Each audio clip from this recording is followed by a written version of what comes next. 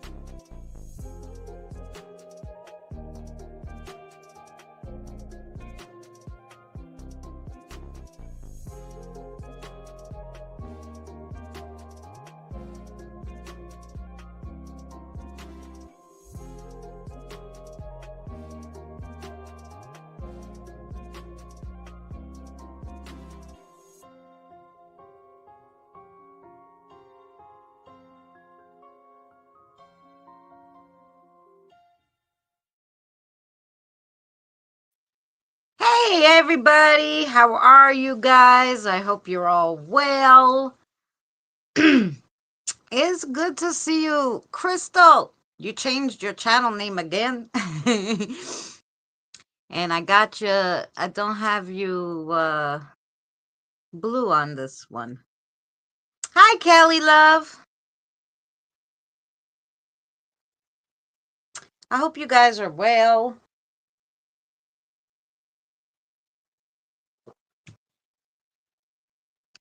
I don't know where I am. Oh, okay, I'm not that close to the camera. I have glitter all over the freaking place. I was doing a craft and I used this ribbon because I said, oh, it's Christmas ribbon. I don't have too much Christmas ribbon. So I have had this gold glitter ribbon and I go, I'll use this. I'll make a big bow for what I'm making. It kept slipping and the bow kept coming apart and all this silliness. And man, what I had to do to make a bow. You see, the last time, just sure about that.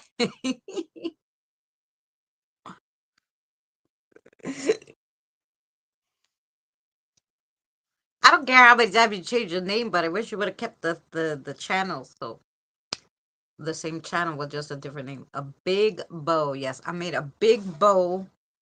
I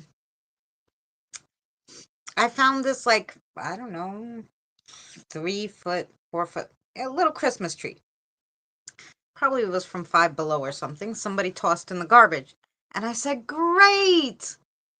I'm going to use this and make a door spray that I see everybody making, right? Because I'm like, yeah, if it's free, it's for me. So I'm going to make a big door spray, but I needed a bow, because you got to have a big, you know. Yeah, I was surprised they threw it out near Christmas. I guess they got a bigger one. I don't know. But I'm just like, wait, they threw out the tree and it didn't have a base, which might have been why they threw it out. But, who knows? So I'm trying to make this bow. That ribbon was horrific. It kept slipping. The bow would slide out of the tie, and so finally I had to like jimmy rig the whole freaking thing. I just made a big bow and kind of loosened the middle and put all little bows into it. I don't know. Anyway, it looks pretty on the door, and I'll be editing that shortly. So that'll probably be Saturday's video. I don't know what happened to Mary today. I hope she's okay. She hasn't been online all day. I haven't been able to reach her all day, so.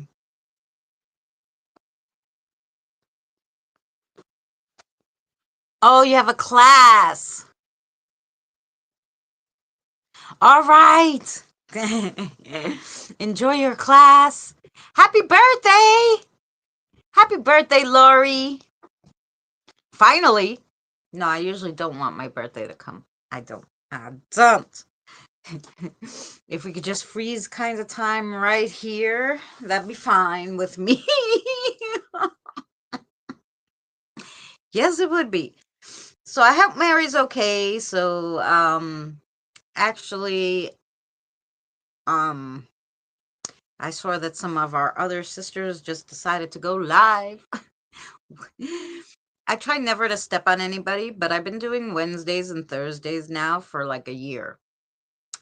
Well, Wednesday way over a year. And actually Thursday we started like 8 or 9 months ago. So I make wreaths out of green garbage bags and coat hangers with a ribbon bow. There you go. Yeah, waited all year to get it over with. Now. Like I said, if it doesn't come, usually I skip over it anyway. You know, or I'm just the same age as last year anyway. People ask me how old. 36. 36 plus a few years. I don't know. I don't count. I think I was 36 for about 8 years before my son figured it out. Well, I'm glad you're having a good day. Um, Yesterday we had a great Wednesday. Card readings. They really were good. I got my little June here watching over us. And yeah, today something simple because of Thanksgiving. I really didn't have time to edit. I'm not even ahead. So today's Spiritual Thursday. Waiting for my filet. Filet mignon. Wow, you're really going all out for your birthday.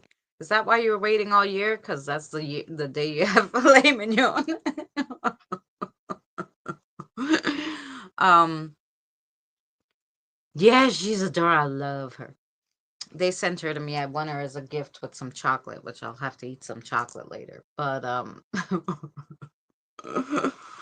but so because I'm a little behind, like I said, between Thanksgiving, so I was cooking, and I don't really celebrate Thanksgiving, but my aunt and my sister and my son were like, "Oh, we're all gonna go over my aunt's house, and we're gonna do a potluck." But my son doesn't cook, so who did all the cooking for the potluck? Me.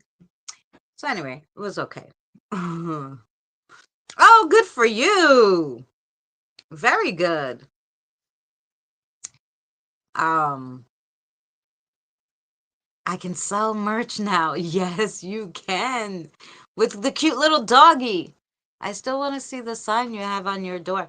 I would open my door, but it's so freaking windy, I'm afraid it will blow off. Like, I have two doors, but still, like, the wind is unconscionable today.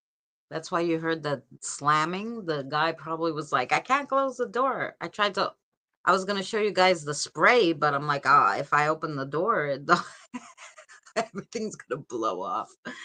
Like today was the wrong day to make the spray and put it on the door, but it is what it is. But I will say open tomorrow. I hope is okay because I want to go in the backyard and like secure things, which was what they were doing today. I told him like the guy next door. I told him like I don't know, maybe a month ago. It was still quite nice because October was quite nice. So probably in the middle of October, I told him, "Hey," I finally saw him, and I'm like, "Hey, the other day when it was windy in the backyard, I got scared the crap out of me. Your heater fell over and all the glass broke. So be careful if you go out there. And it's against the door, so you can't go from the bottom door. Go from your top apartment to the back, and you can see it. There's glass all over, so be careful. So he's like, oh yeah, I'll have to go clean it up. He goes to clean it up today, the windiest, coldest day of the fucking year. I'm like, and then he's yelling at the wife, telling her that she's useless, and she's cursing at him. I'm like, and they just got married a year ago. I'm like, really? They came out one time this year, and all I heard them. I was trying to, you know, I have a whole bunch of stuff in front of my window, so they can't see me, but obviously my light was on. They knew I was in here. And I was just like, damn. And when I went near the sink, they could kind of see through, when and I'm like, oh, they're going to know I hear them. Hey, Smoking Joe, how are you? Hey, I'm stuck in my trailer. Oh, yeah. Did it snow over there, Terry? 3 feet of snow. Yep. Trouble in I guess so. Anyway. Although I wouldn't care how he is because he got money, so I would have married his ass too. And even if we stayed married 5 years, I would get half. Too bad it was too much older than me, because I mean, too bad I'm too much older than him. Like, I think he's in his early 30s.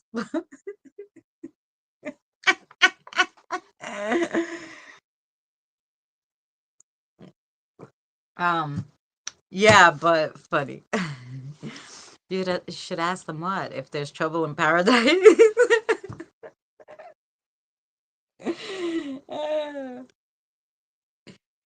Yep, it is, Kelly.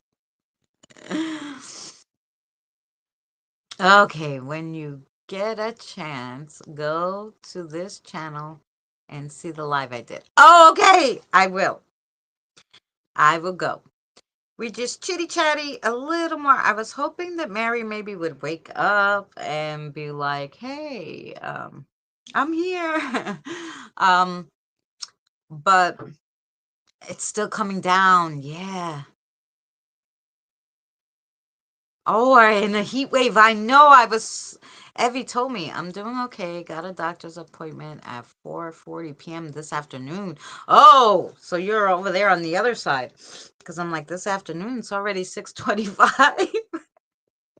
But I forget you guys are all over the world. Christine is in the future because it's tomorrow for her already. Um, yes. But yeah, so I hope Mary's doing okay. And then yeah, so I did something easy because like I said, have all this stuff going on. So we are going to go over. I went to a place called Sanctuary Cave and walked a labyrinth in the middle of the that sounds fabulous. I'm in New Zealand. Yeah, that's what you're in the other side of the world. So yeah, because I was like 4:30. Does she mean tomorrow? And then I'm like, oh, mm-mm. And then I remember even I called my friend today to see how she was doing. Come and get all you want. Hey, Cody, how are you? Um, thanks for coming in. Yeah, so Kim was telling me about all the snow, and so was Pammy, and they're in Pennsylvania and Connecticut. So here's New York, here's Pennsylvania, here's Connecticut, and I'm like, screw it, we're gonna get snow, right? And then it said it was gonna snow last night. So I had to get up early this morning and go out to do something at like 8:30 in the morning, and I'm like, frick. And I opened the door, and there's a little wetness on the floor, like it looked like maybe it drizzled a little, but there was no snow, and I was like, yes. I was so freaking happy. I was like, if I go out there and there's snow, I'm gonna be mad. You just keep that snow right over there, over in Pennsylvania, over in Connecticut, even all the way up upstate. Go have all the snow you want. Stay over there.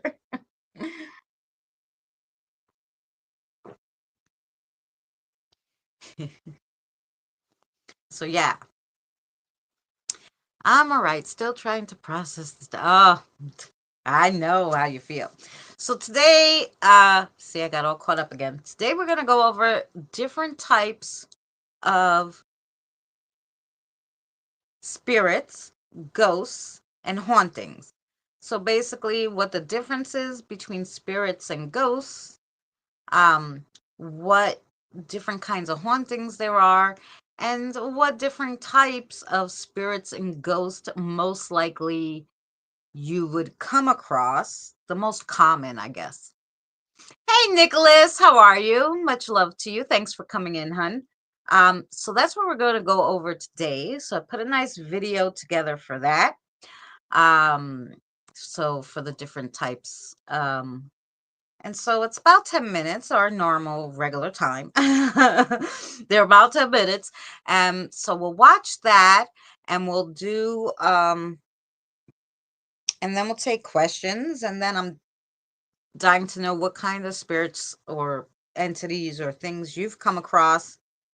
So then we'll go over all that too. Hey, Pammy. This is the mid of night to go live. The mid of night, yes. I know it's right after like dinner. um I heard a loud moan in my kitchen a few years ago at 1 a.m. and there was nothing there. Oh, Evie's near the beach, so she gets some relief from the heat. Oh, because she gets, yeah, kind of night.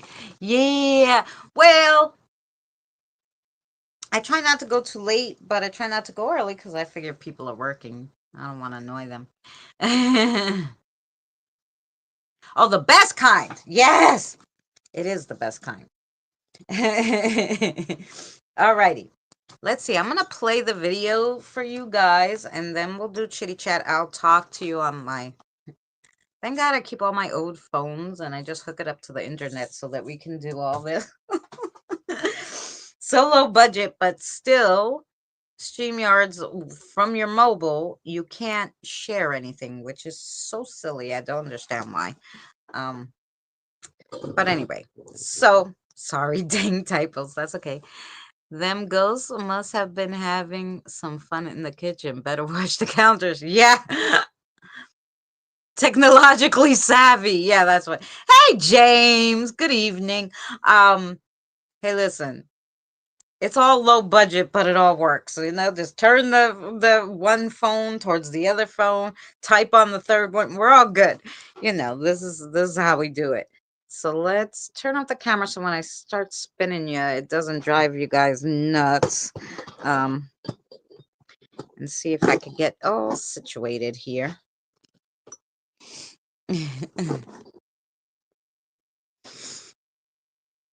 And then I have to turn you around too, which would be good. So that you're not looking at my sweatshirt. Ha. Alrighty.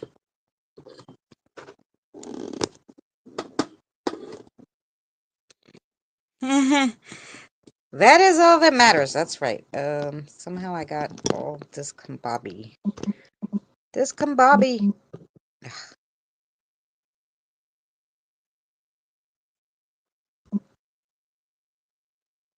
Jeez, I got rid of the StreamYards and everything.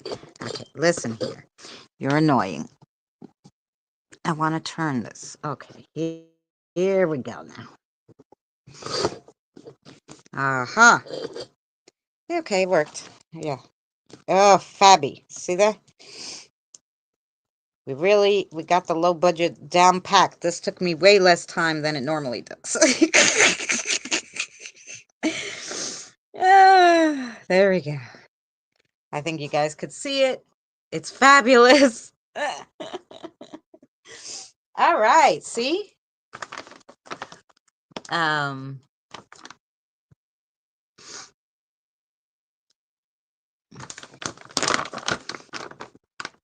You are a miracle worker. There you go. Yes, that's what I am. A miracle worker. I am going to make one cigarette really quick so that I can smoke it while we watch this together.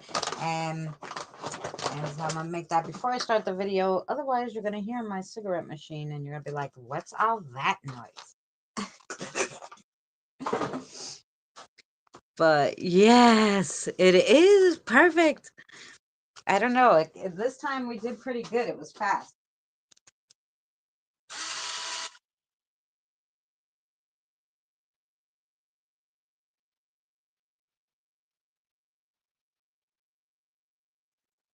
All right, there we go. Coffee's ready. So everybody's ready. Here we go.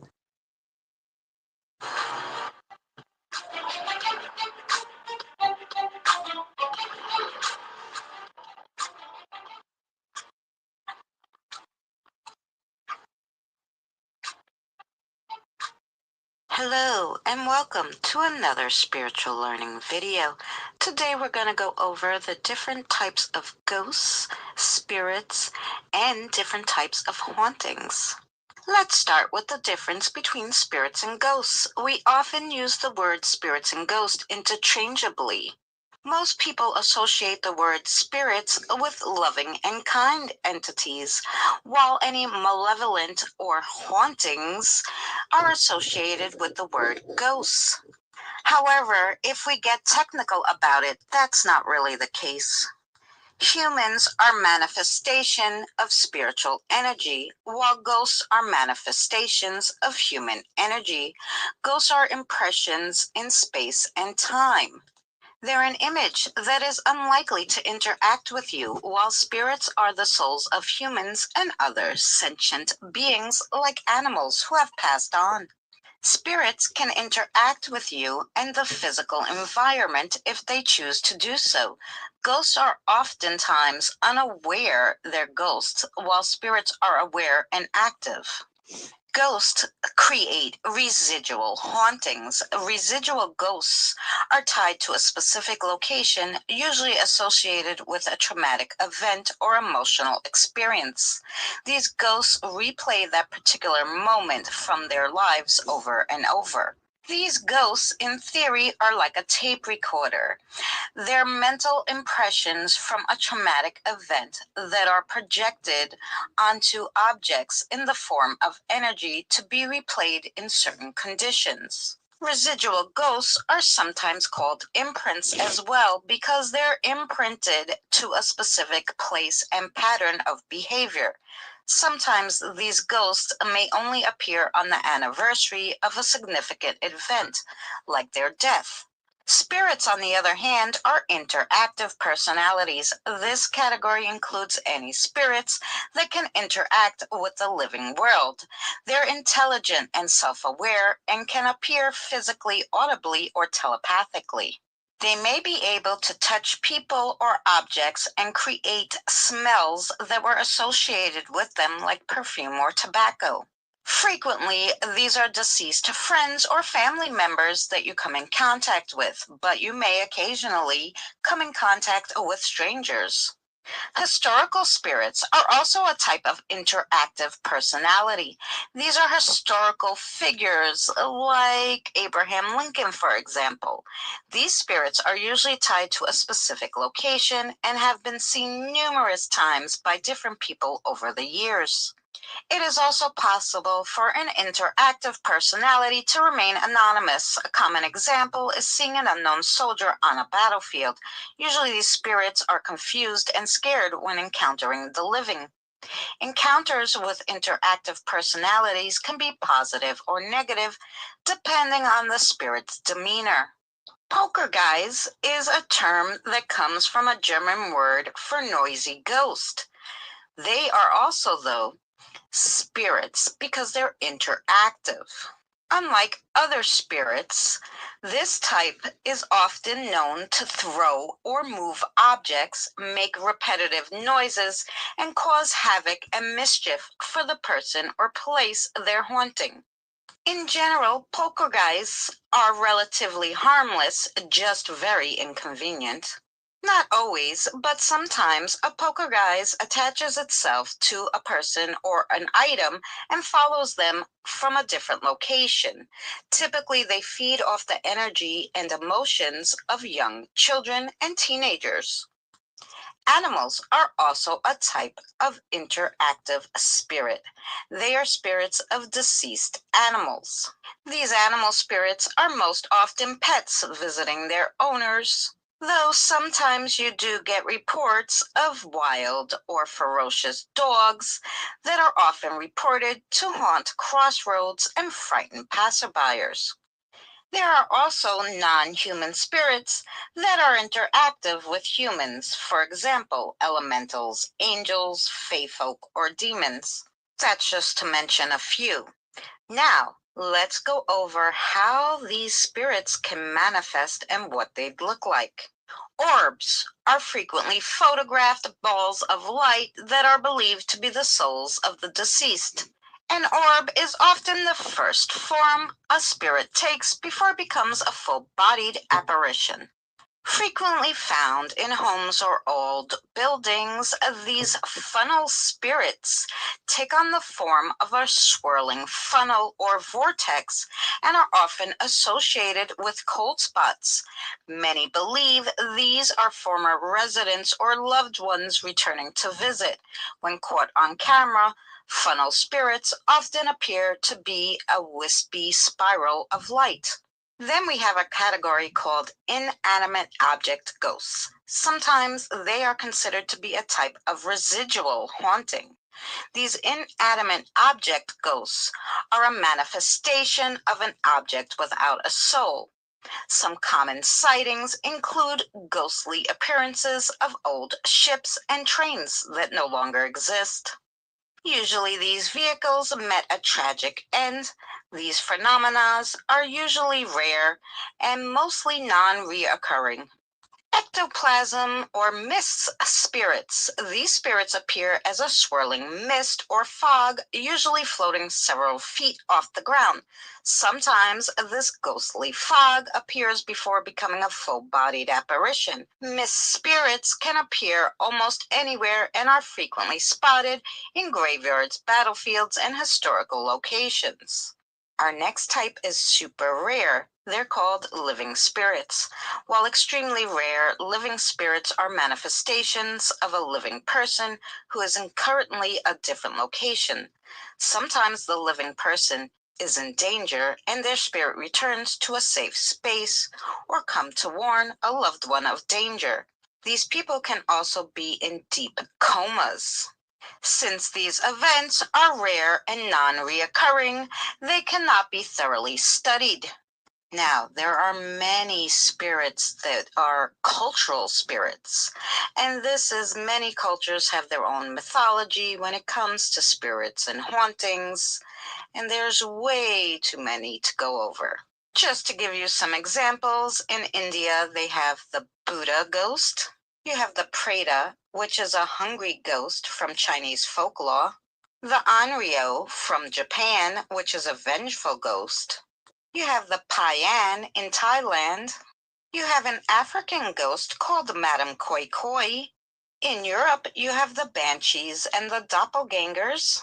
In ancient Greek, you had the Shade. Shades were spirits of the dead residing in the underworld. North and South America have the Lady in Red and Phantom Hitchhikers. Wraiths are popular amongst a lot of cultures. However, there are different types of wraiths, and the beliefs are different. Some people believe that wraiths were a living person that's come back, and others believe that it is a non-human entity. You have shadow people or shadow figures or shadow beings. They are dark masses with a vaguely human shape. Phantoms, which are specters that are basically spirits that you can see visually. You also have jinn, which are super fast spirits. There are Mare and Ani, and I could go on and on. Let me know down in the comments below which ones have you come across. Thank you so much for joining us on another spiritual learning video. If you like this content, check out our spiritual learning playlist for more. And if you're not subscribed, consider subscribing. We'll see you next week. All righty. Wait, let me get this back where it was supposed to be. And then I could go back to your comments. Let's just go to the settings, turn this camera around. Okay. Here we go. Yes. There we are. All right. So that was just like a general, like, the difference between spirits and ghosts. Um, a few different kinds of hauntings and different kinds of spirits you can come across. I had to go up against a wraith who was not nice at all. No, they're not usually. And there's a few different kinds, which is even worse. Some of them are just like the some of the little ones tell me the stories about the ones in the cemetery. Forget it. I'm like, nope.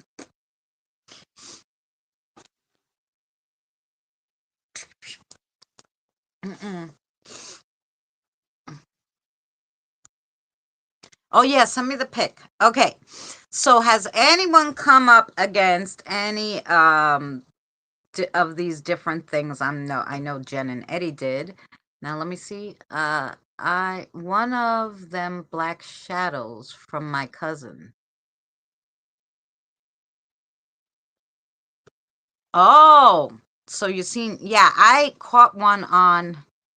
Yeah, I'll send it on Messenger. I caught one. Mist and orbs. Yes. Mist and orbs.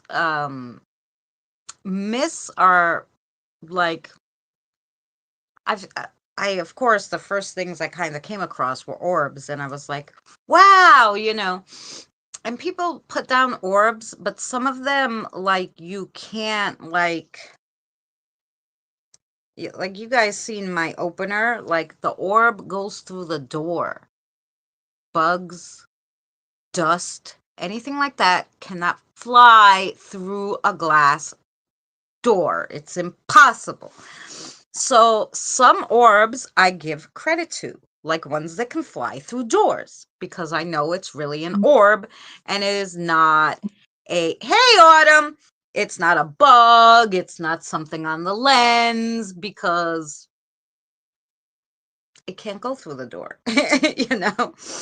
Wait, let's see what Christine sent us.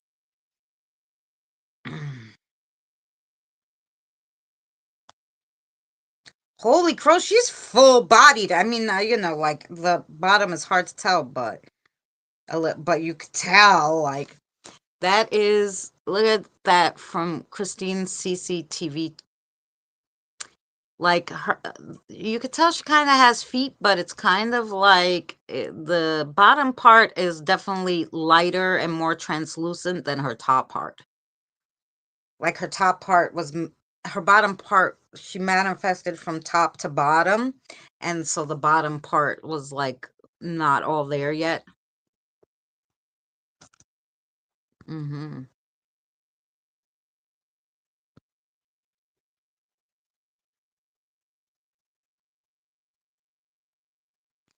Yes, Cody. All right, Kelly. Yeah, it's crazy. That is crazy. Now I have someone talking in my ear that came from one of you guys, I'm sure. I had a guy here this morning, Spanish guy, but I couldn't understand him. And I'm like, kiddos, how do you count in Spanish? I'm like, uno, dos, tres, cuatro, cinco, seis. And I'm trying to figure out, I'm like, around this time. Crossover. I'm like, someone explain that to poor thing. I didn't understand him. He probably didn't understand me. Um, he came from, I took a little walk this morning because I had to go down to the food pantry, and it was, like 8 in the morning or something. And so I get home, and he's talking to me, and I'm like, I can't understand the word you're saying. And then I'm like, is it me? What's going on? I'm losing my touch. And then I asked Sarah, is he speaking English or Spanish? And she's like, Spanish. I go, okay, yeah, that's why I don't understand what he's saying. I don't speak Spanish. Well, that's good, Scott. That's good. I had to go to my friend's. Um, Funny enough, yesterday, remember we were on the stream and my friend wanted to ask me a question. Did you get any from me? I've been in a weird place. I don't know. Well, usually Lilith will be like, "Hey, here's some," you know. Um, but it's definitely from somebody. Who's it from?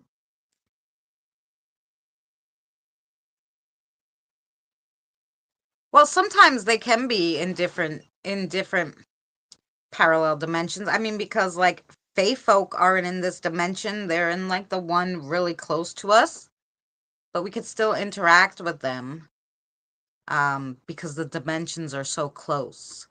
Um, but a lot of them are just deceased loved ones. But you can come across the ones that are like the Fae folk or the fairies or the little people. Their dimension is so close to Earth, closer than heaven. It's easier for us to interact with them than it is like angels, because that's how close the Fae folks' dimension is with ours. Oh, Merry Christmas! I hope I see you before then. We'll be live every Thursday and Wednesday and Thursday up to Christmas. So definitely that form was more solid than I have ever seen. So it wouldn't surprise me. Yeah.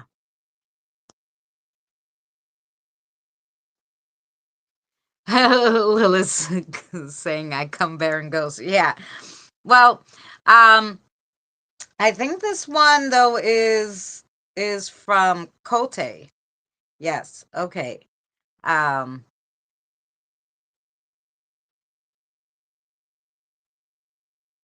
well, yeah, because you can do that. And they're saying more and more now, Cody, which is interesting. I was reading something. It's so funny how these scientists that crack me up. They believe there's dimensional portals, there's all this shit. They go on and on. How we might even be able to go through these dimensional doors, but they don't believe in spirits. What the fuck is wrong with these people? Yes, I don't know. Hey, Don.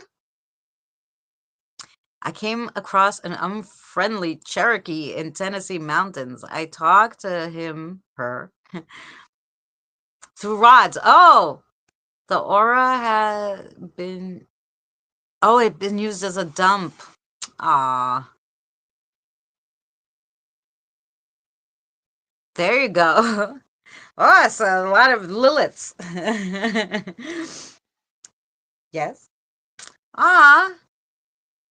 Oh, she came by to visit us. Oh, that's lovely. There you go. She came by to say maybe she came by to have some.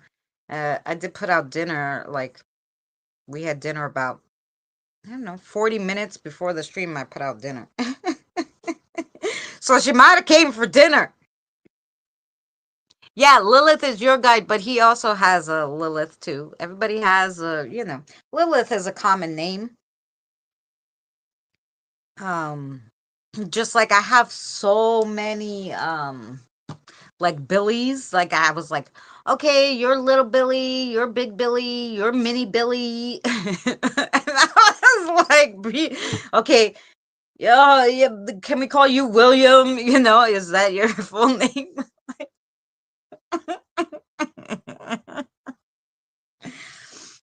That's because we took over the land and a lot of the world. But y'all, yeah. Like I was reading too that the like where they put the Mount Rushmore, that was all like sacred land. And here they went and carved the president's faces in it. Craziness. Um Can you imagine how confusing it must get? Yes. I can because, Lilith probably comes across a lot of Liliths.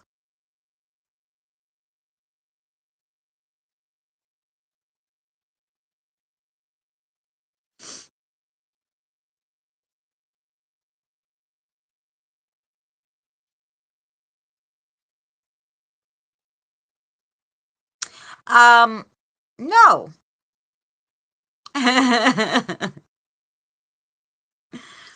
I think because I think Lilith showed me herself one time, Gothic's Lilith, and I found her to be very pale. Like like I was like, wow, she is like ghostly pale almost. And I don't know if that's just the way she portrayed herself to me or my spirit guide done gave up and asked for a new assignment.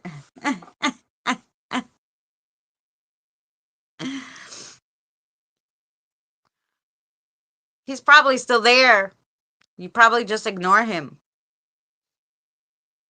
And you don't give them any coffee. So if don't give them anything to eat or drink or acknowledge them, then they're just gonna sit there. Let me ask you guys a question.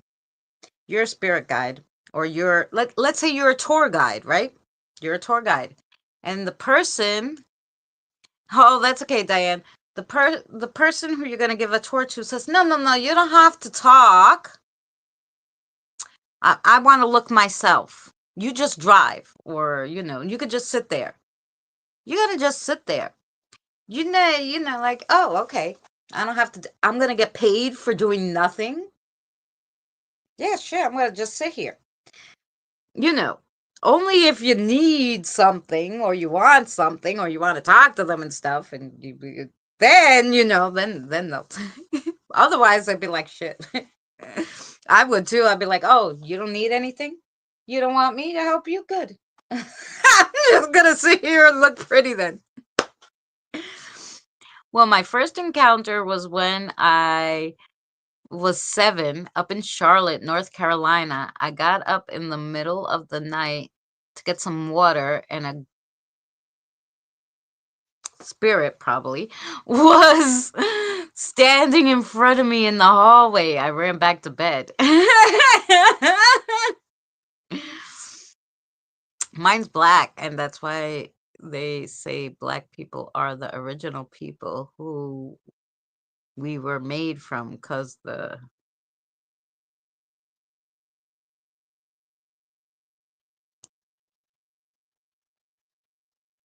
Oh, that's interesting, Cody. See, I would just figure um it was just from, the different places that the people migrated to. Like, cuz technically Greeks and Italians back in the day, especially in certain part of Italy, they looked black. Like they looked like they were very dark, and then it got to like olive, and now when you go to like Greece and Italy, they're very white, and you're like, what the hell happened? And I think it's just, the it changes because of that, the where you're living. I would assume. I was just a kid then, and I had no clue. Yeah, I'm sure.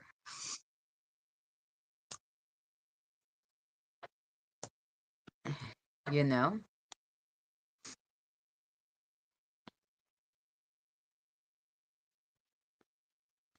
Oh, no, I could believe it.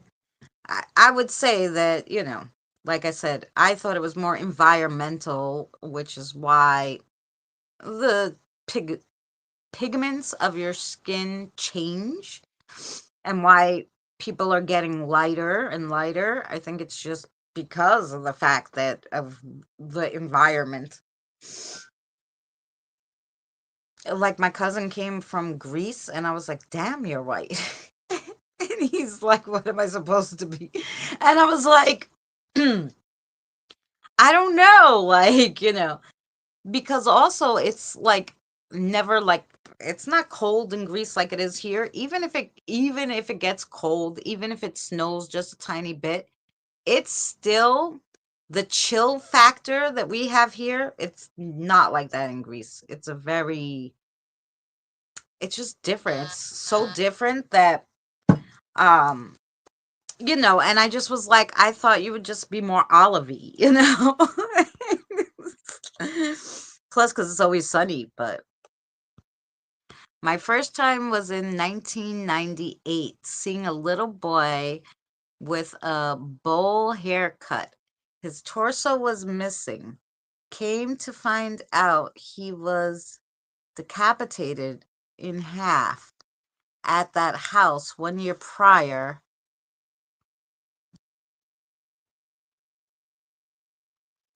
Oh, someone did it to him, or was it like a car accident, sweetie? I'm curious to know, Pammy. It's the chlorine they put in the water. Well, that could be too. I want some coffee, but I won't sleep at all at this point. Yeah, Diane. It was 9, and every night I would see a traditional female American Indian at the end of my hallway when I would go to my room. Wow. That's crazy, Christine. My mom was an Aries, drank coffee late at night, and would go right to bed without. Yes, me too, Diane. Unless I drink espresso.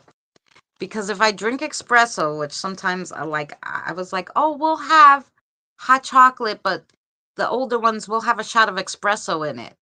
And I forget, and I do that late sometimes. If I have espresso, I'll be up all damn night. But regular coffee, I can have a pot and still go to sleep.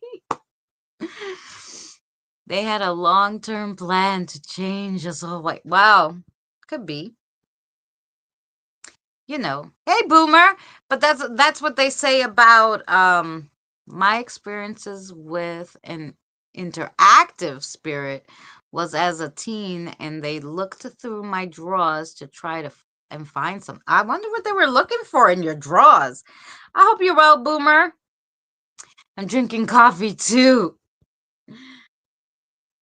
The first time I actually saw a spirit was a little girl in a flowered Easter type dress on and and brown hair. Ooh. I was waiting for the picture of my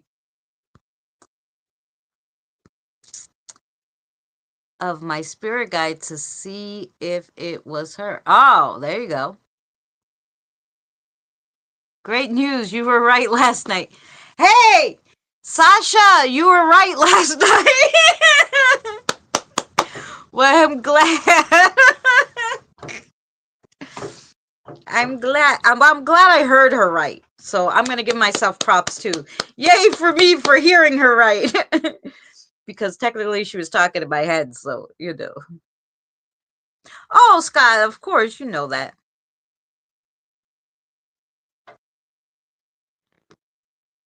You're welcome to come up. I was waiting for Mary, but I haven't heard from her all day, so I really hope she's okay. And she hasn't even been online for like 10 hours. Someone did it to him. Aw. I saw his name written in the closet.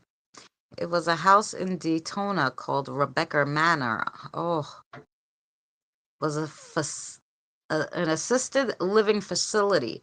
His mom and he lived there. Oh, I was talking about I was talking about the little boy. Oh, there you go. Yeah.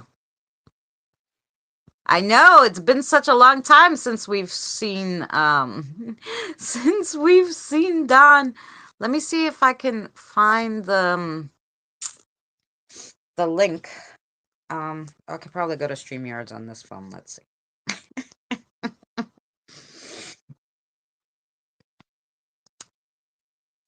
Yeah, I gotta send it to Facebook. I don't have any of those other things. I'm boycotting all these crazy Trump supporting websites. Yes. Uh, invite guest. Copy link. And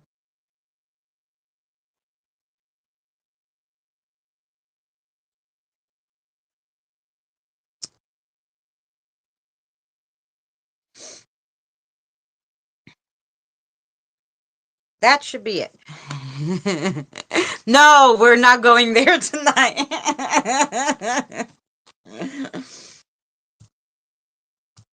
But no, I'm just not supporting some I'm not supporting multimillionaires anymore because I'm going to try to keep myself middle class. We'll just say that. I'm not I don't support multimillionaires. Big business. That's probably the right way to say it. That's a nice way to say it.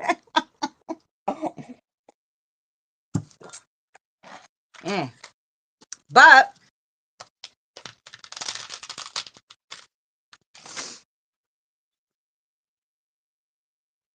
no, I don't either, Cody.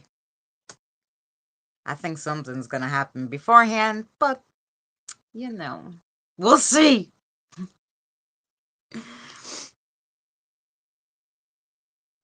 Yeah, that's a good way to say it. I agree. Yeah. I don't support millionaires, billionaires. I like to support small businesses. There we go. Small businesses.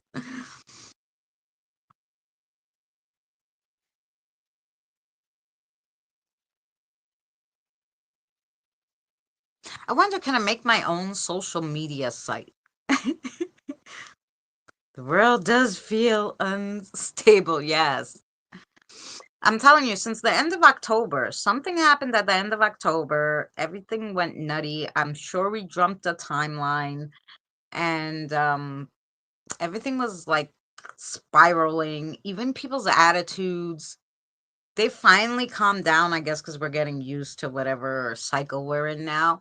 But it was insane a little while there from like the second week of October to the second week of November. It was craziness. Like right before Thanksgiving, it kind of started to calm down a little. Maybe the holiday was getting to people, but I don't know. Unless I go back home, but I don't know what to do because I'm not just going to leave this world behind in their mess either. Yeah. Well, thank goodness, one thing I learned from the Spirits Code is that even in death, you could still help people. Because I know they help me all the time. God bless them. Because I could use some help sometime.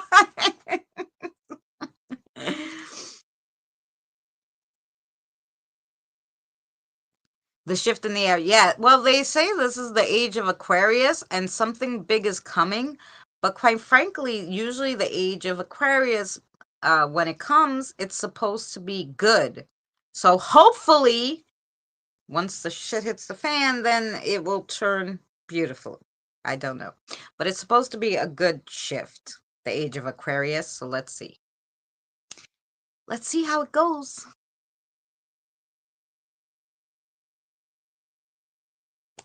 Oh, yeah. Wow. Oh, yeah. And I'll, for the spiritual people, a lot will be getting out of the south and going to the north, but the north node is more of the new beginning paths.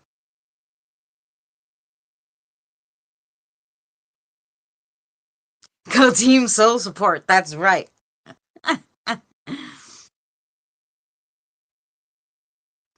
I support ride motorcycles. There you go.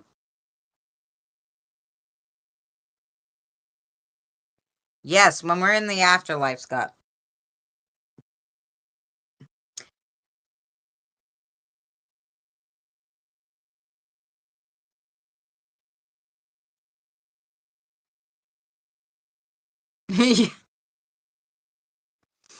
Well, there you go. we were having that conversation, I guess, with a scientist, and he said, technically, you can't be immortal because eventually, even though energy can dissipate to a point where it's so little, that it goes into something else and it's not the same. So he said, per se, I mean, it could be tons of years, your energy, millions of years, or it could be less depending on how you use your energy. But eventually the energy will dissipate and then be like absorbed into the atmosphere. It will still exist, but you wouldn't exist. That's what scientists say. Yes, that's true, Jen. And I haven't been like I'll go to certain sites and certain things. Um uh, but like a lot of it is like it gets me upset, so I have to leave. So I haven't been like everybody's like, "Oh, have you been growing your channel?" I'm like, "No, because I don't go anywhere I don't know because yeah, I'm not ready to meet new people right now." I'm just not ready for the new people right now. Boomer, I did send you that link. Did it work? I don't know. Okay. I just wanted to make sure I didn't leave him out here. Usually it beeps, but who knows? Um, no, I don't want YouTube Studio. The wind is so crazy here today. I don't want this either. Where is gosh darn Messenger?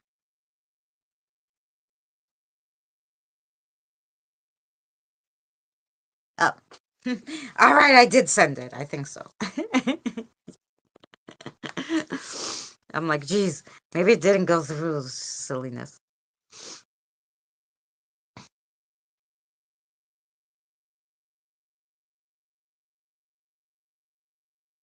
Well, a lot of things, um, like they were showing all the different things that changed in like the bodies over the year. Like we used to have more webbing here. Like this part, there was more of it because I guess we used our hands differently back in the day. Plus, we were like have to like hunt and stuff. So because we were like hunting, um, hey Boomer, like we needed our bodies needed to do different things. So yeah, I did hear that. Hey, so we were right. You had good news? Oh yeah, I gotta tell you about this. If you're done, like, if I'm not interrupting anything. No, we're just yippee yapping about all we're Yippee doing yapping. spirits and stuff, I love Good those New time. York terms, man. Yippee yapping. Yeah. Yes, we're Anyway, yippee yapping. fucking New Yorkers. I know. Really? Anyway. Oh yeah, this is YouTube, not DLive Boomer. Watch the F bombs, Boomer. All right. That's right. I So think as long as you don't have too many, you're okay. not only that you were right about, like, I was contacted with somebody about something to do with today. Um, During that meeting, uh, I'm sitting there. I'm in the middle of the meeting with the lady from HUD-VASH, and getting the paperwork and everything in order for their assistance through VA. How VA part of Section 8 or whatever. All right, so we're doing this, and she needed screen captures of my finances, of my VA benefits, stuff like that. So I'm in the middle of doing that, right? So I open up the screen to the app of my where I get my VA benefits from, and right at the top I see pending deposit. Okay, now mind you, this is after I've already received my VA for the month. So and I'm not going to say the amount or anything, but No. it was an indicator that my VA increase went through. Yay! Oh, and they're gonna So give you the difference that starting was the from this yeah month? that was the second part of the, you know, everybody being right, you Right. know. Um, so yeah, I mean, I received great news today, and even after I discovered this, and I showed it to the lady, because with this increase, there may be a chance I don't even need any assistance. Okay, um, but she was insistent on carrying through with it, you know, because maybe there's a small chance that they can assist me with rent, you know, Right. stuff like that. Yeah, maybe even if So they only we do went, like, yeah. we're gonna I do mean, 20% of your rent to help you out. Well, fuck, take the 20%. right. Yeah, that's what I figured. I mean, I want to be completely independent of any, that was my goal. And with this, I can be, if I have to. Right. So that was the good news. I mean, I can be totally independent of any assistance whatsoever. I mean, at this point with this, like, I don't even need wouldn't even need the SNAP benefits. Oh, good. Which I do. I still have Monday, because they're not open on weekend Mondays. I have to contact them to let them know about my finance change. Yeah. So I may end up not getting that SNAP benefits anyway, which is not a big deal, because with this, I'm not gonna fucking need it. Yeah. So yeah, I mean, I can be totally independent of any assistance with this increase, and that's awesome. If she still wants to, like, they're still gonna work with me to try to get an organization to take care of the back rent. I already told the guy, she came with me because there was papers the office needed to fill out, and I told the manager at the office, I says, look, I can pay, like, once this gets deposited, I can wipe out that on my own. And both her and the lady the working with me with this, still says, well, we'll still try this avenue, see if they can help you out with taking care of that. Yeah, at least the So, back one, because next technically week you we didn't can, have this money. It doesn't go back. It just right, starts now. So let them right. pay the back at least even. Well, I hate, you know me, Yeah. I don't, I'm not a terrible person, I'm not good at accepting charities, you know. Um, Oh but yeah, Cody. the goal for me was to just become completely independent of any other stuff, and I can do that now. If, as long as Oompa Loompa doesn't fuck with people's shit too much. Right. Well, and that's the one that you wanted to be good because you were like, Yeah, just so that's that the won't be only thing. good. And I wasn't even expecting this much, because it looks like it's 50 or 60%. I was Good. only hoping for 40. 40 would have took care of everything. But Yeah, but cost of now life it's like I increase, and you know how they don't right, do it that much. As yeah, at least you'll have a little cushion when right. if things go I up. haven't I mean, I haven't received the official letter from VA yet. The you know, uh telling me about my increase in new wage or whatever it is, whatever they call it. But because usually they send me the letter, tell me that it was approved for, and all that, and then It usually I'll hits see the it. But app. they went ahead and sent it into my uh all deposit before I even got the letter from them. I'm still waiting Yeah. for the letter from them. I was So gonna that's say they awesome. probably sent the letter the same time they sent the deposit, so of course the bank is it's gonna go through. I put that Right. up there so you could read. I'm gonna make a cigarette, so 1 second and you. Feeling something around yesterday. Headband slowly being pulled off her head. Hmm. You sure just wasn't like, you know how those elastic headbands will sometimes just like on their own kind of pop off. That's happened to my nieces several times before. But if it's not that, that's interesting, Diane. It's pretty cool. Oops, I wanted to send that later after Boomer with the. Oh, don't worry about it, Diane. Um, It's all good. That's interesting. Actually, you described Jack to me. Jack showed himself to you. Um, you said who was this Who are with the you talking freckles? to now? You, Who? Jack. Remember? Yeah. Well, I know, like sometimes you forget, but there was a spirit who showed himself from my house. You're like, he's standing over there. I'm like, oh, that's Jack. He had the freckles with the car thing.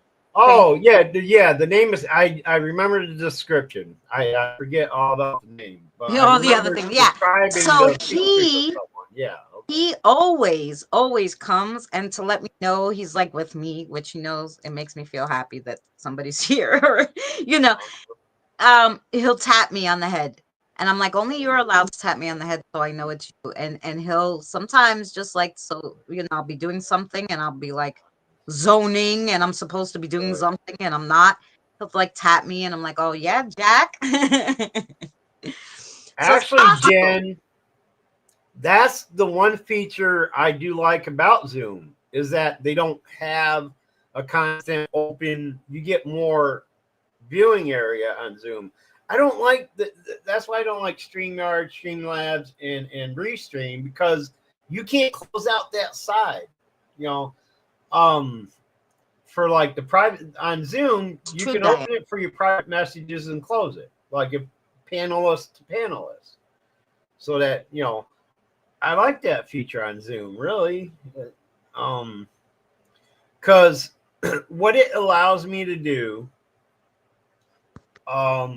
is when I'm doing a Zoom live stream, I can have my panel. I can have up to 100 people. I'll never have that. But Yeah. what I can do, I can minimize that screen and not lose any of the, viewing area and lay it over my YouTube or my D Live, whatever I'm streaming from. And I still have that, uh, chat on the side. Like I can lay it over the delayed video portion of it, and I can see the live stream in real time, the panel in real time, and still read comments. Or you can always use pop out. You can still have full screen and just pop out. You can close the window to YouTube, and that pop out will stay there. And you can always bring the pop up, on and whatever. But Oh, anyway, that's nice, Diane. hotels are notorious haunted. Yeah, Diane, a lot of them are. Yeah. Uh, And from the yeah, 70s. if she didn't feel like it was a bad thing, it could have just been like, She feels like you know, they're teenagers. They'll like be like, right, oh, maybe she could see me. I'm gonna pull her hair, like. yeah. More times than anything, you'll find that with spirit activity, and that's what a lot of people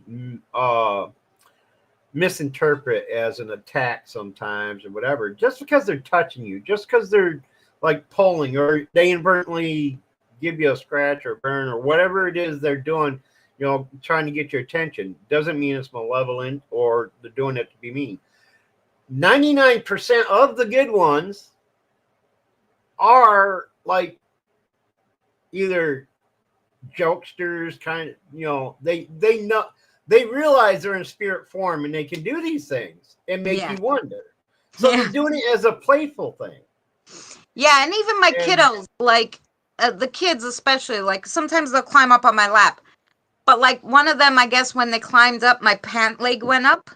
So I felt the one sitting there, and then I felt someone tugging on my pants, and I'm like, "Oh, are you fixing the pants?" And he was like, "Yeah," because the other one kind of moved up the pants when he jumped up on my lap, right? And the other one's trying to pull down the pants so they match, like, and so it's funny because you feel the tugging, and if I didn't know it was the two little ones, like if Sorry, I'm not Don. used to this, I would be like, "Holy shit, what the hell is going on?" Right. Sorry, Don. Oh, it's great to see you, though, Don. I've seen a few of your. I don't really do TikTok anymore, but every once in a while on the blue moon, I'll pop in and see what's going on. And I've seen a lot of your singing posts on there, man. You still going strong, bro? I heard you was having some issues for a while, but everybody keeps asking. Cab 7. It's like, who's that guy again? I heard he wasn't doing well. And I'm like, Don Broyles? He goes, yeah, that's him. Everybody's like wondering what happened to Don Broyles. We need to make that a fucking TV show. You know what I'm saying? New sitcom. What happened to Don Broyles? Because everybody's asking. Well, the last time I heard he was doing well, he was married, right? You're still married, Don? It's actually supposed to be black. It just looks brown in this light.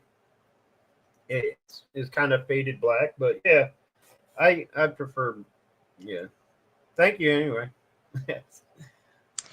Faded black looks good on you, Boomer. Or maybe you should buy a brown shirt. Or I should say her sweatshirt. Everything's backwards. Yeah.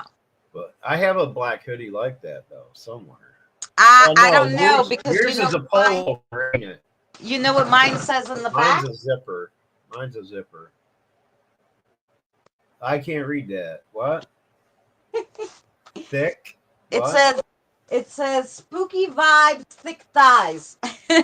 Thick thighs, spooky vibes. That's what it is. Yes. Okay.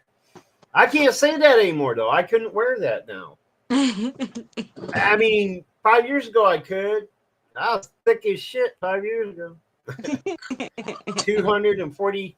What was it? 243.7 pounds is the last time I weighed before I started losing the weight. But yeah. Oh, Don, good. Well, I'm glad you're doing good in that aspect. Can we do thin thighs and good vibes? Or yeah, good vibes? You can make your shirt say whatever you want. Right. It just so happens that, like, I made a spoof song when I used to do my spoof song for people, and it said, you know, something about having, you know, thick thighs and running and whatever. So I thought it was so funny when I saw the shirt. I was like, no, I need to get that. Well, I'm happy to see you, Don, and I know you were going through a really rough spot there with that. It's good to see you, brother. I missed you. I still brag to everybody about the song you made of my poem too. Every once in a while, Cab 7 will let me play it on his live streams. Ben, Diane. What is Cab 7's name? Yeah, Ben. So is Don getting? No, okay. No, she was confused. Don is Don Broyles. Yeah. Ben is Cab 7. Yes. Wow, my hair is going crazy lately. I need to start letting it grow out on top a little bit and just trim the sides from now on, so I can get that Brad Pitt look going. Yeah, yes, of the Brad Pitt. There's this commercial I see all the time, an ad. It comes up a lot on that antenna TV thing, where Brad Pitt's promoting some diet thing or whatever, and this dude comes in here with a belly bigger than mine, bragging about how, oh yeah, I just love to show off my Brad Pitt bod now with Brad Pitt. I'm like, seriously, dude? It's like, you lost 5 pounds, now you're Brad Pitt? Come on, dude. Yeah. I laugh every time I see that fucking ad. Stupid. Took me a minute. I do remember Don now. Playing. Yes. Don's the one that made my poem into one of the best songs I've heard it ever played. Short with a big mouth, Jen. Oh, but Don, have you seen my newest my video of another one I wrote? It's on my channel on YouTube. It's listen to the bluesy version. It's much better than the first one I posted. But it's called From Behind Your Closet Door. And I created the music from other known music from other known songs and just kind of tweaked them a little bit so that the algorithms wouldn't pick it up. But the words are mine. I produced it, sang it, and everything. So yeah, check it out. It's one of the first. It'll be at the bottom because it's one of the first videos I posted when I brought back the Boomer D channel. Yeah. Got to refresh my cat because it's glitching. Oh, sorry, Cody. Oh, Yeah, cat. I swear I saw cat. I'm like, how do you refresh a cat? I totally missed the H. Like the C was actually over the H for some reason. Stupid. But yeah, I'm in much better spirit. I wish my physical health was as good as my spirit health right now. But hey, we can't have it all, right? Well, one thing at a time. With Although my sister brought up to me, she's like, hey, you said that, one thing at a time after mom passed, that first you're going to eat healthy, then you're going to do this, then you were going to do that. And I'm like, yeah, I did all those things. And she goes, and then you said you were going to quit smoking. And I said, I was going to do that in 2020, and the spirits told me not to. So just because I don't know what's going to happen again now, that, God only knows, There's a lot of things I said I was going to quit. And then, I always end up going back to it. And I realized, like, look, why do I keep doing this, like, back and forth bullshit? Because, like, I am who I am. I do what I do.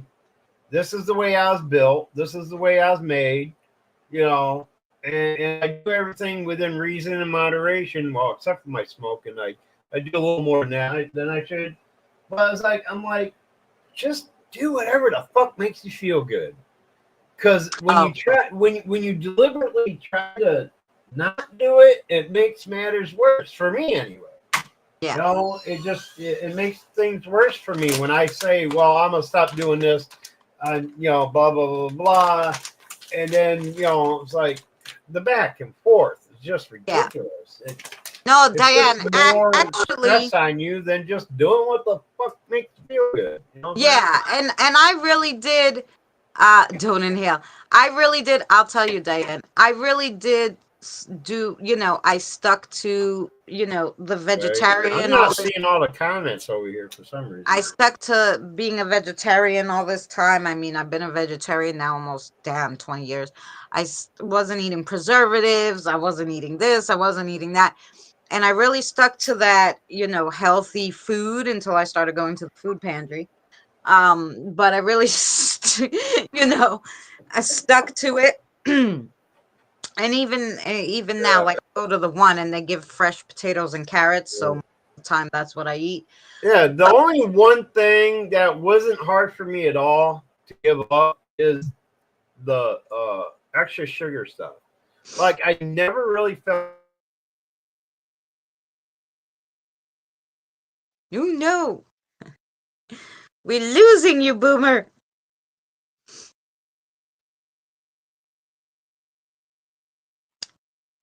Ah.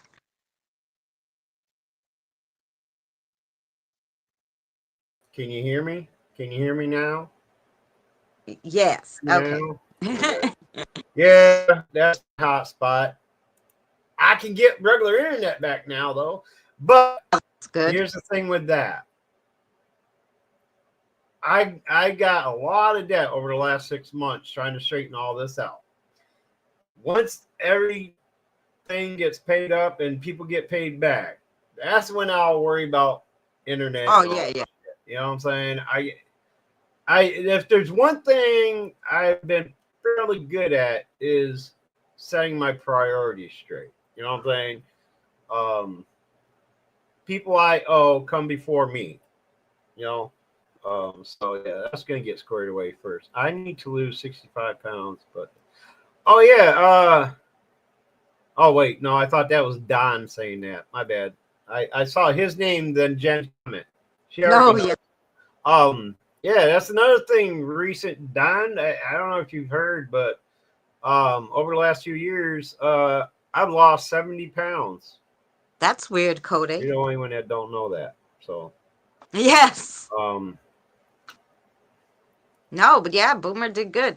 And yeah, so Diane, to say what you're gonna say, the reason why they told me it wasn't bad spirits that told me. The reason why this my spirit guides told me don't stop smoking right now is because um they knew what I didn't know. They knew that, COVID was coming, I guess. It was just the very, very when they were kind of talking about it, but weren't doing anything about it yet. So the spirits, and I was trying to quit. I was like down to like 4 cigarettes a day, and I was like, soon I'll be at 3, then I'll be at 2, then I'll be at 1, then I'll be at none. And they were like, no, don't quit now. You can't. You need to stay on a little while longer at least. And I said, oh. And so I didn't. And then, like, I was like wondering, why would they tell me that, right?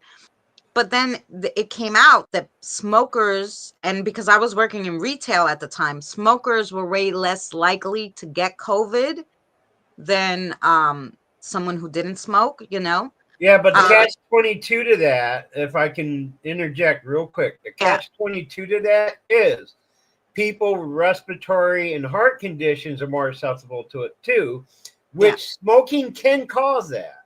Yeah, if you have so that. There's a, I didn't have any respiratory problems due to smoking at the time, hopefully still not, but because that's one of the underlining causes, right?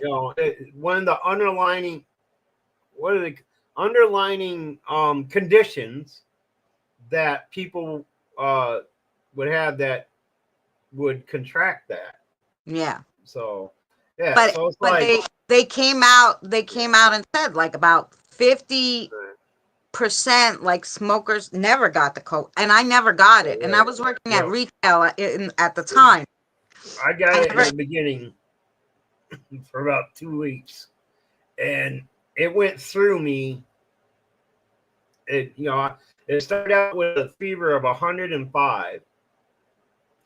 So I just like did the home remedy kind of ice baths, drank a lot of what is it that Gatorade has and some oh yeah, the electrolytes. Yeah, drank a lot of electrolytes, and did and after about the first week, by the end of the first week, it dropped to about 102. And then within 3 weeks, I was down to a normal, like between 100 and 99.8 kind of thing. So yeah, I went through it and just boom, and it never affected me after that. So yeah. And I as far as I know, never had it. I got sick. I'll never forget. Like 4 months after the lockdown, like we went back from lockdown. So about 4 months after we went back from lockdown, and I was working in retail, and I got a sore throat, and I went to the doctor, and I'm like, I just need a prescription for strep throat, or I just need amoxicillin. And she's like, now when you say lockdown, do you mean like everybody was locked down in their homes, or the broad lockdown with no traveling? No, I meant the lockdown. Like the 3 months where you couldn't leave your house, everything was closed. They didn't do that here. They didn't do that here. I think we're the only area throughout that whole thing that didn't have an indoor lockdown where we didn't have any what's it called when you're closing everybody off into oh yeah. Well, we didn't have any quarantine times or anything like that unless we were crossing state lines. If we crossed state lines, we'd have to go to a 1-week quarantine before and get that and all that before we could go on. But here now, there was no lockdown. Well, no, I was allowed. Like I was on Long Island. But and I walked around, yeah, but all the stores, I wasn't working because all the malls were closed. All that stuff was closed. right. The only thing that was open was the supermarket. The Yeah. lines were outrageous, so you couldn't go. I had to order food. I remember there was areas like even on when I was doing live streams throughout that, like there were areas where people were locked down in their homes Oh, for yeah. like 3 months. Yeah, no. I'm like, I couldn't live like that. I couldn't do No, that. and I think I'm a glad- lot of people, like most of them themselves, closed themselves in because, like, there was like nobody on the Yeah. streets in Long Island. Yeah, They a lot of were people afraid. did. You know, that big, Yeah, but scare. I like everybody in Long Island drives anyway, so I'm not gonna come across too Right. many people walking unless it's kids. Right. And they said the young kids couldn't get it anyway, so I wasn't really, you know. I Right. went, I did some investigations, like, Yeah. and I was fine, but mostly I did like live streams in the house anyway because I could live stream all day because I wasn't working. Right. But yeah, but right after that, I got like a sore throat, and they put me through hell. They made me feel so guilty that I was crying because she's like, "You have COVID and whatever," and I'm like, "I do not. I just need amoxicillin."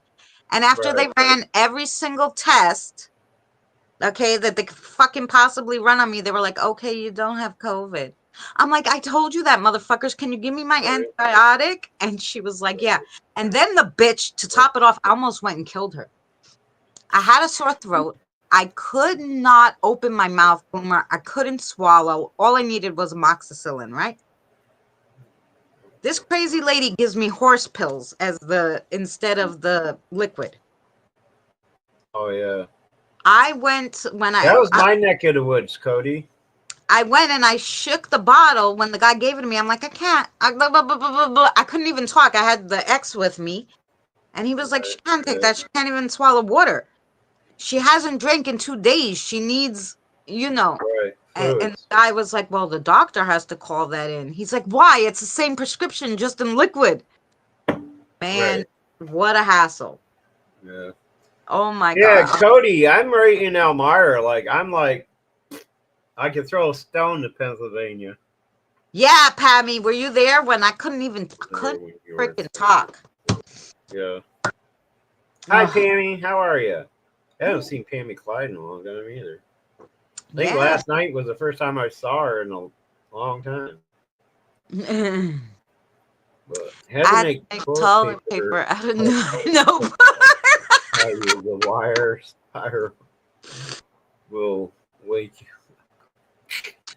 I did I actually went to Target. I bought some toilet paper. The next week I went to Target. In Long Island, there's not, I don't know. I guess everybody ordered everything because, like I said, they weren't going out. And so every week I went to Target and I picked up a 4-roll of toilet paper and I went home with it every week. 4 rolls, little. I didn't get the big ones. I got the 4 rolls of the Angel Soft for $1 something, and I brought them home. I still had left at the end of the pandemic. Okay, because every week I went and I bought 4 rolls. That shit got ridiculous. And now there's a lot of places that aren't selling spring water either because apparently it was some scare that the springs are contaminated or whatever, so they stopped. But which is like Dollar General won't sell spring water. They sell bottled. What's the term they use? No, they sell bottled water, but what'd you say? It's filtered. Well, there's a term they use for it. I can't remember, but yeah. But I mean, like Walmart still sells spring water. Wise still sold spring water, but there's a lot of places like they stopped selling bottled spring water because they claim that we can't do spring water anymore because it's contaminated. It might fuck you. Jesus Christ, get out of here with that shit. So all the water was gone, all the toilet paper, all the paper products, paper towels, soap, everything. I'm like, God, this is ridiculous, man. Why? What about COVID tells you need to stock up on toilet paper? right? I mean, stock up on fucking antibiotics. Yeah, you know, because if you get Yeah, or lung even like infection, if you get a food lung because you're infection not or going to go out of something, the house. Like, God, see, my whole thing was like, well, I had I actually bought a big box of really soft the little, what do you call them, washcloths. And yeah, I put them in the bathroom. And I said, if we run out of toilet paper and we can't find any, you're going to wash your ass with that. And then you're going to clean it. And that's how it's right, going to go. exactly. You're going to hang it up and that's it. Like, that's the least thing that I was going to worry about was the damn toilet paper because there, you know, Right. use the washcloth and then hang it, clean it, hang it up, and that's it. Exactly. Yep. Anyway, there's just some people in this world that could not live without the conveniences they have these days. Like it Remember was an apocalypse. us growing up, what is toilet paper? Shit, go outside and get some oak leaves. It's like, Yeah. Well, even it's like like we grew up like living on the bare minimum. It's like, oh, we can't have our escargot or not escargot, the fish eggs. Oh my God, they're all out of the. I'm like, really? Come on. yeah. Like, I was eating oatmeal most of my childhood. you know, Sometimes for lunch, breakfast, and dinner. You know what I'm saying? It's like these people, Without my wife. like people today, there's people of our generation that has gotten so wound up in the new world, I guess, whatever, that they're just as spoiled. Like, I was like, oh God. No, and even like like when there's a storm in New York, older people, like the older people, still run out like lunatics, buy all the bread, milk, and eggs, like there's gonna be no deliveries tomorrow. Okay. I'm like, Right? this is not the 20s, the 30s, the 40s, even the 50s. Tomorrow there will be a truck delivery of milk and bread. You don't have to buy it all, are you nuts? Right. The truck is not going to be stuck for 10 days and you're not going to have bread. That it doesn't happen like that anymore. Right. But every time they say it's going to snow, there's not one piece of bread on the freaking shelf. And I'm like, what the hell is wrong with people? Like, and why do you have to take it all? What are you going to do with it all? They put it in their friggin' meat freezers. I guess, but I'm like, what a bunch of weirdos. Yeah. Yep, bread and eggs. Yep. Yep, that's what they do. My mom would hand me a $5 bill, say, go down the store, get some milk, bread, and eggs, and there'd be enough left over for me to get a bag of penny candy. Yeah, Jen. And now I can understand a big hurricane, but snow, no. Yeah. Snow shovels. Nowadays, you go down to the store with $5, you're lucky to get a penny candy. You can't $5. I remember when I first, when it first got really bad and I wasn't used to it, and I took $5 to the store, not realizing obviously how much I would normally spend, and I wanted to get peanut butter and jelly and bread. All right. You can't get peanut butter, jelly, and bread for $5. You can't get peanut butter for $5. Right. I had to go to the Dollar Tree. I walked extra. I went to the Dollar Tree and I was able to get a little peanut butter, a little jelly, and a few slices of bread. Yeah. But I had to walk all the way out of my way to get peanut butter and jelly. And I was like, you can't get peanut butter and jelly. The cheapest freaking thing should be peanut butter and jelly. There's not a shortage of peanuts. Like, what are we talking about here? I could understand dairy, a shortage on dairy, but I can't understand peanut butter, Yeah, I can see that point, James. Yeah, but still, like I literally saw a woman walking out of Dollar General with a cart full of just toilet paper. Yeah. Like, until they put the limits on it. Once they put and then people are really pissed. Think about it. Just because there's a pandemic, does that mean you're gonna be shitting more? Like, I guess maybe they think they're gonna be sick and they can't leave the house, so they won't be able to buy it. That was like they do with the storm. Like, I won't be able to go out and get it because the storm is going to be here. Like, you know, there's They're just internet, too good to use the. They're just too good to use the tail of their T-shirt. You know what I mean? The I guess. hoity-toity type can't use their Yeah, T-shirt. You know? but like even now, like if I can't go out of the house, like it's been cold. I haven't really felt well. My back has been burning, and I was like, I order Amazon Fresh. Amazon Fresh delivers it for free. When I spend $100, very easy to spend $100 grocery shopping. I got everything I needed for the month, Yep. and I didn't have to go out of the house. The only time I have to go out is if I need milk, but usually I send my son. Right. Well, I tore this. What is it called? There you go, James. I tore this live stream in a whole different direction. Yeah. The title is what? Spirits, Ghosts, and Hauntings. And we're talking toilet paper, shitting. Yes. And and we were having some good talk, which you guys could still put in any experiences you had with either residual, with orbs, mists, right. shadow figures, interactive spirits. Did I tell you about the clock? Did I tell you about the clock? Okay. That's my latest. That's the last thing that has happened lately. So yeah, I think everybody knows about the clock, huh? What was cool about it is it happened in front of somebody else too. Yeah. Like, the doctor saw it. I wasn't the only one, so I knew I wasn't going crazy this time. Well, sometimes I there's always that, am I saying the right thing? But yesterday when I was telling you, they were adamant that you got a call from the VA and you didn't know, but it's going to go well, And I was like, am I hearing this right? Like, okay, I'm not making it up. This is what she's saying to me. Yeah, see, I think what it is, like, because I have experienced moments like that where, and a lot of people, this escapes a lot of people when they get involved with paranormal.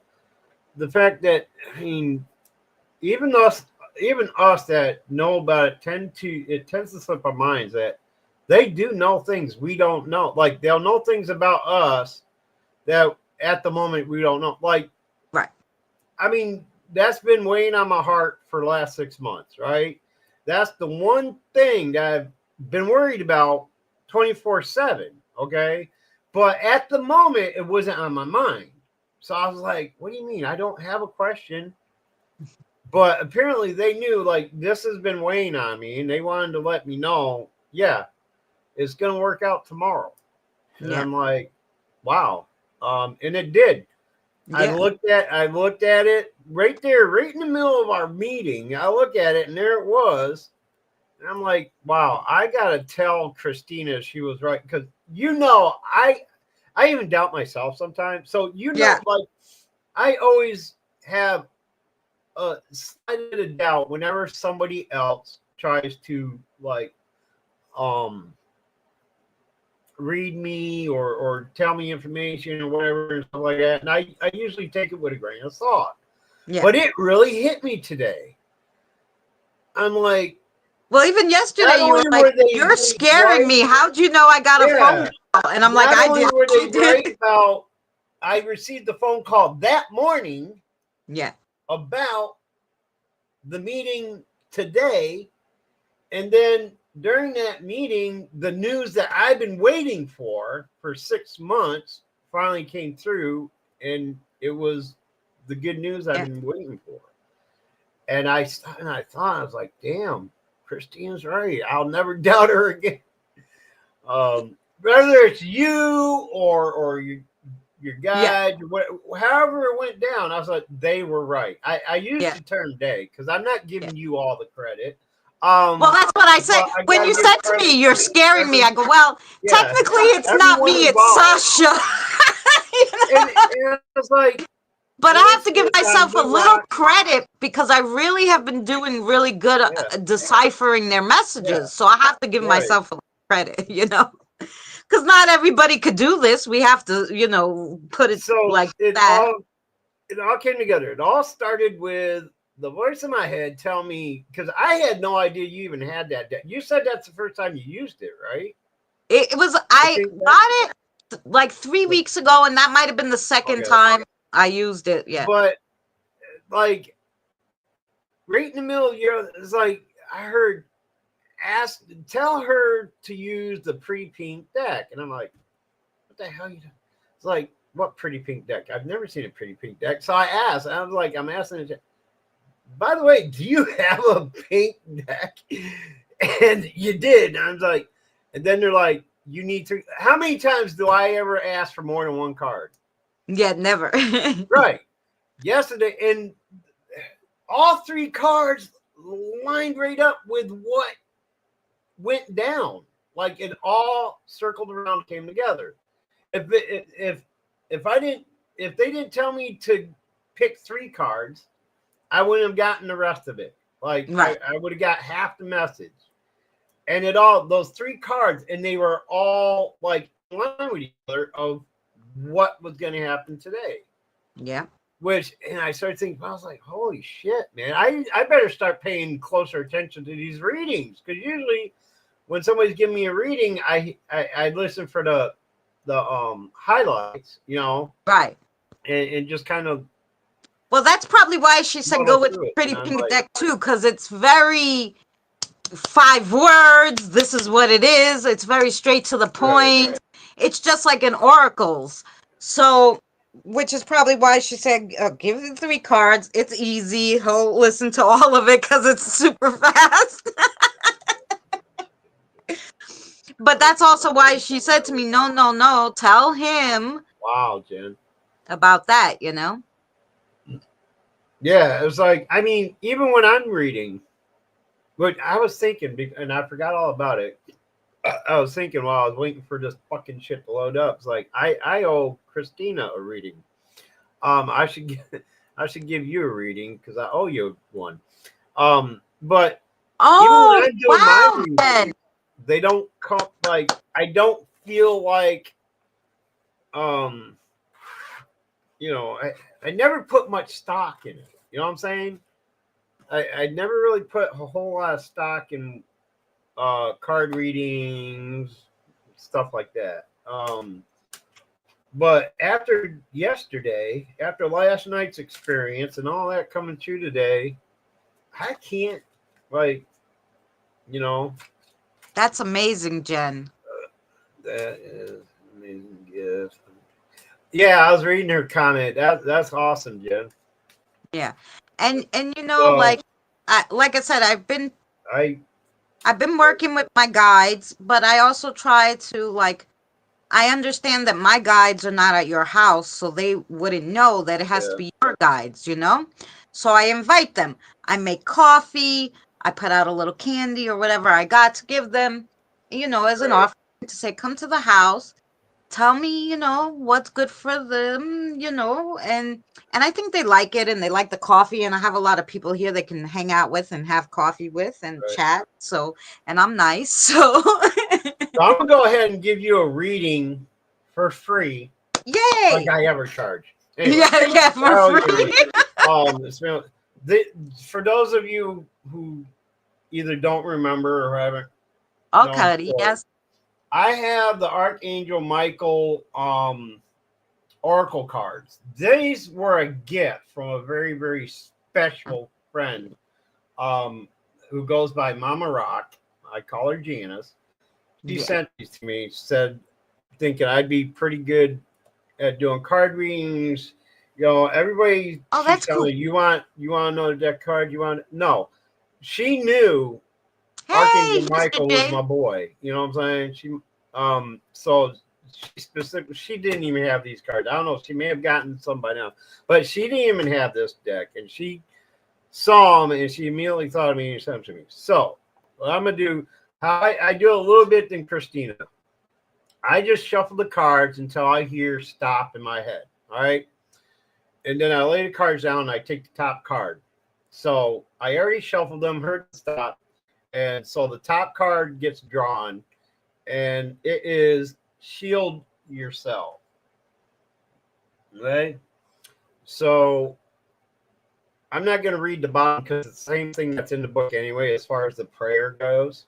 Yeah. So I go right to the book and try to remember my alphabet. QRSTS. Sense of humor. I've never read that one.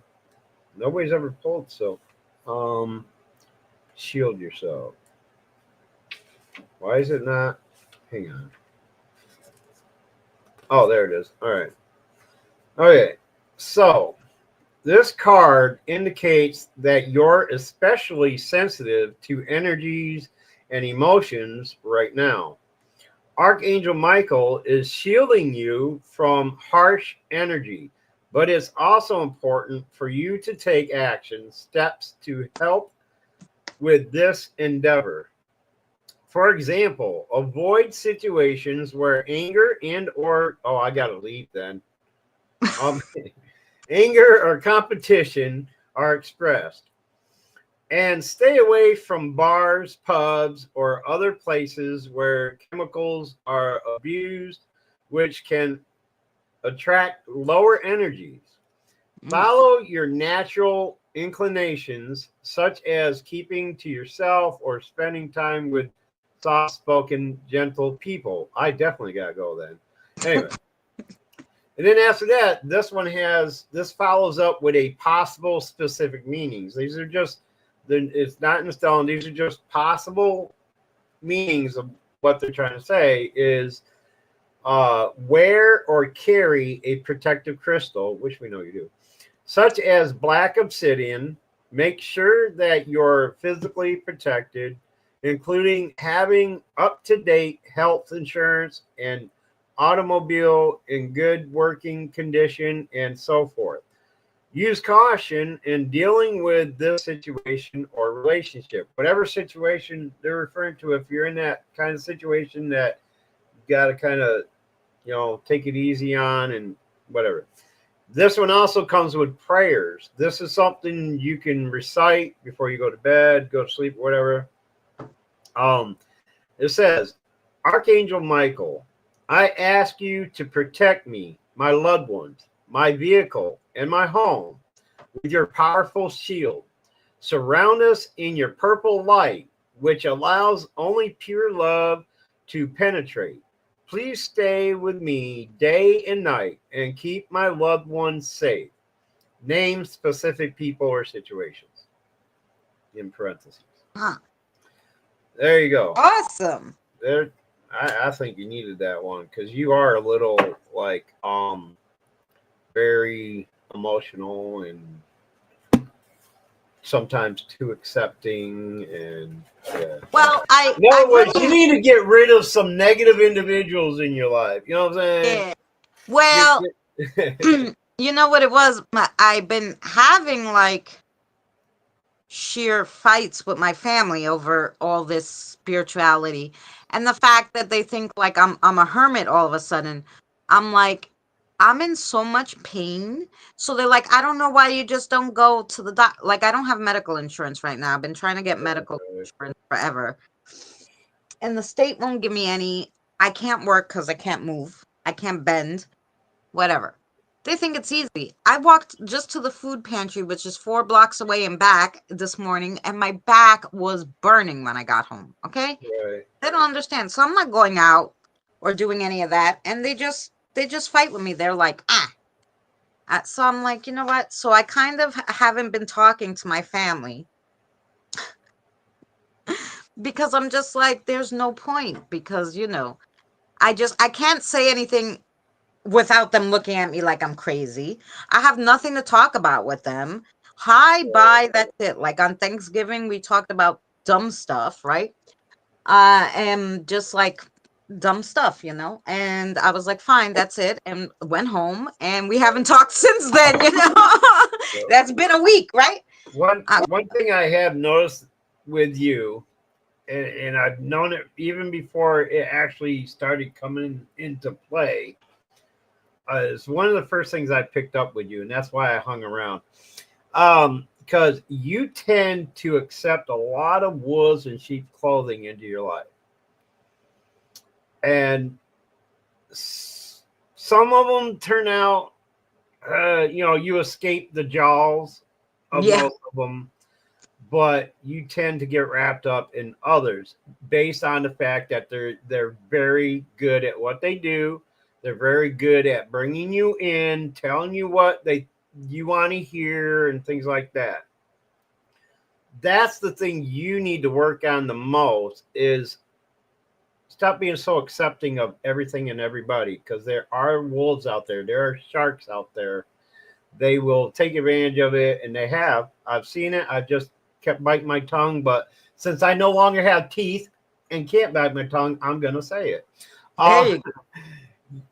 You need to start watching out for those types a little more carefully. You need to stop accepting everything at face value. You need to look into people deeper. And I've learned over the years to see people's souls, not just their figures. Yeah. All right. You could be, you could look like Miss America, most beautiful woman, but you could be the ugliest person too. Yeah. I pick up on that. I see that with people. And even though because I don't know, it's because I'm a guy or what. That's great advice for everybody. Yes, I'm the Don. kind of person. Look, I am attracted to physical beauty. Okay. That the first thing I notice, obviously, is the first thing I see. Right. But I don't jump on that. Okay. I don't fall in love first thing just because a beautiful woman says hi to me. Okay. I've done that before in the past, and it bit me in the ass. All right, there's a rhyme for you. But I've learned over the years since my marriage, that I've been able to, what's the term, hone my abilities to the point where I'm starting to see the inside of somebody before. Hi, Andre. How are you? And that's what has drawn me to a lot of people on social media. Because for one, your first impression isn't always a physical one. For most of the people, I pick up on things based on how they act in the chat, the things they say, their grammar, things like that. And I can tell if they're good people, through that. Yes, Jen. And then I'll deliberately draw myself to the people that, no offense to anybody, but I mean, it's just a fact of life. There are people that are less physically attractive in the world. Okay. But I've been drawn to the more less attractive people in the world because their inner selves are much better to deal with. Right. So that's kind of my problem with relationships, is because I do need that physical aspect, that physical beauty aspect to have, to say I'm in a relationship with an individual. But you also have to have that inside as well. Because without an equal amount of both, it don't work for me. You know what I'm saying? I've seen some very, very ugly inside ugly people in my life, and it doesn't work out just because in society's eyes they're beautiful and attractive. It's not going to work out because I see beyond the photograph. You know what I'm saying? So my grammar sucks. Cody, you good people, okay? Don't worry about it. No, I think I misspoke. I don't think grammar was the right word. The way, like the pattern and how people speak in a chat, like their word pattern and things like that. Like, Right. if it's fluid and easy and not all over the place and looks like a 5-year-old wrote it down in crayon.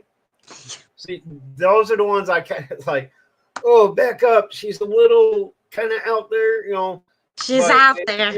I look at their speech patterns or typing pattern, word patterns, things like that. Which tells me I'm like, I don't care if you misspelled something. Well, I'll mess with Christina about it, but or mispronounce something is Christina's. Oh, I'm always mispronouncing everything, and Boomer always corrects me. She'll mispronounce the easiest things. I know some of those words are tricky. The word idea is when like I can never say it. The thing is, and this is true. Like, I haven't been to New York City, but I've been to New Jersey, and they're almost the same. Most New Yorkers, not that they're lazy, but they're just so carefree. They don't care how they speak. Like, they don't care if they're pronouncing it potato or potato. They don't care if they're saying, what was the word the other day again? Estral or esterel. Like they say it as they see it spelled out. They don't take the time, and that's true about New Yorkers. It's because the New York life is so fast paced. They don't take the time to really identify with the word and make it a point to pronounce it correctly. Which us up New York staters, or upstate New York. Well, and that it's everybody. See, I made a boo boo and she missed it. She could have caught me on that one. Us upstate New Yorkers, it's a little slower up here. Like, we're not at such a fast pace that we don't want to take the time to make it, Well, and it's everybody. Industrial, and it's like, other places around the world, like even Danny, like he would tell me, your New York accent is showing, and I'm like, oh, okay, I'm sorry. Like, if I would curse too much, like, I calm down a lot, actually, since I've been dating Danny, because he, stopped me from cursing so much. Yeah. But, what's my aura tell you, Christine? Christine from, what's AU? AU is Australia, right? Yes. You see her flag? Christine from Australia. What's my aura tell you? And be brutally honest, because I know I'm an asshole. Okay, so you can. I probably got the blackest aura anybody's ever seen. Yeah, James. Every once in a while, it fades to gray. But yeah. Well, Boomer, I'm never upset about giving everybody the benefit of the doubt. It's only when, like, so far, knock on wood, I haven't been like really hurt or taken advantage of. I know. So I know what you mean. You're like, they're not doing it. They're not doing it to me, and I don't witness when they're doing it to others. So I'm gonna, and I do that too. It's like, but once I see one of my friends being brutally abused by these people, not because they tell me to, but because I decide, look, this person, the way they treat this person, eventually you're going to treat me the same way. So I'm going to cut ties with them too. You know what I'm saying? If I spoke to a certain individual, friend of yours, the way some have spoke to me, and your friend would be well in the rights to say, this guy, I don't like him. He didn't do it to me, but I witnessed him doing it. So you haven't witnessed enough of that from others because they're smarter than, right. They're smarter enough. But you actually have a purple, or my worst color. Yeah, purple's my favorite color. Caring to people whom you care about. Yeah. I mean, I do care about those who care about me. Absolutely. And those who can't care about themselves. But yeah. You buy the top? Damn, I wish I had that kind of money. Well, I do now. But. Well, no, these here in New York, where I am, the guy sells them $250. Yeah. They do that with $5, or if I get the whole container, see, that's what I'm saying. 4 of them, they're 18. 4 for 18. So it's not bad. That's what I'm saying. They're like $5 more per stack. They come 5 in a stack than the ones I usually get. These come $2.50 at the it's kind of like a convenience store type. It's called the beverage, whatever. These are $2.50. These are $4.30 something. $4 and okay, so the tops are $5 each, but if I get 4 of them, they knock off $2. These are $3.77 at that same place for $200. But if I go into PA, at Smoking Joe's, I can get the 5-packs of I can't remember what brand they are. Oh yeah, I do. I can get the classics. I could only get 2 today because that's all I had cash for at the moment. These I could get a stack of these for $9.99, a 5-stack. They're $2.78 a piece or something like that. Oh yeah. And they're almost every brand at that store that I go to, they're all about $5, from $4.50 to $5, right. Which is fine. But some of them are so low quality. So far, these are the best. They don't rip as much. Oh yeah, guaranteed. The tops are the best quality. That's what I started out with. Is top brand stuff, top tobacco, top tubes, top papers. I don't use the top tobacco. I use this one. Oh, the Premier Tobacco is good too. Yeah. Yeah, I get that's also more expensive than this stuff that I get. I get the Adirondack brand. This is well, it used to be $17.99. They upped it. It's $19.99 for a 1-pound bag, which is still cheaper than your local stores around here, which are over $20. But well, this one, which is they only sell this brand and another brand, and that other brand was disgusting. But this brand is 8 ounces. That's 8? That's not a 6-ounce bag? No, it's an 8-ounce bag. I've never seen an 8-ounce bag. 8 ounces for $45. What? No, get the fuck out of here. Yeah, and it lasts me about 1 month, but that's the cheapest I can find out here anyway. Yeah, New York City. Look, hook up with me. Look, I'll send you some cheap shit. All right. All right. I'll send you some money. You send me the tobacco. Another one is Gambler. Not every place carries Gambler though. Yeah. Like I said, my guy only has 2 different kinds. This and another one. The other one's around the same price, but it's disgusting. Right. Yeah. When they were $7 a pack. Now they're $65 a pack in AU. For a pack? 20 cigarettes? Christine? Where the hell are you? Oh yeah, Australia. Well, that's Australian money too. Now, if it's about the same here if you consider the conversion rate.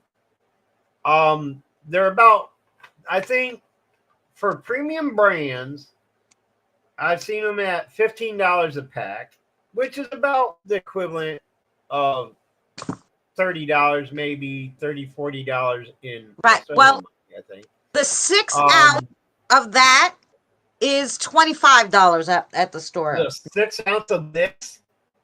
Of the premium. No, they don't have those. Oh.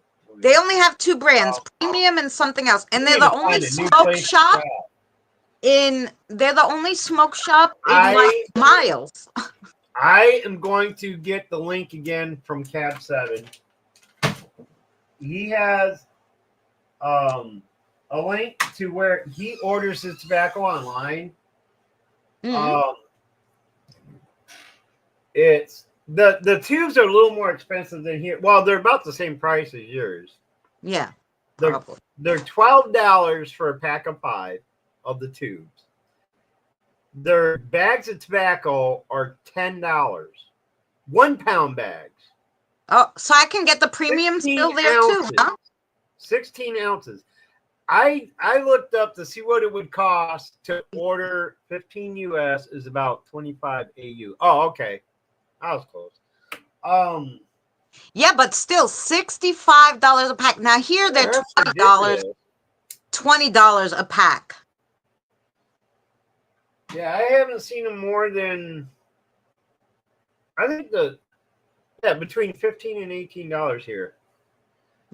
That's for the premium brands. The off brands are anywhere from $7 to $10. Good night, Scott. Much love to you, hon. Hey Scott, take it easy, bro. That Yeah, I was haven't. for Winfield Gold. I never heard of that. Is that Yeah, like that must be an specifically Azusa brand. Australian brand? It is cheaper to go to the Indian Cheaper Reservation. to The only go. problem is in New York, if you Yeah, don't drive, it's not cheaper. It costs me yeah. $45 just to go, and that's if I walk, which I Yeah. probably can't do the walk anymore. Where's From your the train. nearest? Our nearest one is in our nearest one is in Owego, and then there's Syracuse. Those are the only two reservation areas we have around here. Ours, Place called ours is in Long Island. One's in the Hamptons, and one's in Sayreville. right. And Yeah. Sayreville's like the ghetto. So That's I quite gotta a pay commute for you. $45 to get there. Yeah. Walk. Yeah. It's 2 hours. I gotta walk then down to the reservation, which takes 45 minutes, to walk back 45 minutes, to get on the train. And if you don't go first thing in the morning and get back by 3, you're stuck in Sayreville because there's no train. Because it only stopped there like until 3 in the afternoon. That's what a bad area that is. So it's like you can't even go.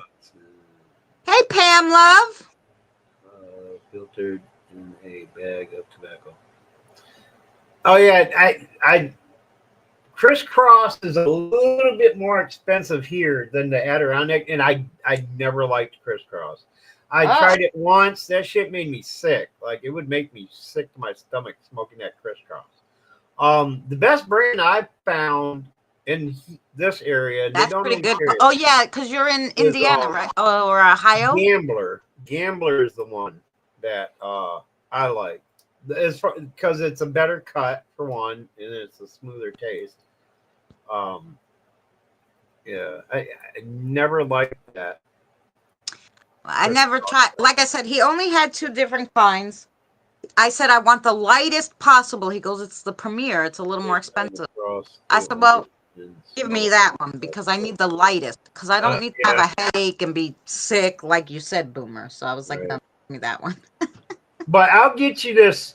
I'll get you and the brand that they're the one brand they sell, which is I tried it when I was in New Jersey. I had to get tobacco down there, and a 1 pound bag was $12.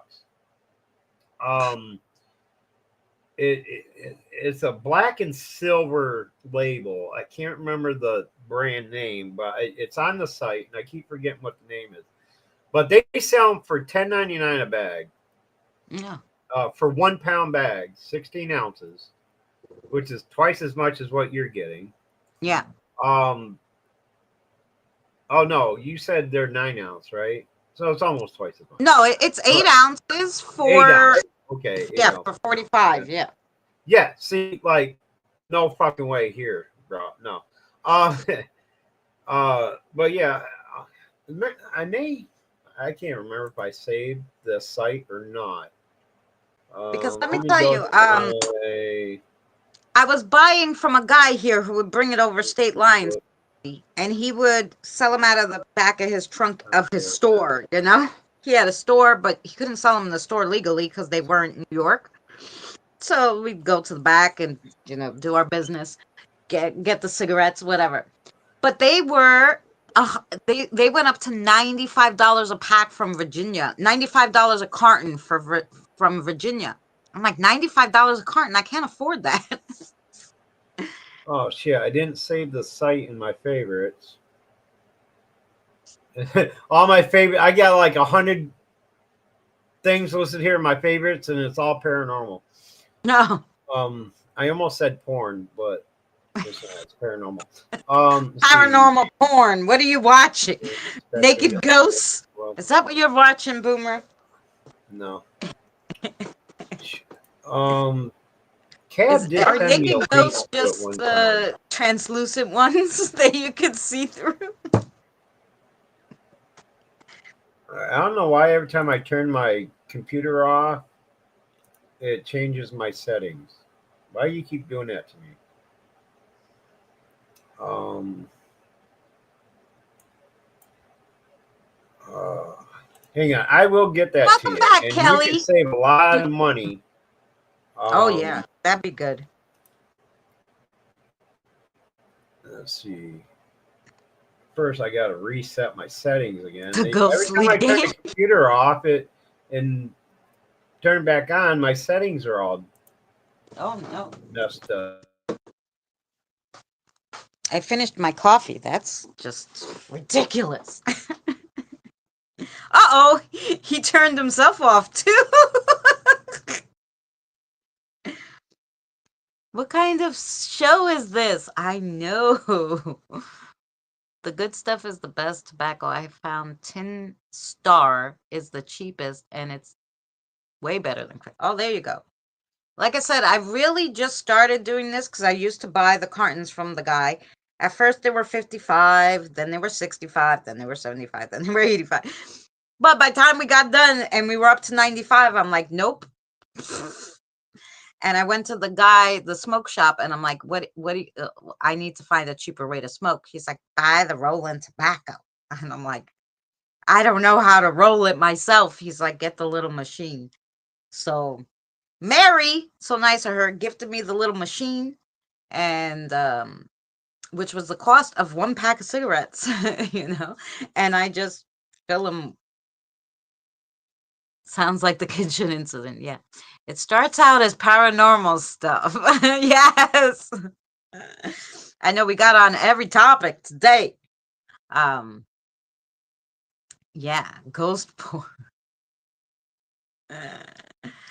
Well, that's why I say it's ghosts you could see through.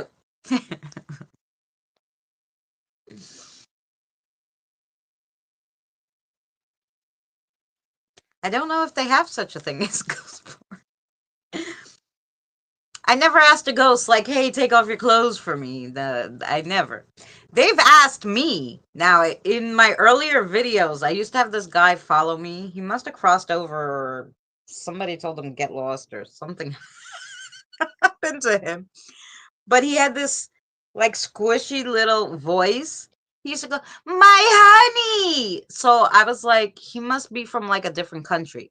My honey, and used to hear him on like almost every spirit box I did, and he'd be like, "Let me see your boobs. Take off your shirt." And I'm like, "What the fuck is wrong with you?" That was all I used to get. Um. Oh, it didn't. Sorry, Boomer. It didn't come. It didn't make the beep sound. So I thought you were still. Yeah. When I reset my settings, it Kicked bounced me down. into the waiting area and everything. So Oh, sorry. Oh, that's why you yeah, were just in the waiting I'm area. You looking weren't at the kicked out. one site to see if it's the one I'm thinking of.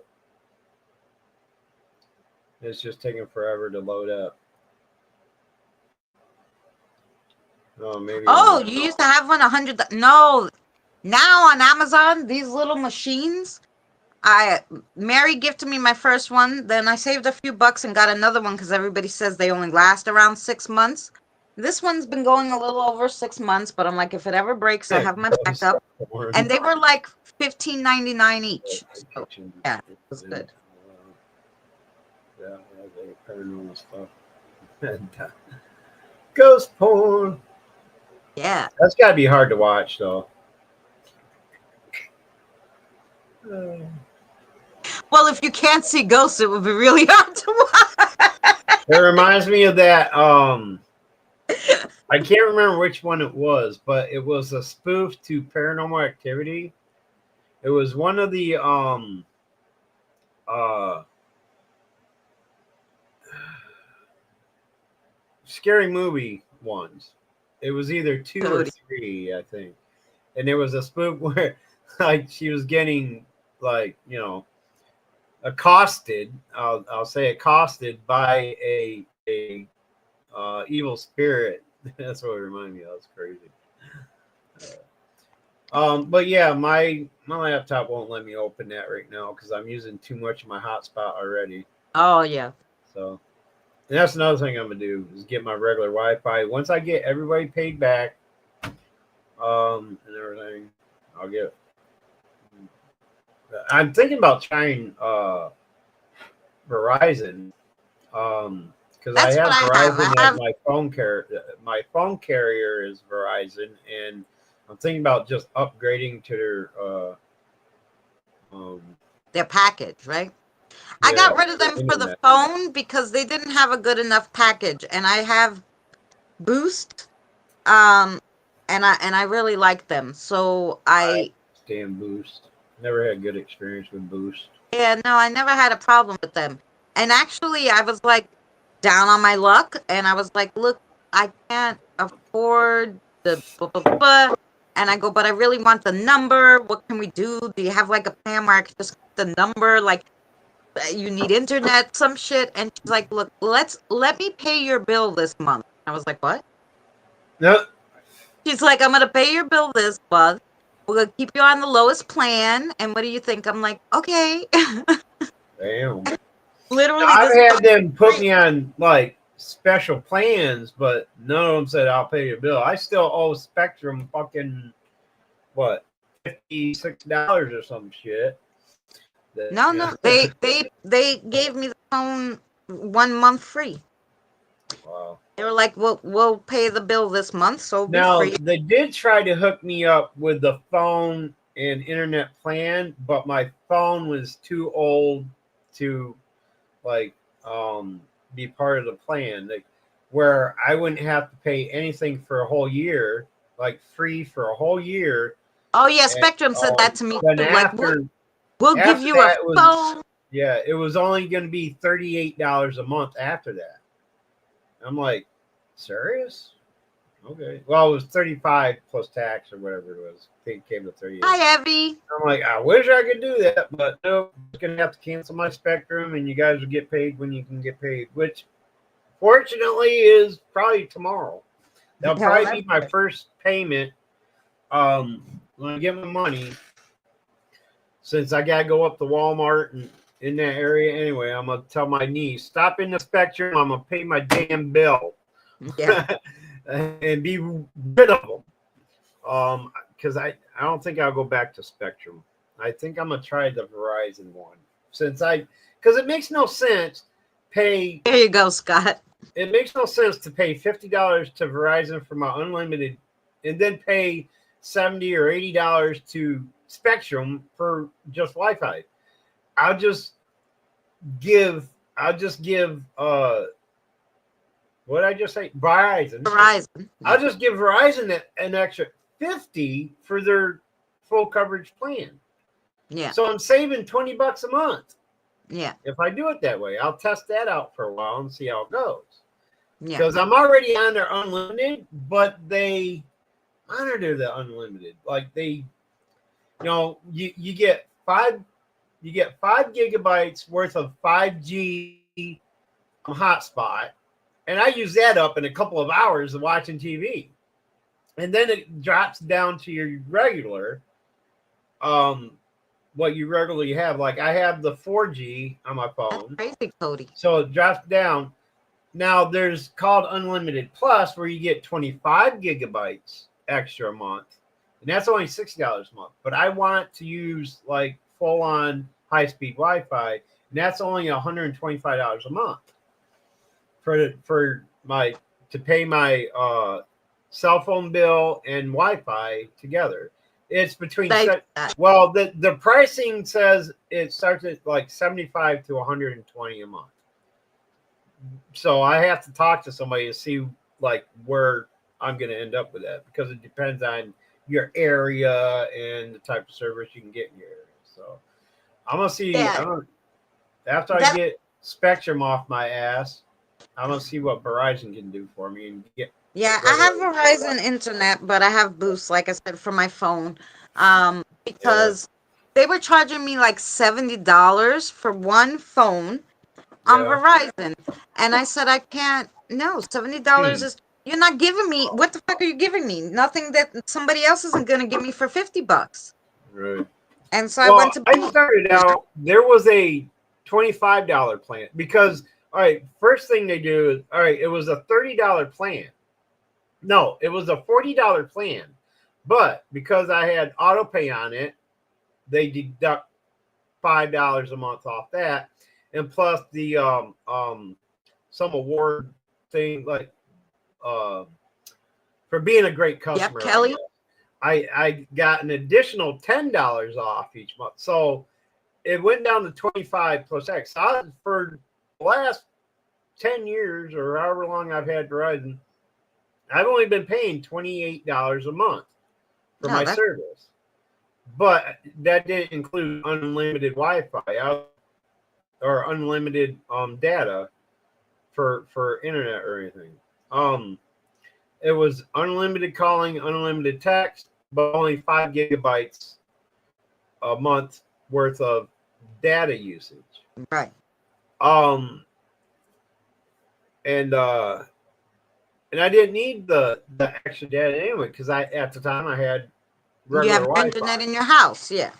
Yeah. So, but then with all this shit happening back in June, I had to get rid of my Wi-Fi. I had to do that. So, what I saved on my Wi-Fi, I took that extra $25 and put it toward my phone to get the unlimited.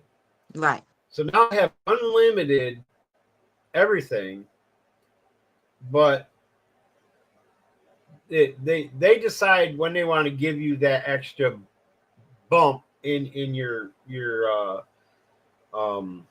it's not Wi-Fi, but it's in your data plan. Yeah. They can raise it and lower it depending on your usage of data. Yeah. So anyway, my Wi-Fi is $75 a month in my apartment.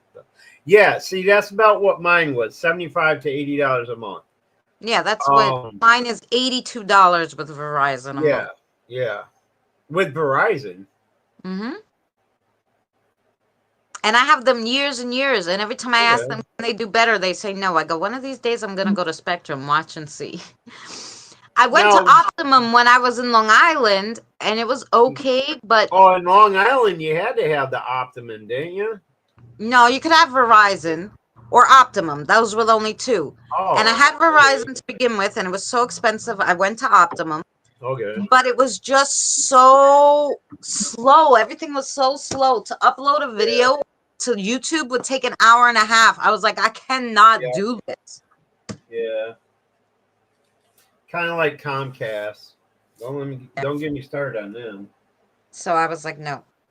And 99% of the area of the state of Indiana, Comcast had the monopoly on cable, Wi-Fi, internet, and stuff like that. Until they started introducing internet with dishes.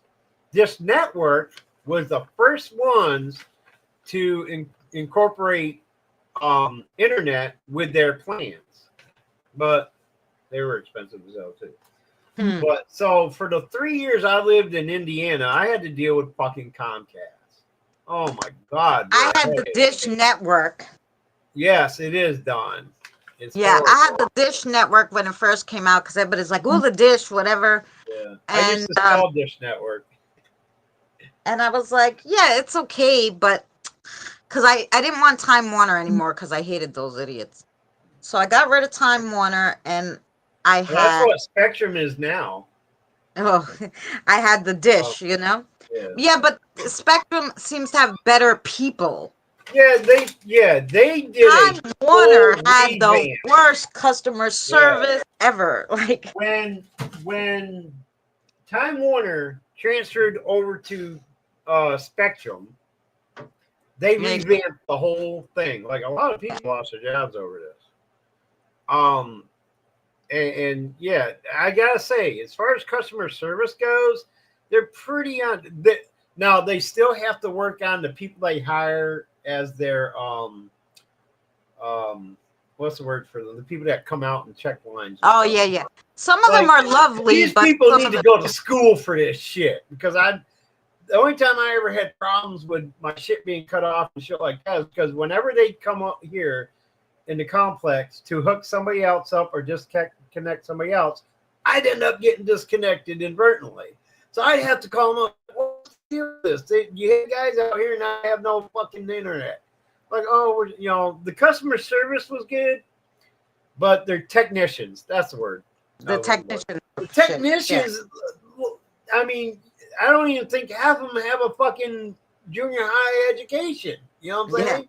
Well, when I moved here and Verizon, I'm like, I need boxes here because everybody here has Spectrum, whatever, and I need my Verizon box. They're like, you didn't take it with you? I'm like, I sold my house so fast, they kept the boxes. The people who, I sold the house to, they have your boxes. Go get them. They were like, oh, okay, we'll give you a new box, whatever. So when the guy came, he was like, I don't know how old he was. Anyway, it took him like 4 to 5 hours to put a little hole and put the fucking box. I was like, they already had the holes really because they had Spectrum here before, so he only had to use those holes. I was just like, 4 freaking hours. This old guy back and forth. Like, I was like, what is going on? Shit, I can upload something better with my fucking hotspot than that.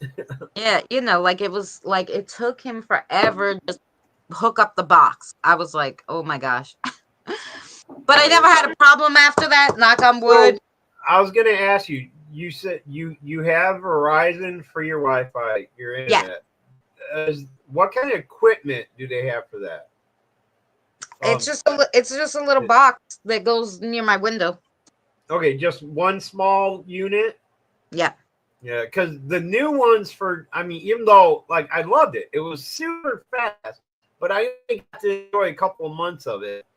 They revamped my equipment, or updated my equipment. It comes in 2 pieces. There's a booster thing and the actual, like, oh, man, it was super. I loved it. Like, I didn't have a single problem. I could run my cameras off it. I could run my... Every device in my house I could run off and not have a single glitch on any of it. Oh, that was good. But Spectrum just, I don't know. It's like I know if I go back to them, I'm gonna come back at the regular price because they did give me a break on it for a while. But since I had to cancel and I owe the money, they're probably not, that deal probably isn't still going to be on the table. No, you don't know. See, and plus, it doesn't make sense to me. I got some money now. Yeah, well, that's why I figured I'm gonna try Verizon first. Well, but you already have their equipment, right? They didn't take it back yet. Do what? Yeah, I turned in my equipment and everything. Oh, you turned it in to avoid like. But they don't have charges. Like I had to turn in my equipment.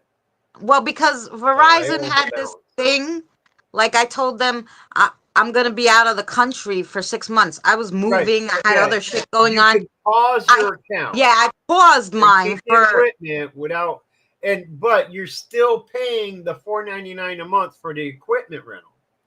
Oh, yeah, and that's what they were tacking on to me, and I didn't realize it. And like 3 months of that, like I'm like, wait a minute. I didn't. So they said, oh yeah, to avoid those charges, you have to turn your equipment in and completely cancel your account. I'm like, okay. So I turned my equipment in, so I didn't keep getting those. Oh, see, my equipment was already paid through Verizon because I had it a long time. So when I put it on pause, they weren't charging me anything. Hey, Mary. Oh, really? Right, because my equipment, I paid for it in the beginning. I think it was like whatever the fuck Verizon charged me in the beginning. It was like a one-time fee. I paid it. I said, no, I don't want all this crap on my bill. I just want the bill. Yeah. I paid the equipment fee, whatever it was, $200 in the beginning. So my equipment was paid. So all I had to do was, even when I had to pay again though for this box because I didn't turn in the old ones because it stayed in my trailer, which that equipment was so old. I told them, you don't want this shit back. It's like from the freaking thing is a big humongous box that beeps when it runs out of batteries. You don't need that shit back. And they were laughing at me. She's like, funny, but we can recycle it. I go, well, go recycle it from them. They probably still have it on the wall. I don't know. Right. you know. How you feeling, Mary? I heard you weren't feeling that great. Oh, good news, Mary. I was right. This might perk up your spirit, Mary. I got, yeah, like Christina said, she jumped the gun on me. I was right. Yeah, she was right. You didn't have to go that far. Look, yeah. I Don't put you need there so I can have a cigarette. Make it. Make it okay. So yeah, I got my VA benefit increase that I was hoping for. Well, I got more than I was hoping for. I was only hoping for 40%, but they gave me like if it wasn't 50 with a, it's either 50%. I won't know until I get the actual letter, but based on what they had in my thing as a pending deposit, it's either 50% with some retro or 60%, one or the other. So that was my good news for today. Thanks, Kelly. So maybe that'll make you feel a little bit better. So yeah, I'm gonna start paying people back as soon as it starts coming in. Yeah.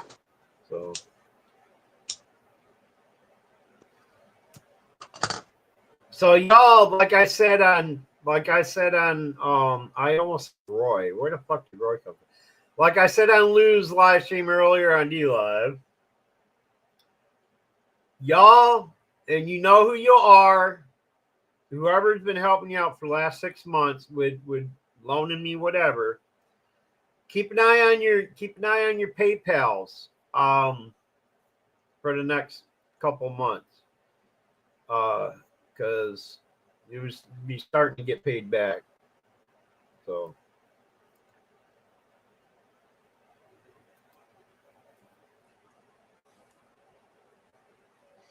don't go saying that. You know what my response is. Yeah. But yeah, there's a lot more than Mary. Mary, look, it's you and me sitting behind Boomer. I should have changed the picture. It kind of looks weird, right? Damn, it's only not even 9 o'clock yet. 10 minutes to 9. Wow, it seems later than that. That's who? Where? What? What are you saying? I said, you see me, Mary, are behind you. You point that out every time. Every time you point that out, and I keep saying, "Well, where the hell is?" Well, I usually only. He's gonna hate me for forgetting his name. His name slipped my head. Where is I keep asking. Where is? There's Danny. Danny, God damn it, Danny. Yeah. Danny waiting for his coffee. Oh no, what was the latest? What I say? Oh, Danny waiting for Christina to get to the point. That's what it was. That's who's missing. Danny waiting for Christina to get to the point. Mary, you should know better than that. With Boomer, yeah, exactly. Yeah, perked me up. I'm glad I did. I knew it would. 12, it's late there on Friday here. It's Thursday at 8:50 p.m. here. Wait, on Friday? Yeah, they're in the future. Yeah, I know. Today's Friday, ain't it? No, today's Thursday. Today's Thursday. Never mind. Fuck. I'm a day ahead of myself. I was like, it should be Saturday for you, shouldn't it? Yeah, they're what, 18 hours ahead of us? I think it's either 16 or 18, one of them. New Zealand is, yeah, I think New Zealand is 16 and Australia is 18, I think, something like that. Wait, let me just do the math. 2051. Mary did it. She said 16. Minus 18. Oh, 16. Okay. 17 for you. 17 for who? 17 for you, 16 for her, because she's an hour behind us. No, it would be 15 for us. We're ahead of you by an hour. Yeah, If it's she's 16 for you, we're an hour ahead of you. It would be 15 hours for us. So you didn't do the math right. Yeah, 20 plus 15 is 35. Minus 12 is 21. 17 for me and Okay, yeah. 16 for you. Yeah, Okay. 17 for me and 16 for you. Yeah, there you go. You had it backwards. You had it backwards, yeah. Yeah. I can't do math in my head, but I knew something's wrong there. Oh, we have just started daylight savings time. Yeah. Yeah. Well, You that's know what what? happened with Evie. Evie threw me off because That usually her normally 6. it would be 18 hours. I didn't take into account their daylight savings starts in October. And ours started in September. September, is it? Mhm. Yeah. So yeah. Anyway, but because Evie plays a game with me, we play June's Journey. And You so play she's like, that? I "Oh, tried I playing love it. that. And then when my phone would not support Look it. what I won from the Orchard Society because I'm a team leader. Ooh. They sent me a little What do you June's Journey doll what do and you want? A chocolate. medal? And chocolate. It was free. Look how cute she But is. yeah, I tried downloading that on my phone and my phone wouldn't support it. Yeah, And I thought it was pretty cool. I like those kind of games where you have to like go in and investigate things, and then in between you go to this room, you have to find the oh missing yeah. shit and all that and everything. I love doing those games, but my phone won't work with Evie it. Evie plays it on her computer, believe it or not. Yeah. I don't know. She plays it on her Yes. desktop, We're so you might be able to play it in on your desktop. summer here. Yeah. It's their summer now. Yeah. So Oh, excuse I me. played June's Journey too. Well, how come you're not part of our group? Because she I didn't know.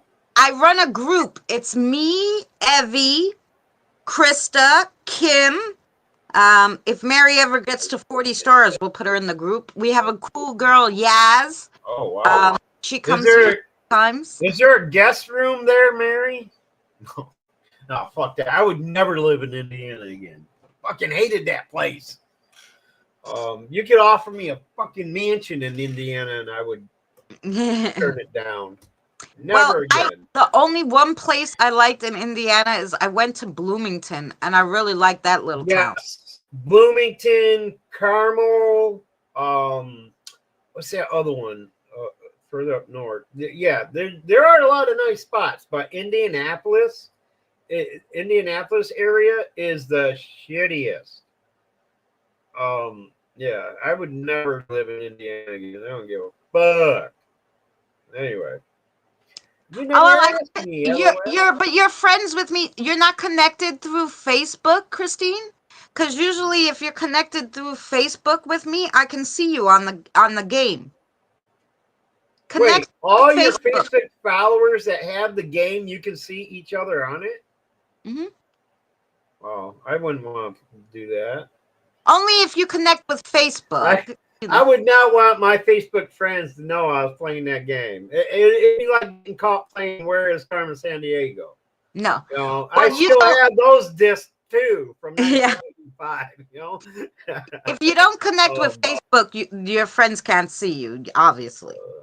But I connected with the Facebook so I can get them to play with me because I was playing by myself at one point and I'm like, this is boring. I need a team to help me. And then I because I was the moderator of the team, so it's like 15 players. So I got rid of all the ones that play. Yeah. I would consider coming down for a visit sometime, Mary, but yeah, I would never fucking Right. Not living there, just to visit. 3 places I would rather live in hell over: California, and I visited California as well. I was in not San Diego, was it? No. Where's the Golden Gate Bridge again? Chicago? No. No. California, not um, um, San Francisco. San Francisco. So I went to San Francisco. We went through San Diego real brief to go somewhere. I think to the Red Forest. I would not want to live there. I've been to Florida. Would not want to live there. I've lived in Indiana and would never want to live there again. I don't think I want to live in Canada either. Everybody's too fucking nice up there. No, you know what the problem is? Canada, it's too fucking cold, and you and I, we walk. Yeah. You know, We've and had enough of the damn cold. We don't want to move to colder climates. you can't like walk out of your house. If it wasn't for the extreme humidity and heat during their dry season, see, they don't have seasons like us. They have wet and dry seasons. Yeah.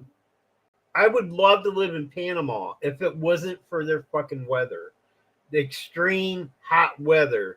I can't stand it actually, but Panama was the best experience I ever had in my whole military service.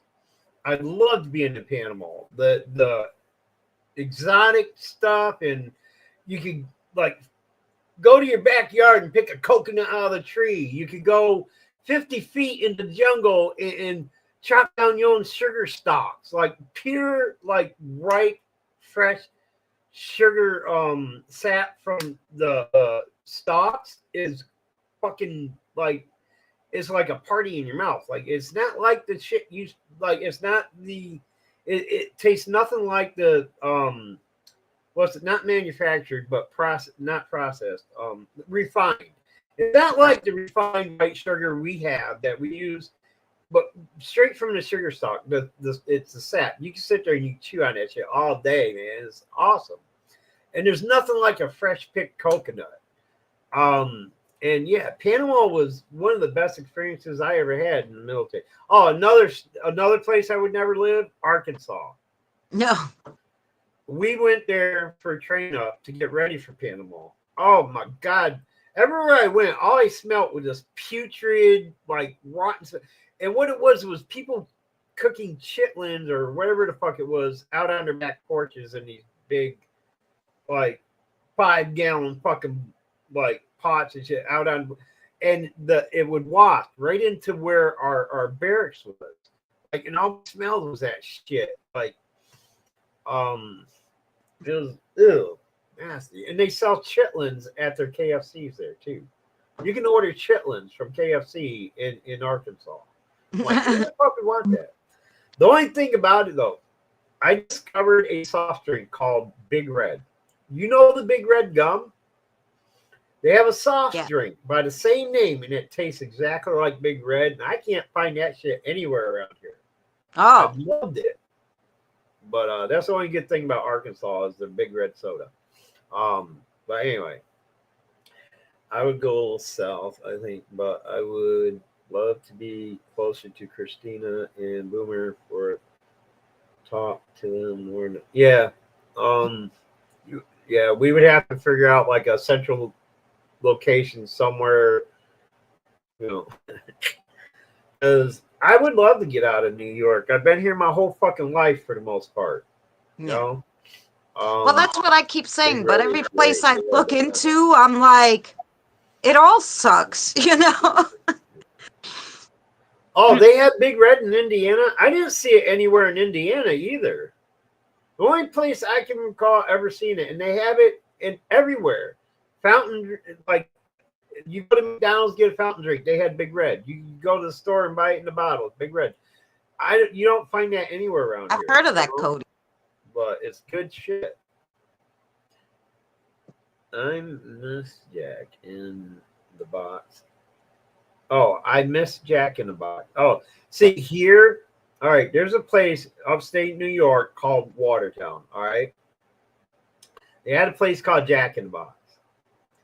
And I'm like, we need to go to Jack in the Box. And everybody started laughing at me because I'm thinking Jack in the Box, the restaurant, you know, whatever. It was a gay bar, a gay strip bar was what they called Jack in the Box in that area. I heard somebody mention it one time, you know, and this is when I was still living in the barracks. And I mentioned with my friends who are more familiar, been there longer. more familiar with the area. I was like, yeah, I'd love to check. I've never been to Jack in the Box. I'd love to go there. I hear good things about it. They all just started laughing, and then they let me know what Jack in the Box. Well, after about 2.5 years of me being out there, they changed it from because they lost their liquor license, so they couldn't do the strip pole acts and shit like that anymore. So what they did is they converted that into a juice bar. It was like a teenage hangout into it, made it into a juice bar. But when I first got there, it was still that bar, and I'm like, I was ragged on forever with that shit. Yeah, you want to go to Jack in the Box, huh? I'm like, okay, wrong Jack in the Box. What about Cherokee Red? That's soda. I never heard of Cherokee Red. No. I meant to write Cody, but somehow it put my name. I never heard of it either. Yeah. Oh, Colorado is not. Yeah. See, I've always wanted to go to like either Colorado or Nebraska. Not Nebraska. I was thinking Maine, but I was thinking that's another place you can't drive around, you know, and I need to be near Maine has worse winters than we do. They got all those Great Lakes up there, and they get lake effects like crazy. Maine would be a worse place to live than here. I wouldn't want to live in Maine. I mean, they got great lobster, but you know. I am allergic to shellfish, so that's not gonna help me. Oh man, I'm glad I'm not. I could eat any shellfish. The only thing out of the sea I will not eat: squid and octopus. Oh, and eel. I won't eat eel. But look, any mussel, clams, oysters, anything like that. I love that shit. Lobsters, shrimp, crab. I eat the hell out of that shit. Oh yeah. No, I used to eat shellfish up until I was 12, and I'll never forget on my 12th birthday, my mother made lobster for my birthday, and my whole mouth, I got all these bumps and everything, and I'm like, no, I can't eat this anymore. I'm allergic. She goes, no, you're not allergic. My mother was so laxy daisy. She goes, it's probably just you know, a reaction to something. Like you eat too much of it or something. But I never ate. Don. How many rubber dicks do you chew on a day, Don?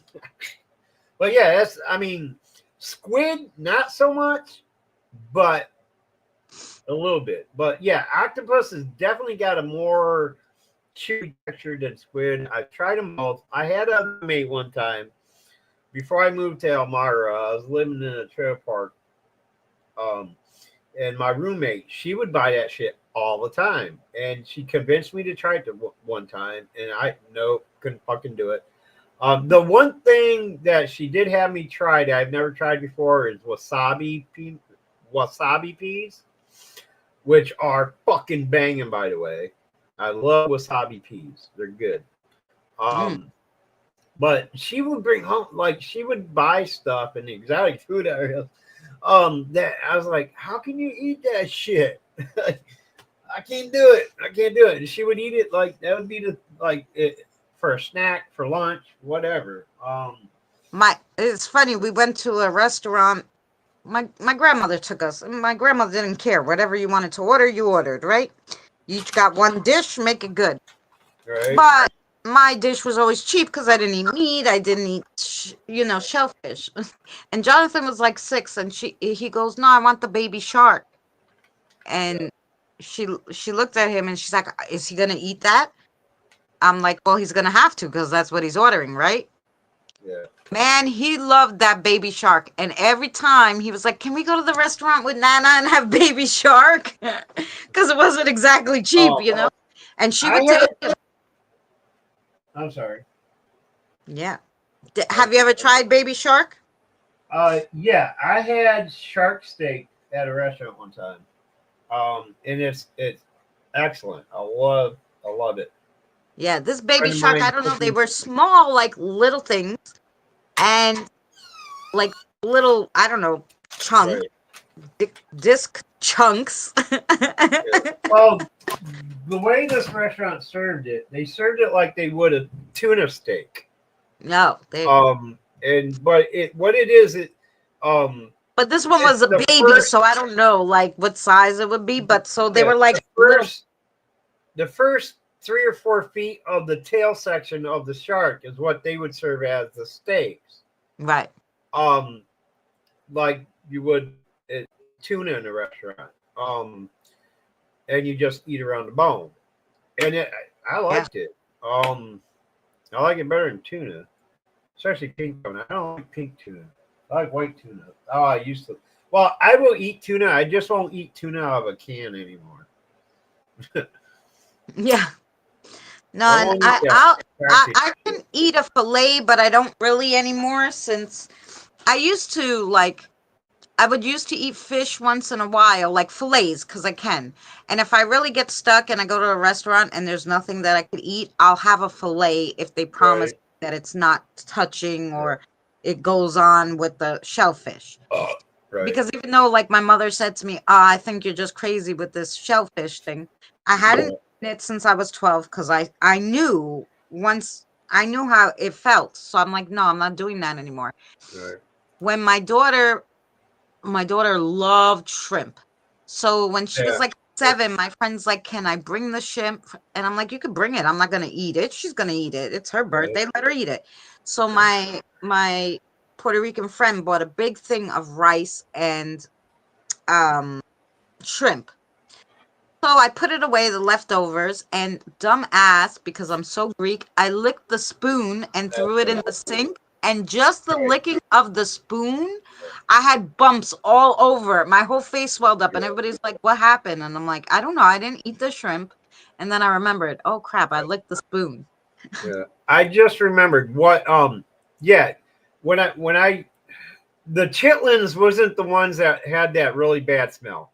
Now that he mentions it, Rocky Mountain oysters. That's what gave it the horrible smell. Right. You know, Rocky Mountain oysters is um, sheep scrotum, Oh, okay. and what they would do is they would boil them in a pot. They had Um, those at the fast and- food place at no. They Popeyes. did have the chitlins, but I had it confused. The chitlins isn't the one that had that awful smell. Right. It was the rock, yeah. And because I remember now, we were in chow line, and I mentioned it to one of the officers there that uh actually was stationed at that base, and he says, "You don't know what that is? That's Rocky Mountain oysters." And I'm like, "Excuse me, I don't smell no fucking oysters I've ever had." Yeah. And he told me what it was. I'm like, "Oh God, no wonder it fucking smells so bad." Yeah. And then they would also make haggis, which is like you take the stomach lining of a sheep or goat or something, pig or whatever, and you'd stuff all the like stuff you can't, you know, cook on its own. They stuff it all in that pouch and they boil that too, which isn't all that pleasant either. No. Testicle festival, yeah. Yes, Kelly. Yeah, that's that smell. Now that I remember it, that we smelled in Arkansas, and it was everywhere you went, and because people were out, it was a delicacy there. Fuck that. But I was gonna say, Don said he had gator. That's one thing I've always wanted to try. Two things I would be willing to try: rattlesnake and gator, because I've heard it tastes good. I heard rattlesnake tastes like chicken, so that won't be a problem. But I've always wanted to try gator. Never have. Um, We knew what you meant, Kelly. When I was younger, my that father shit. made, Yeah. and I was so young. I was like maybe 4 or 5, and so, um, so he used to make rabbit, but in like the sweet and sour sauce. It was the most delicious thing I had ever tasted. And once I learned that it was like these cute little, but I was like, no, I can't eat that. That's what happened to us as kids too. My dad had these cousins who raised rabbits. You know, they had like 15, 20 rabbits, something like that, out in the barn and stuff. And us kids got assigned each our own rabbit to feed whenever we went out there. We cared for it, we raised it, and whatever. Yeah. So one weekend we go up there for dinner or whatever, and we all go out to we were all gonna go out and feed our rabbits and everything, and we were stopped and told no, you don't have to today. They've already been fed, so you know. So that night for dinner, like they're trying to pass it off as chicken, right? And it was I was the one that spoke up. This ain't chicken, and they realized. When my sister realized it was the rabbit she was raising, she named it Fluffy or whatever. She just busted out in tears. We're eating Fluffy. And y'all was like, once they told us, you know, what it was, one of the rabbits, and that's why they raise them. They raise them for food, not for pets. Oh, we were little. I think I was like 10 and she was like 11 or something like that. And she just like when she found out it was a little Fluffy and we were eating, she just broke down. I laughed. I was like, pretty good. I know it ain't chicken, but still pretty damn good. They did deep fry it, so No, it was. Yeah, no, it doesn't taste like chicken, but the sweet and sour sauce my father used was so good. So I'm like, can't you make something else with that sauce, you know? So he goes, okay. So it was Christmas, and here it is again. I'm eating I'm like, I'm not eating rabbit, right? He's like, no. I eat it. I go, no, this is okay. I go, what is it really? It's not chicken. He goes, no, it's duck. I go, no, I don't know that I want to eat duck either. You know? If any of you get a message from me about canned meat, don't open it, okay? Cause what?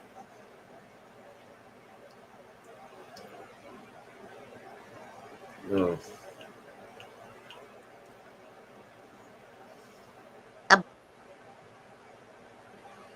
What? Well, Kelly? we're waiting for the rest of it. What did Kelly say? Yeah, she's like dot.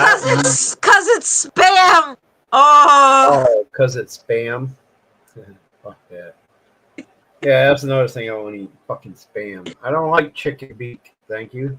no, and you know what is so surprising to me, because like the food pantries supposedly are supposed to be giving you half decent stuff now, because supposedly there's laws against that. And I was thinking that like when I was, because you have to fill out forms when you go to the food pantry over here. Yeah. So I was thinking it's like state funded, like when I used to fill out the forms when my daughter went to daycare, and they would fund the food for the daycare for the babies.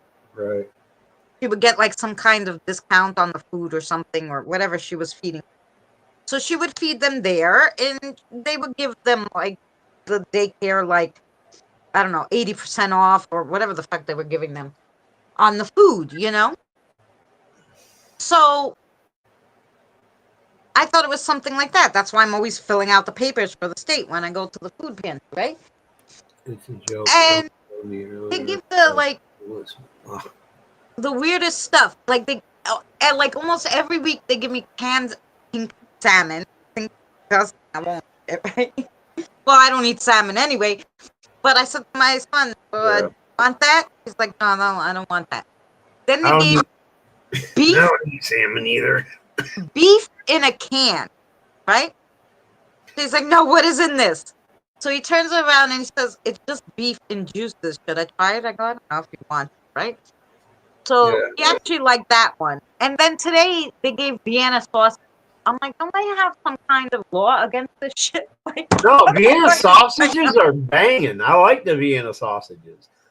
I don't eat meat, so I'm not eating any of this. But I'm just thinking, like, you know, my son eats it, you know, if he likes it. It's good. Ducks, kind of. But I don't know who I'm going to send this pink salmon to, but, you know.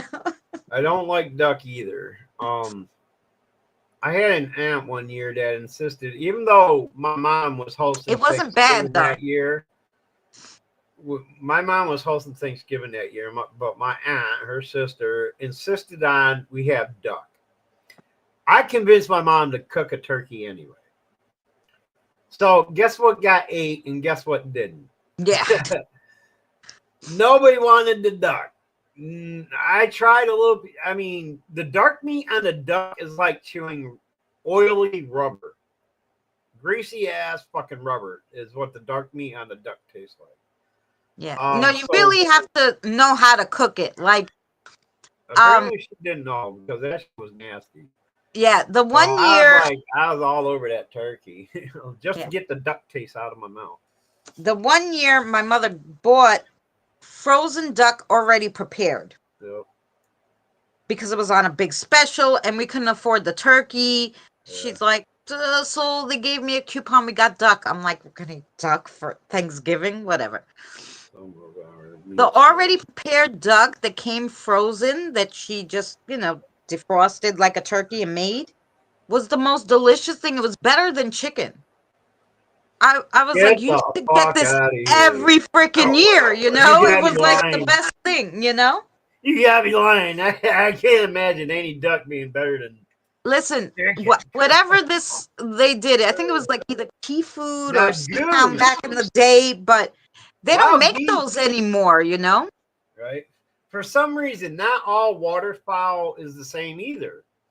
That's true. Because wild geese is delicious. I'll eat goose, and well, turkey's not waterfowl, but it's fun. Turkey, geese. I'd eat a fucking swan if it was legal to hunt swans, which it ain't here. But duck. I mean, no, I can't do it. I don't know. Like I said, it was pre-cooked done. All you had to do was defrost it and put it in the oven. Oh, it had a beautiful sauce. It tasted prepared. delicious. You just had to thaw it and warm it up. Yeah.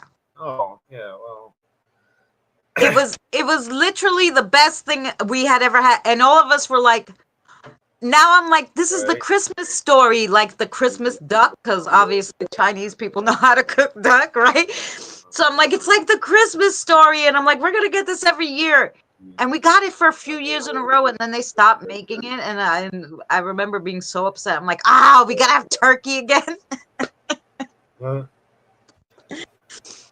But yeah, we did duck the few years for Thanksgiving that they had it. That one, it was so delicious. They dumped Coke on in the they do those. What are those? What are those things called? What's that team that they do those things? The guy with the blonde hair, he blows shit up. Mythbusters. Yeah, there you go. Yeah. Mythbusters, Cody. Oh, when you gotta watch those. If you like those kind of things, those Mythbusters, that is funny. They actually took a pig because pigs are the closest in DNA to a human. They took a pig and put it in a fucking car and left it there for like 3 days in the burning sun to see what it would do, if it would explode or whatever. I don't know where they got the idea from. It was from some movie or documentary or something. I don't know. Where apparently somebody blew up in their car or something. I don't know. So they did it with a pig, and oh my god, I was like, yeah, I don't want to be the one cleaning that mess. It was like, did it really blew up after 3 days? It didn't explode. It just leaked out once, because dead animals will in the sun blow. Yeah. So it didn't blow up and explode, but it ended up leaking out. We actually, when we were kids, we were walking along railroad tracks and we found a dead deer, and this was in the middle of summer, and it's been laying there. It was bloated as hell, and my friend thought it'd be wise to take a stick and jab it, and oh my god, like I thought I'd never eat venison again after that, but venison's too damn good to get spoiled on. I only had it once, and I remember my friend was like, I never cooked it. I'm going to try it, whatever. It wasn't bad. It was a little tough. but it wasn't as tough as all of them that were like, oh, you They can't eat didn't do that. it right then. No, but it Because was if just a you, tiny touch, tough for yeah, me, but it all wasn't you terrible. need with venison is a iron skillet and maybe a little butter. My dad always used a little butter or margarine in it to bring out the natural gamey taste of it. And slow cook, you the thing is you can't cook it like you do steaks. Steaks, beef, is usually better if you sear it on a high heat, then turn the heat down and cook it out. Venison, you can't sear it. You don't want to sear your venison. Venison steaks, especially if it's in the shoulder, you cook it on a low heat and for an hour or so. You you know, very low heat, uncovered, and let that moisture come out a little bit. It's the tenderest, moistest thing. It'll melt in your mouth. Mm, It's awesome. Don't see that? add You're nothing right, to Cody. it. It's all in Don't the way you cook season it. it. Yeah, don't you never season venison unless you're using rib meat for like jerky and stuff like that. That all comes from like the rib scraps. Yeah. When you do venison, the back, the thin muscle along the back, and the little bit off the rib meat from the smaller ribs. That's the only kind of venison you want to season. You marinate for a couple of days in a nice seasoned marinade, and then you smoke it for a day and a half. And it's the best turkey you'll ever taste. My dad used to do it every fucking year, and it was awesome. Deer chili is absolutely amazing. Yeah, but when it comes to dishes that require like boiling or steaming, you gotta be careful with the venison you use for it. Venison does not make good meatloaf. My mom tried that little experiment one year, and that shit came out like shoe leather. Um, but if you do it right, you get the right combination of fatty and the right meat. It makes great hamburger, steaks, venison. Venison is just good all around. But it all depends on how you prepare it, how you cook it, and what parts, you know, because there's more fat. Like down in the hindquarters have a more fatty content than the front quarters, and you usually get your nice steaks out of the hindquarters.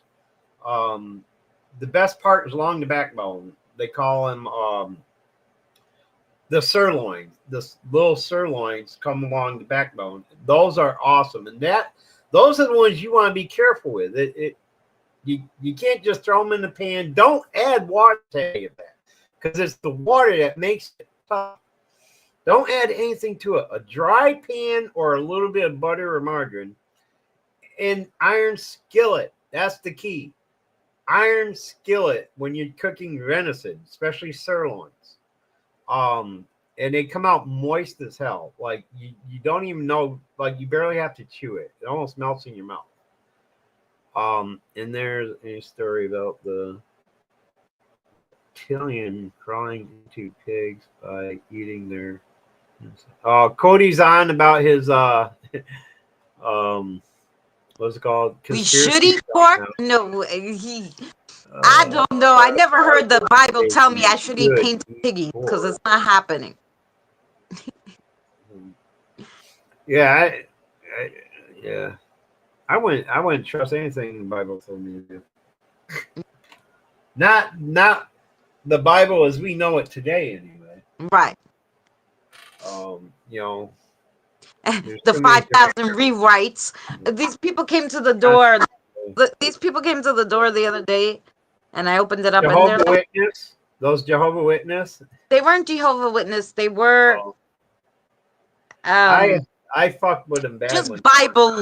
Lovers, Bible lovers. Anyway, Yeah, they those were wanted Bible to talk thumpers. to Spanish people about Spanish families and households because that's all there is now around here about the church and coming to church and all this stuff. Right. You know, if anybody needs I'm help, hungry now, Don says. Yeah, you me know, too. I can't wait till tomorrow. Tomorrow's grocery day. yeah, and all this stuff. And so I said, well, I'm not Spanish. She goes, do you want to read this? I go, what version of the Bible is this? And she said to me, whatever the heck she said. And I'm like, yeah. What volume is it? You know, or whatever. And she's like, huh? And I go, listen, you know, this ain't the original, right? I go, I don't want to read anything that's not original before. I want the original person who wrote it with no edits. Do you have that on Did you there ever check that? Did you on ever the check out that website? video I mentioned? I did, and Did- I started doing a little research on it, but I just didn't have enough time with Thanksgiving to put it all Right. together if I'm going to do it for this week. So I No, said, no. the guy's channel. He has a channel on YouTube and Instagram. The guy that I mentioned to you that you should check out. Oh no, him I hadn't. I thought you were talking about the video for the No, Spiritual no. Thursday. So I've been checking. I was checking that out. Actually, was reading something of other people, how they felt about it and stuff like that. So I was looking. But I found a surefire way. When I first moved in here, right, it was almost on a weekly basis that they'd be coming around, knocking on my door, you know, the Jehovah's Witness, whatever, you know, the We've Been Saved people, and have you found Jesus people. And I'd give them every excuse out of it. Was the one thing that finally stopped this one particular group from coming around, because they were the ones that would come around all the time. They came up to my back door this time. I answered the door. And the first thing is, have you found Jesus yet? And I'm like, oh, wait, give me a minute. Let me go consult my Ouija board and see if I can talk to him. Poop, bye. Never saw him again. They never came by again after that. That was about 8 years ago. I was like, yeah. So for the first 2 or 3 years I was here, like, Oh, you shouldn't. Yeah. almost every at least 2 times a week, knocking at my door. And, you know, we'd like to talk to you about. I'm like, oh, well, I've got to go right now. I gave him some lame excuse. Finally, I just said that. And he never came around again. Yeah, let me go see if I can, you know, connect with him on my Ouija board. You mind waiting for a minute? Yeah, by the time I turn my back, they're like, see ya. Have you found Jesus yet? I didn't know I was looking for him. If he wants to know me so bad, come looking for me. Okay, why I gotta go looking for him? Let him come say hi to me first. Shit. Yeah. Well, my Have you been aunt said, saved? I was like, yeah, I've been saved 3 or 4 times in my life. You know, yeah. And it wasn't Jesus, it wasn't God. It was my cousin. It was Aurora Axness. It was my father. Once in my life, my father saved my life by keeping me from drowning. A good friend who was once my teacher saved my life. 4 people in my life have saved my life, and I guarantee you, Jesus and God weren't there when that happened. Okay, I've been saved more times than anybody I know from death, and it was always human intervention, not whatever the other word is, divine. Yeah, whatever. not divine. It wasn't divine intervention. It was a fucking human that kept me from dying or saved me from dying. Okay, so don't come up in my pad here saying, have you been saved? Have you found Jesus? I'm like, no, I ain't dealing with that shit. Come on now. Come on. No. Nope, ain't happening. Not in this house, Bubba. I talk to Michael. I don't pray to God. I don't pray to Jesus. I talk to Michael because I've heard Michael talk to me before. Oh, there you go. That's why Gina sent me these. I mentioned that one time. I heard Michael say my name, and not my given name. My name that everybody knows me by, Boomer. And it was in a voice that I did not recognize. You know, and finally they announced it's Michael. I'm like, I don't know a Michael. Yes, you do. I'm like, oh, that Michael. And I can't remember what the message is or what the message was at the time, but I remember him saying it's Michael, and yes, you do. Those are the two phrases I remember hearing. Yeah. And I'm like, okay, I'm good to go then, bro. You know. Yeah. So I do believe in archangels, in Yeah. angels in general. I don't believe human souls become angels. I'm sorry for if that burst anybody's Oh belly. no, I don't believe Angels that are either. angels are a distinct being that were created before man. That's what Yeah. I believe. And I don't call our creator, I don't humanize our creator by giving them a human name like God. Okay. God is a title. I believe there are many gods, Um, Oh I'm yeah, not I believe discussing religion that here, there's guys. I'm tons of discussing belief. deities. There's a difference. One of my golden rules is one of my general rules is I don't discuss religion, which I'm not. I'm discussing spiritualness. Okay, Yeah. that's what I'll talk spiritualness all day. But when it comes to religion, Well, there's too much well, of it that's confusing. Okay, yeah, so I can't, I don't talk Christianity. I don't talk Catholicism. I don't talk Buddhism. I don't any of that. I won't get into conversation. But spiritualism, I know. I experienced it. right. I Well, I died and and that came back twice in my life, and I didn't experience the whole heaven and meeting God or Jesus, but I didn't meet any of that shit. I didn't see my dead relatives. I saw nothing, blackness, like I was in space in this vacuum. Okay, yeah, that's it. but Oh, but yeah, and some people will say, and a lot of people have done that, have said that, but those people came back, right? So technically, maybe they were never meant to go to the other side. Who knows, right? right, But a right, lot of you're not the only one who right. experienced only that, you know. Yeah, So the guy that created the app that I use, his wife at the time, I think they've split up. His wife at the time experienced it exactly how I did too. She had a near death experience. And when I was talking about mine, she was like, oh my God, that's exactly what happened to me. I didn't see a white light. I didn't see relatives. I didn't see God. I didn't hear nothing, see nothing, smell nothing. Like it was like all my senses just shut down, and I could see nothing but blackness. Like I was in this void or vacuum, and I call it the blackness, or the nothingness. And I think that's where the nothingness. I think that's where that show. I think they stole it from me.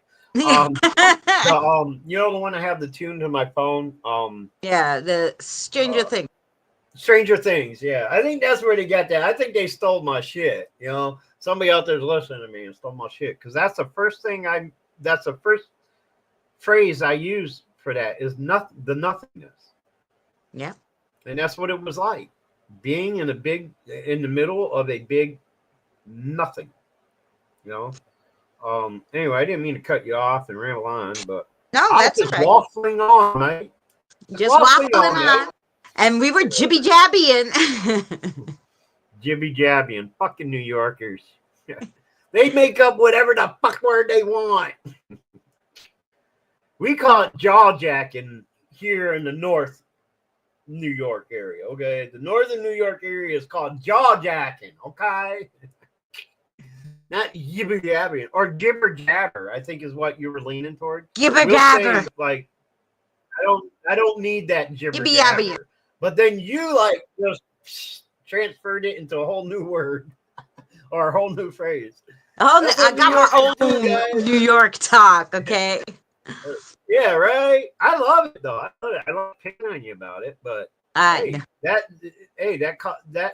just shows your individualism and uniqueness and that bubbly personality you have. You have these little bubbly, funny words that match my bubbly, funny personality. What I was gonna say though, before I forget, because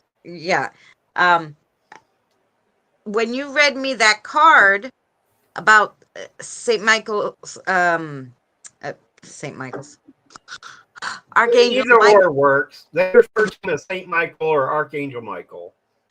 Well, saints and angels are not the same. So Right. saints I always are try to point that people out too. talking about what you were going for. Right. Saints are what people make a saint, Yeah. and angels are what God made angels, Exactly. right? Or the creator.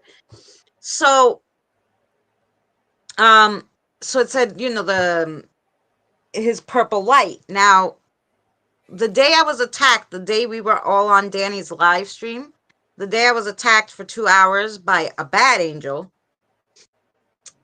there was a whole bunch of stuff going on in my yard. So my ex at the time could see auras. Mm-hmm. The guy I used to date. So he's like, there's a big, humongous purple aura standing there. Like, I guess, like watching. Mm-hmm. And probably so this thing didn't kill me, whatever it was. And then there was like, unless he was the thing that was attacking me, I don't know. And then there was, because maybe more than one angel has purple aura, I don't know. And then there was 6 red auras. And then he said a whole bunch of white, like regular spirit auras. Right. So, and I was attacked by a gentleman who said that he was a bad angel. For 2 hours straight while I was on the live stream with you, Danny. And I thought at first. That's what that first the first video you made of. That was what that was about, wasn't it? Because I missed the actual, like, I wasn't there for that actual live stream you were doing, but I did see the first episode of what and seeing how you played it out in the episode. You were on the live stream with us, though. I was? How come I don't remember it? Yeah, and actually in the episode of that cartoon, the link for his live stream is there. Okay. Anyway, you don't remember it. Danny doesn't remember saying I was wondering why I was mentioned in it. Yeah. Okay. Danny doesn't remember any of the shit that he said that was craziness. He was basically, you and him were talking at the same time saying the same thing. And Danny and you do not say the same thing. Okay. Right. So imagine in synchronicity saying things. And I was like, what the fuck is going on? Right. While I'm being attacked. Plus, it was you, me. We were on Danny's live stream. It was you, me, Danny, and Sherry. That's still up? Yeah. Sherry had Seabass channel or? Yeah. But I'm telling you, if you go to the easiest way, because it's a long time ago, right? The easiest way is probably if I go to my video, I'll put the link for you guys. Okay. I gotta check that out because for the life of me, I don't remember that live stream. But yeah, even when I was watching the video, it didn't make sense that I was mentioned because I couldn't remember being there. Yes. I was like, why am I mentioned in this? Like, and it was so weird, and it was funny because Sherry said to me, no, I felt weird. I had to get off the panel, but I thought it was just me it was happening to. I'm like, I was being stabbed with lightning bolts for 2 hours, and I refused to get off the live stream or say anything because I thought it was someone in the chat at first attacking me. And I was like, I'm not going to give them the benefit of the doubt. Like, I thought it was a spiritual attack from a person. It ended up not being, but at the time, that's what I thought. So I literally just took it for 2 hours, and I was texting, Shadow of the Moon at the time, and Shadow of the Moon was like, you have to get off that live stream. Like, I was shaking. When I watch back the live stream, I look fine, and I'm like, how could that be? Because I was shaking with pain. Like, but you could kind of see something's wrong. This is that guy I was talking about. He has a channel here on YouTube, and channel, it's the official guy. Morgue Official, yeah. Morgue Official, yes. See, a lot of what Cody's been saying in your chat here, I have been looking, Cody. I've been reading. I just haven't been commenting. Yes. But a lot of what he's saying is right along the lines of what this guy says. You should look that guy up. He's very good. Yeah, Morgue Official. I don't know if you're aware of that one, Cody, but I believe what this guy is saying. Like, it makes all kinds of sense to me. Like, he can put it to words the way I can't. But I've always kind of felt and believed that what he's saying is more truthful of what is going on than what the Bible describes, because the Bible is biased.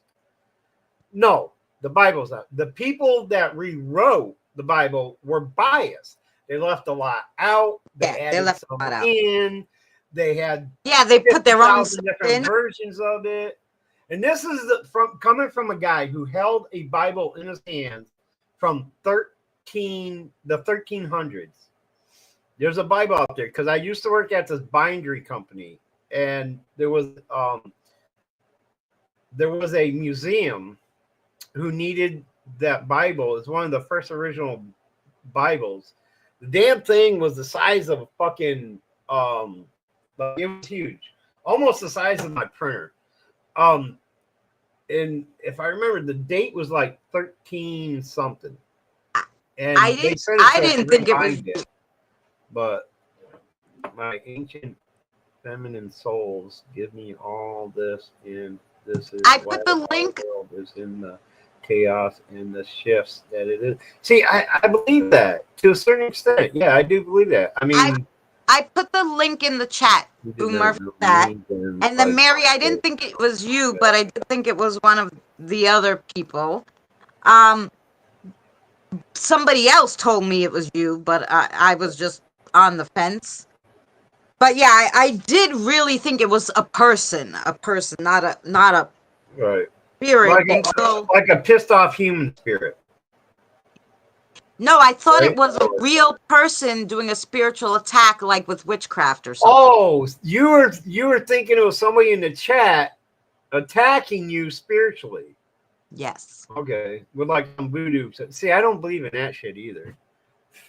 I believe that, I mean, in my experience, like, because I've done, you can get the evil eye and stuff. I believe, right? Because I'm Greek. Spirits around us that we get to know, and they get to know us. Now, you can make requests of them, but it's up to them to decide whether or not they want to do it. You can't command a spirit to attack somebody if they don't want to. Okay, right? So I like all that. All these people out there say, "Oh, I can control the spirit, and I'm going to curse you, and this I'm going to send the spirit after you, and blah blah." You can't do it unless it's within them to do it. Right. Yeah, guaranteed. There are some spirits out there, but they're usually loners. They're not the type that are going to take orders from you mere hairless apes. You know what I'm saying? Yeah, no, and what I spiritually, I didn't think that.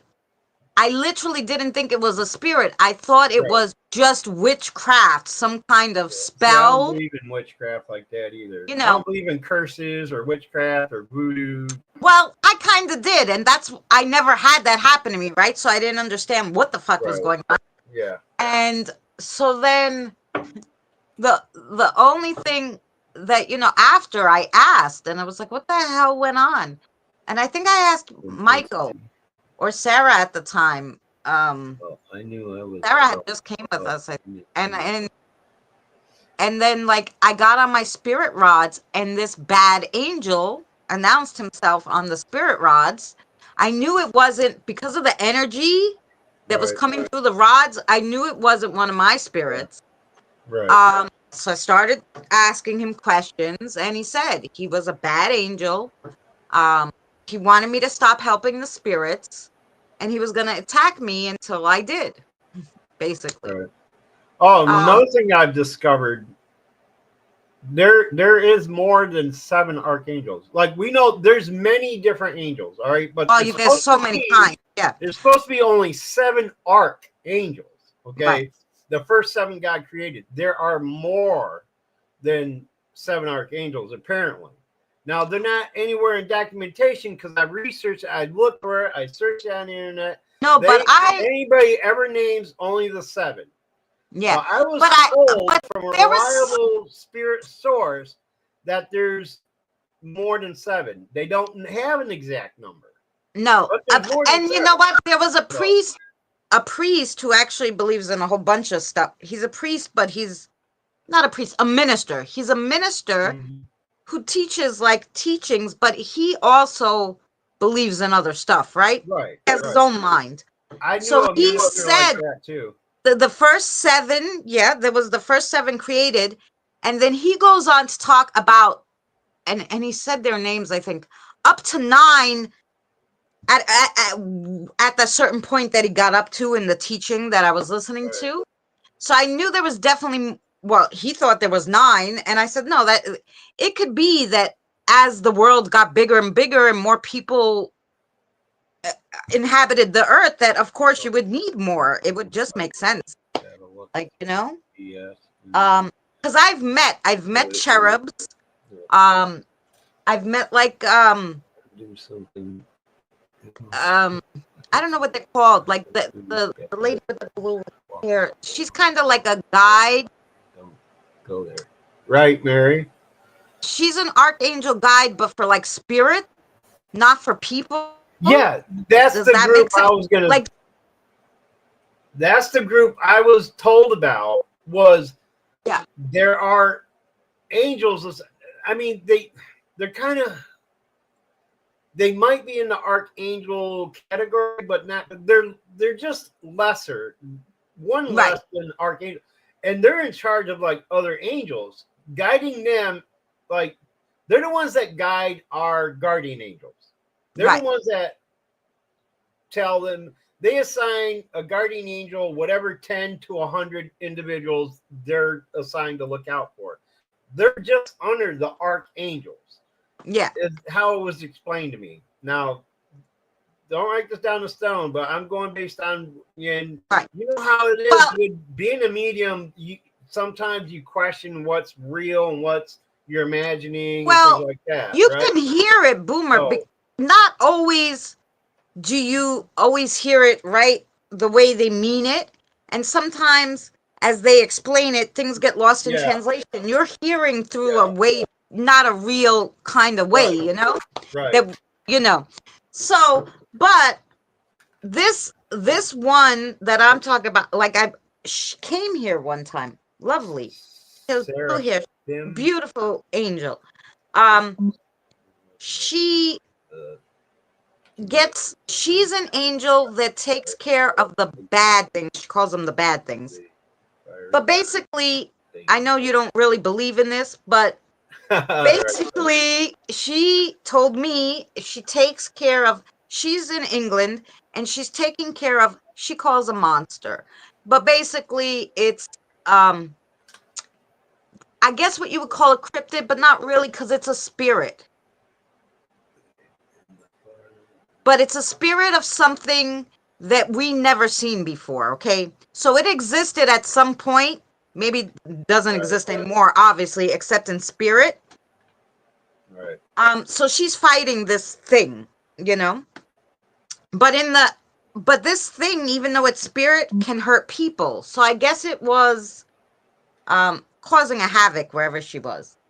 And she kept bringing me people to cross over, and I'm like, these are all from whatever you're dealing with. And she's like, oh yeah, and she keeps bringing, and I was like, wow, that's like amazing and scary at the same time, actually. But there are angels that are just put out there to help Right. take care of non-human spirits that are bad. Right. Yeah. That's their, yeah. I think Christina was describing them earlier. What was I describing? Seraphim is what the word she put in there. Seraphim, I think that's how you pronounce it. It's like 3 comments up. Okay. Seraphim.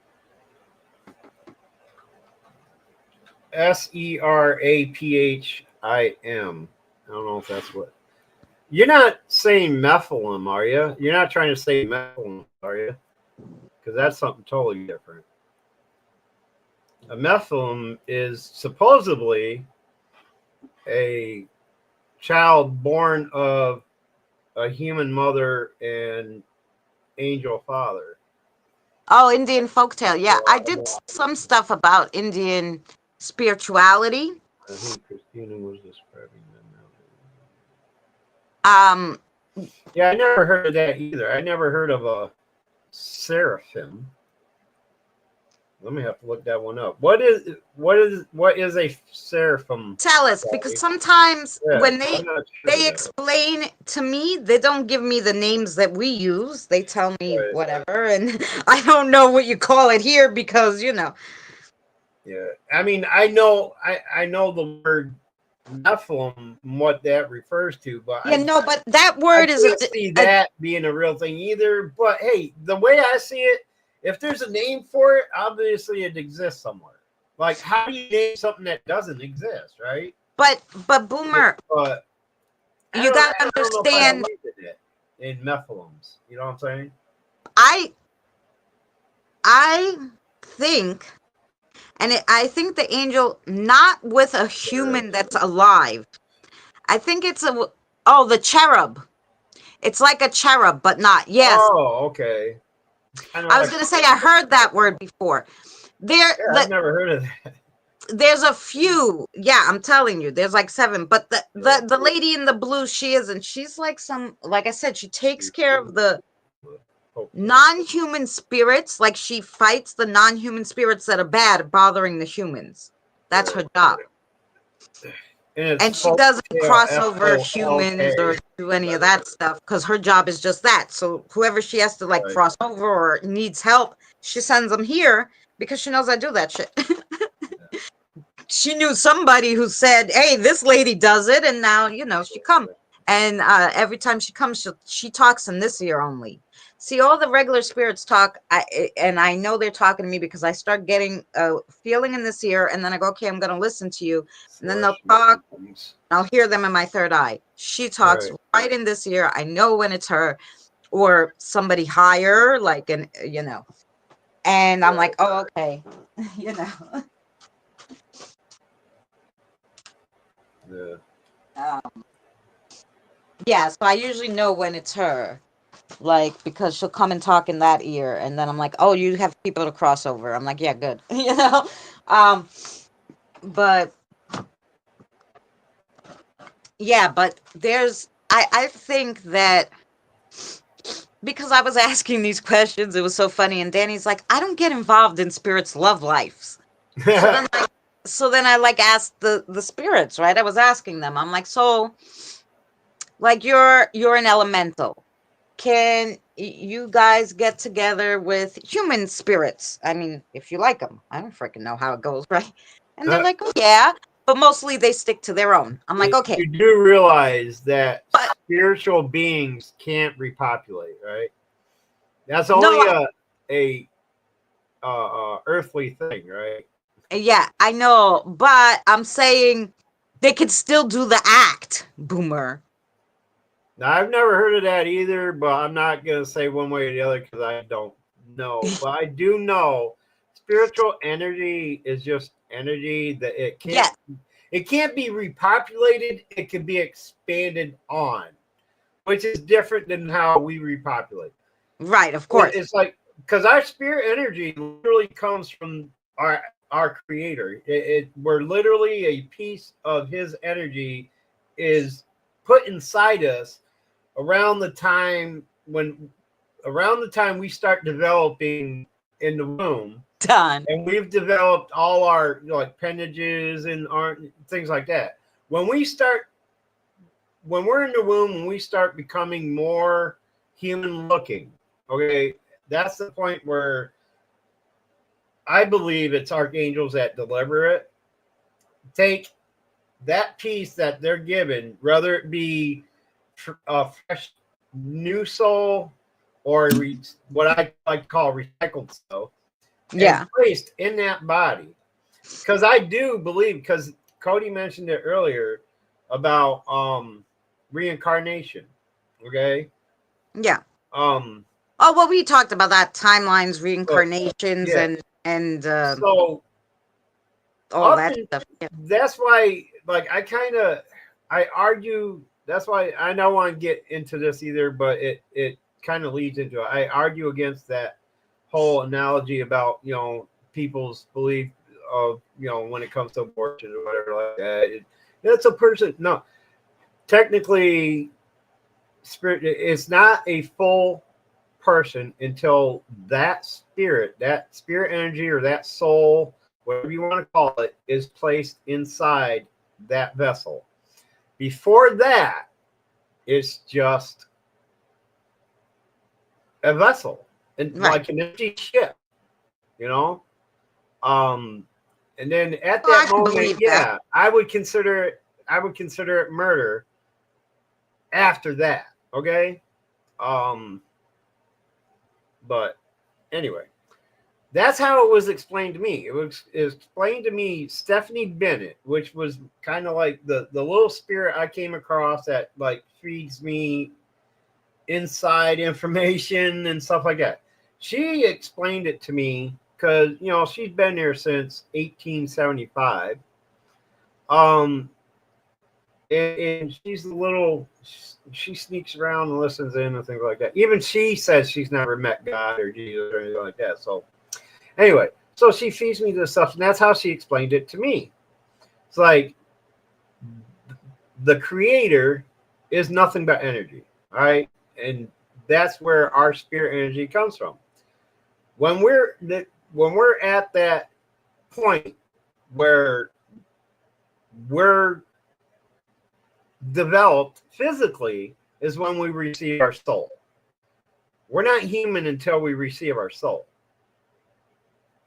You know, and then, you know, we develop a little bit more physically with, you know, our brains and other things like that in the womb, and then, you know, boom, we're born.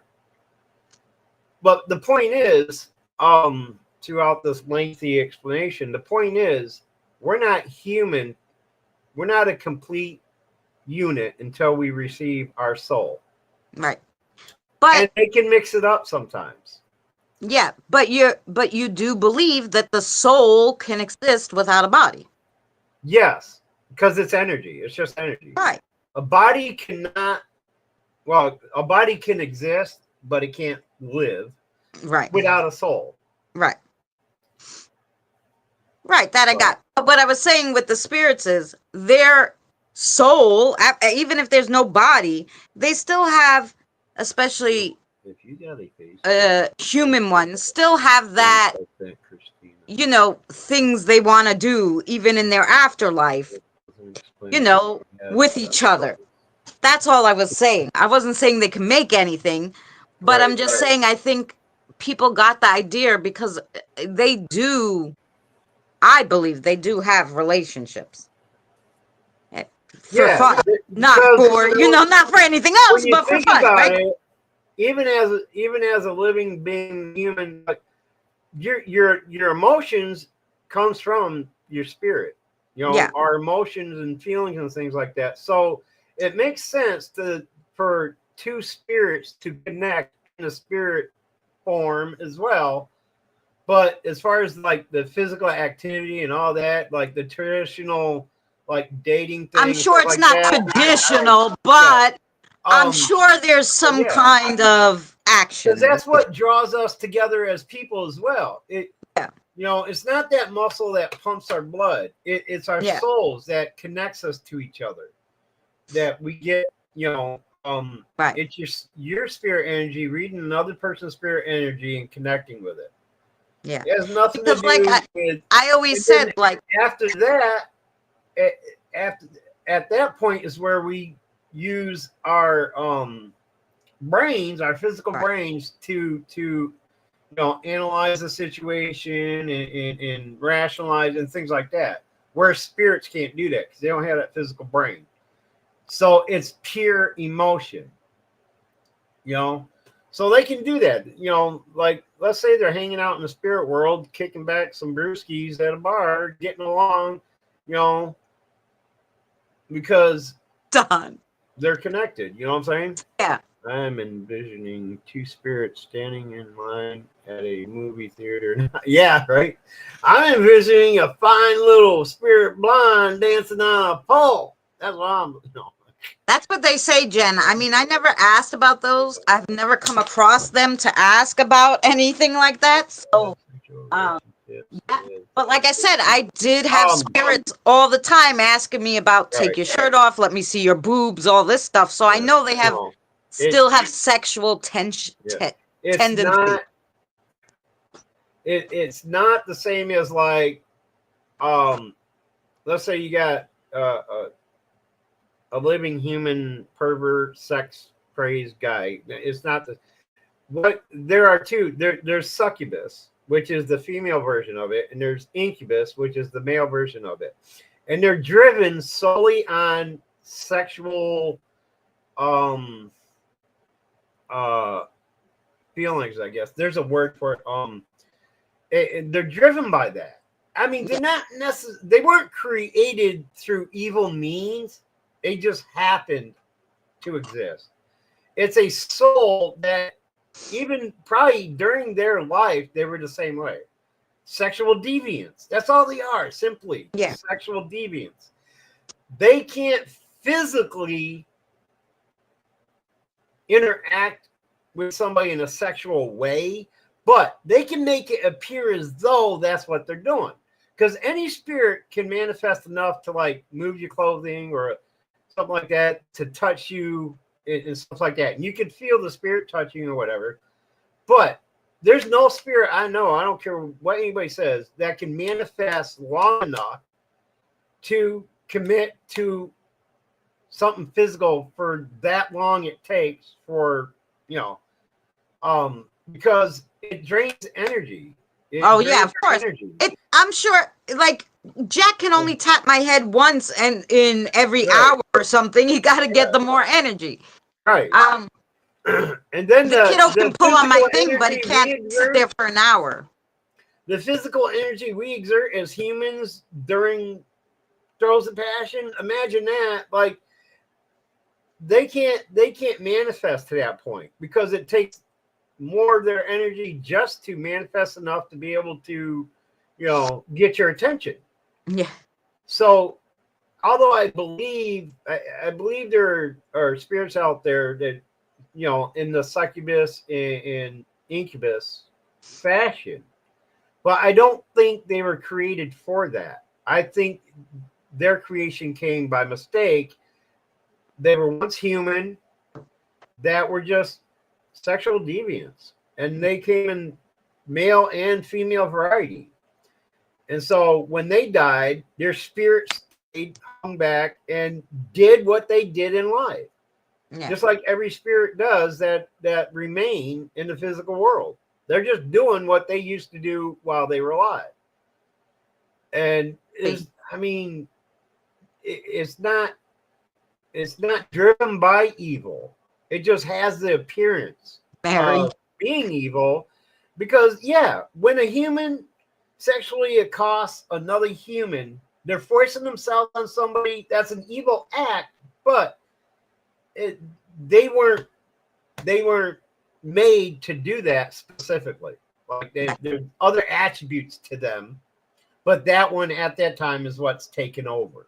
You know what I'm saying? Now, it's like I tell you, this guy, that time I had that dream where he literally was dragging me out of bed. If he dragged me to his whatever the fuck dimension he was in, I'm assuming he could have did something to me. And that's what scared the shit out of me because I knew what he wanted. And that's when I called my father to help me. But I think personally, since he had so much grab, but because I was halfway, I had went into his dimension and we were halfway. We were like, he was half in mine. I was half in his. And he was able to grab me. If he was able to pull me all the way back into wherever he was, I'm sure he could have accosted me because I would be in his realm. Right. Because the way he touched me, it hurt. My chest hurt from him poking me. I could feel his grip so tight on my legs. You know what I'm saying? Yeah. So but it was very brief, wasn't it? Huh? It but because my couldn't maintain that. Well, because amount of energy.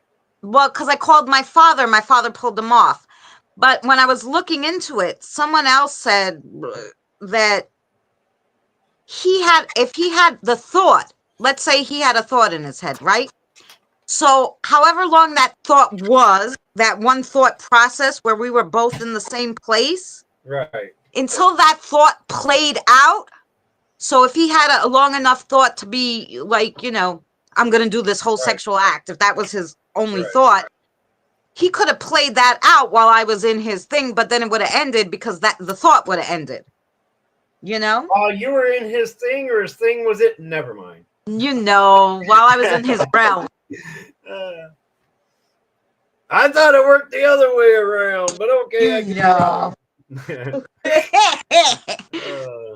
I've been put against the whole world with my truth. I guess so, Jen. It would probably. Although, like I said, I wouldn't want to do it that way, like with that crazy guy who was trying to pull me. If it was something consensual, I would try it maybe, but not with them pulling me and I don't know. No. Yeah. And here I am laying in bed at night, just begging for somebody to come down and never mind. She's getting action and doesn't even ask for it. I beg for it and I ain't getting shit. What's up with that? Send them my way. Well, you don't want that old guy. He's scary. Oh no, not the old guy. Not the old guy. We don't do old guys. But yeah. But that like there's so many different beliefs and things like that out there that nobody can really pinpoint exactly what an individual thing is or what it's all about. We can only base it off our personal experiences. What we experience happened to us gives us an idea of what type of entity we're dealing with, but there's no way to specifically research any specific kind of entity because we don't, it's not like I can sit here and have a conversation like we are with, like, if you're coming at me in a violent manner, you're pissed off, and I can see the knife in your hand, and I know you want to stick it in my heart. When it comes to like a spiritual entity, when something happens where you don't know if it's an inadvertent side effect to the action or if it's deliberate, because you can't sit down and say, okay, why did you do this? What, for the most part, most people can't. Those of us who can communicate with spirits have an advantage over that and can say, but the others don't believe what we're saying anyway. So what's the sense of, trying to convince them? But you know what I mean? It's like, I can't say a succubus is this, like, specifically, but from what I've been told, and I've never experienced one. I'd love to experience a succubus, but what I've been told, like, they're not like a strictly evil being. They are a being with evil tendencies, just like us as humans. Every human has an evil tendency. Okay? But what they lack, we have intellect.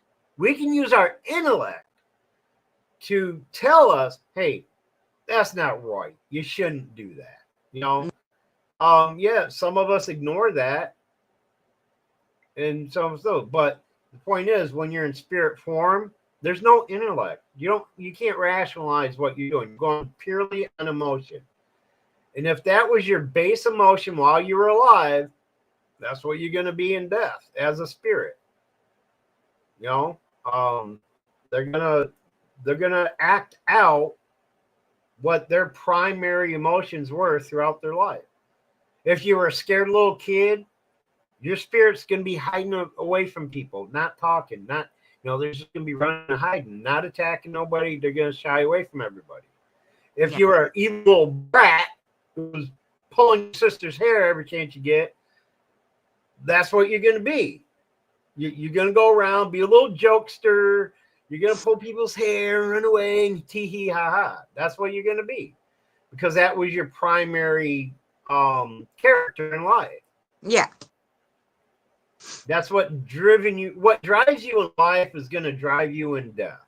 That, that's the best way I can put it. Yeah. Sorry, forgot to add that. But succubus also come in people. My ex was one. Good one, Cody. Good one. Well, you're sleeping. They can. They can come to you in your sleep while you're awake. You can be Just like, sitting yeah, down. just like a You regular can sit spirit. down. You can be sitting downstairs eating potato chips, watching Oprah on TV, and next thing you know, you feel like you got a hand going up your leg. That could be an incubus if you're female. Well, nowadays it can be a succubus if you're female too. Who knows? But yeah, I mean they primarily will try to take advantage of somebody unaware, but it does, like middle of the day, late at night, sleep or awake. They'll take you at whatever time they feel. It's just like a horny husband, the one that wants to do it every morning first thing. It's like the one who runs home for a nooner every day. That could be your succubus or your incubus. For you women, most likely it'll be an incubus. They're like, oh, let's get our afternoon, let's get our nooner on, babe, whatever. They don't particular mind what time of day it is or what state Yes, you're done. in, what mindset you're in. They just do it whenever they get the urge, whenever they get the urge. They see a pretty hot thing laying on the couch, boom, they're going to try. But the good thing is they can't last long. Unlike Boomer, no, I'm just kidding. I'm not going there. But they can't, their energy won't last that long. They have to regenerate after a while. So I can't imagine. I'm not saying it can't happen, but I can't imagine any type of entity like that can perform to the end. They can't, and the physical climax isn't there. You could. They have ways because, like we said, it's like, all right, take an electric charge and put it on your nuts. It feels like an orgasm. It's a very light charge. Okay, like a TENS unit. Anybody ever experienced a TENS unit? Look up a TENS unit and give it on the lowest. It feels like a fucking orgasm. Okay, I'm just gonna say that. But for the most part, those entities can't maintain that energy long enough to get there themselves. And they're lucky if they can get you there because it takes way too much energy to maintain for that long. Maybe not for the incubus, but the succubus, how women tend to go a lot longer before they climax than mentally. I don't know. That's never been Boomer's case, though. Anyway, it's think about how you feel after 5 minutes. After 5 minutes, you're exhausted. You want a sandwich. You know what I'm saying? You got re-energized as a human. Now imagine that without the muscular structure, and all that allows us, that adds to our strength. Okay, we have physical muscle that helps us, and things like that. A spirit doesn't have all those physical attributes that we have that helps with longevity, Yeah. and endurance. Okay, spirits don't have any endurance because they constantly have to recharge. Yeah. It's like a rechargeable battery. You can only use a rechargeable battery for so long before your flashlight goes out. What do you got to do? You got to recharge it on the charger or a cell phone or whatever. It's that same concept. Yeah, and I've heard that, like I said, well, like, because one of the spirits, she's crossed, God. but she's always here, and I'm like, do you have to go back there or like what? And she's like, I guess, like, she tried to explain it in our time, So in our time, it would be about every 72 hours. They have to go back and recharge. Right. Yeah. And I don't know how long that takes. And then they come back here. They can be here 72 hours when they're crossed. Right. And that's why a lot of your, okay, first of all, I don't believe in half of these demonic possessions that people claim. Okay. But there is a such thing as possession. Yeah. Sometimes there's a soul that but I think it's human possession, a human possessing a human. Hang on. A spirit possession. All right. For the most part, a spirit possesses because it's the easiest way to gain energy, because they take it from your spirit. When they come in, they drain your spirit to get that energy, and that's when a possession comes up. Most spirits can't full on possess. Usually they're in and out, briefly gets that charge, and then leave. Angels, which the devil is of, they have rules, from my understanding. An angel cannot possess a human body without explicit permission, which the devil, Lucifer, is his given name, earthly name, is an archangel. Everybody forgets that, or they ignore it. He's an archangel. Lucifer can't possess somebody at will. You have to give him explicit permission to enter you and possess your body. And anyone that has ever done that is the dumbest motherfucker living, and they deserve to be possessed. Yeah. Because they will take control of everything. Your mind, your senses, everything. And I don't know anybody who would willingly accept that, except for some crazy motherfucker, whatever. Yeah, and possession is different, guys, also than attachment. Because you can have a spirit attachment. That's not the same as a possession at all. That's more of an emotional thing. Spirits will become emotional attached to a person, all right? Or an item that they grew up with. There's this emotional attachment to things they have, and they'll be around it constantly. And they will enter your mind every now and again to get that feeling of life again. That's all they want. They're not trying to harm you. They're not trying to possess you to control you. They enter you. I've had it done to me several times. They'll enter. So they get that they want to taste that strawberry again. They want to smell that rose. They want to hear the music. They want to see the brilliant, bright colors. So what they do is they use you briefly to get that sensation, and then they just leave. They have no intent on controlling you or taking over your body.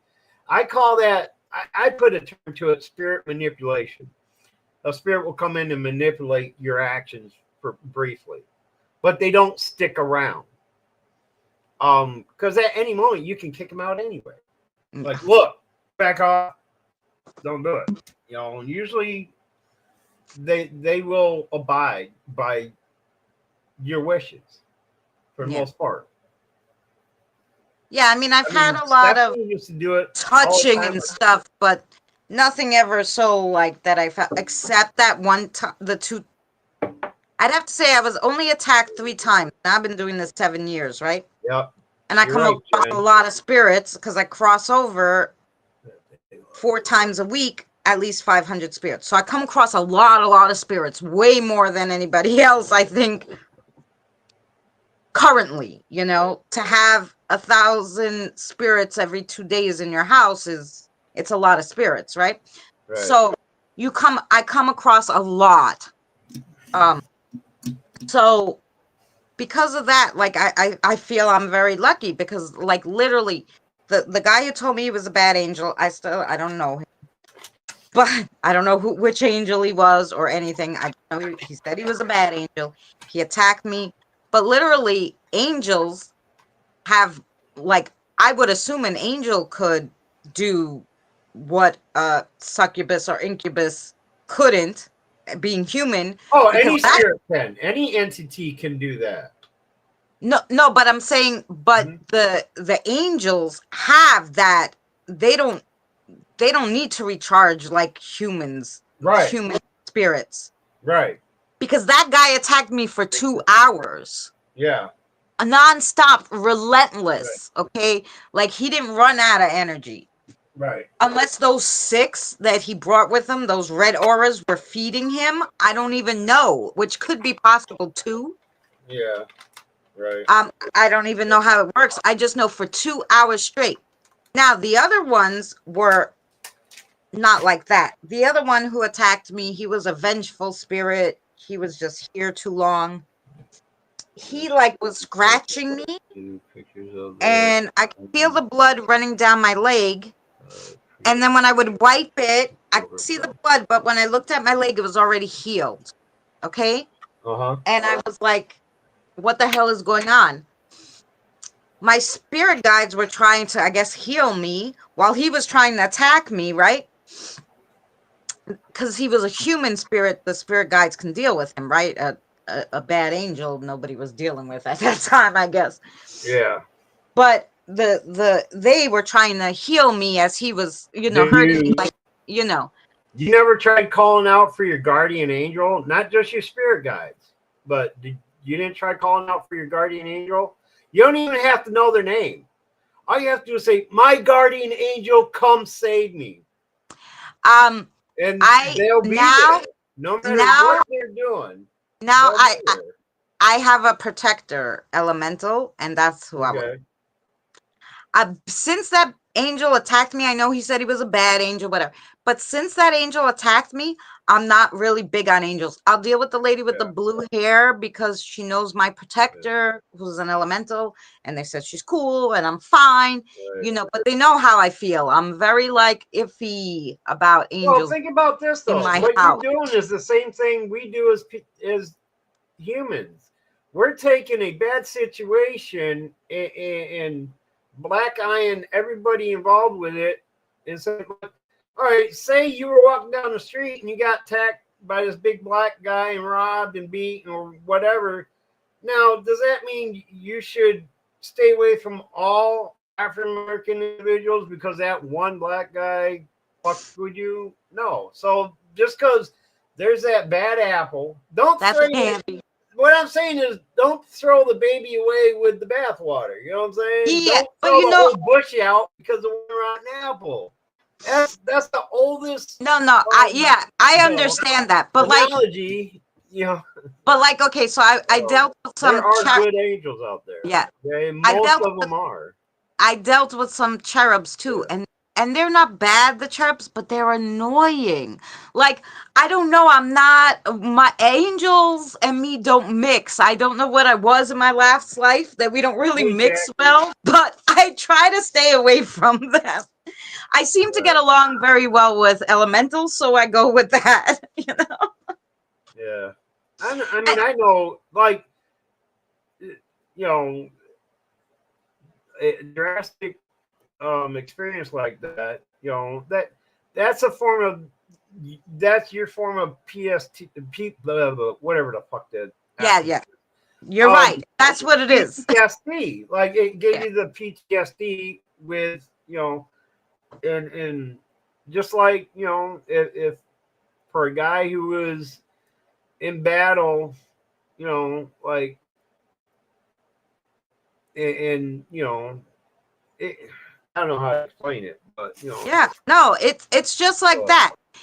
Because I literally know, I really felt like I was gonna die, and I don't know that I could take that again. I don't know how I did it the first time, so I really try to stay under the radar when it comes to them, because I'm like, if one gets mad, I can't, like, I don't know how it works. I said, no, I just stay away from them. Right.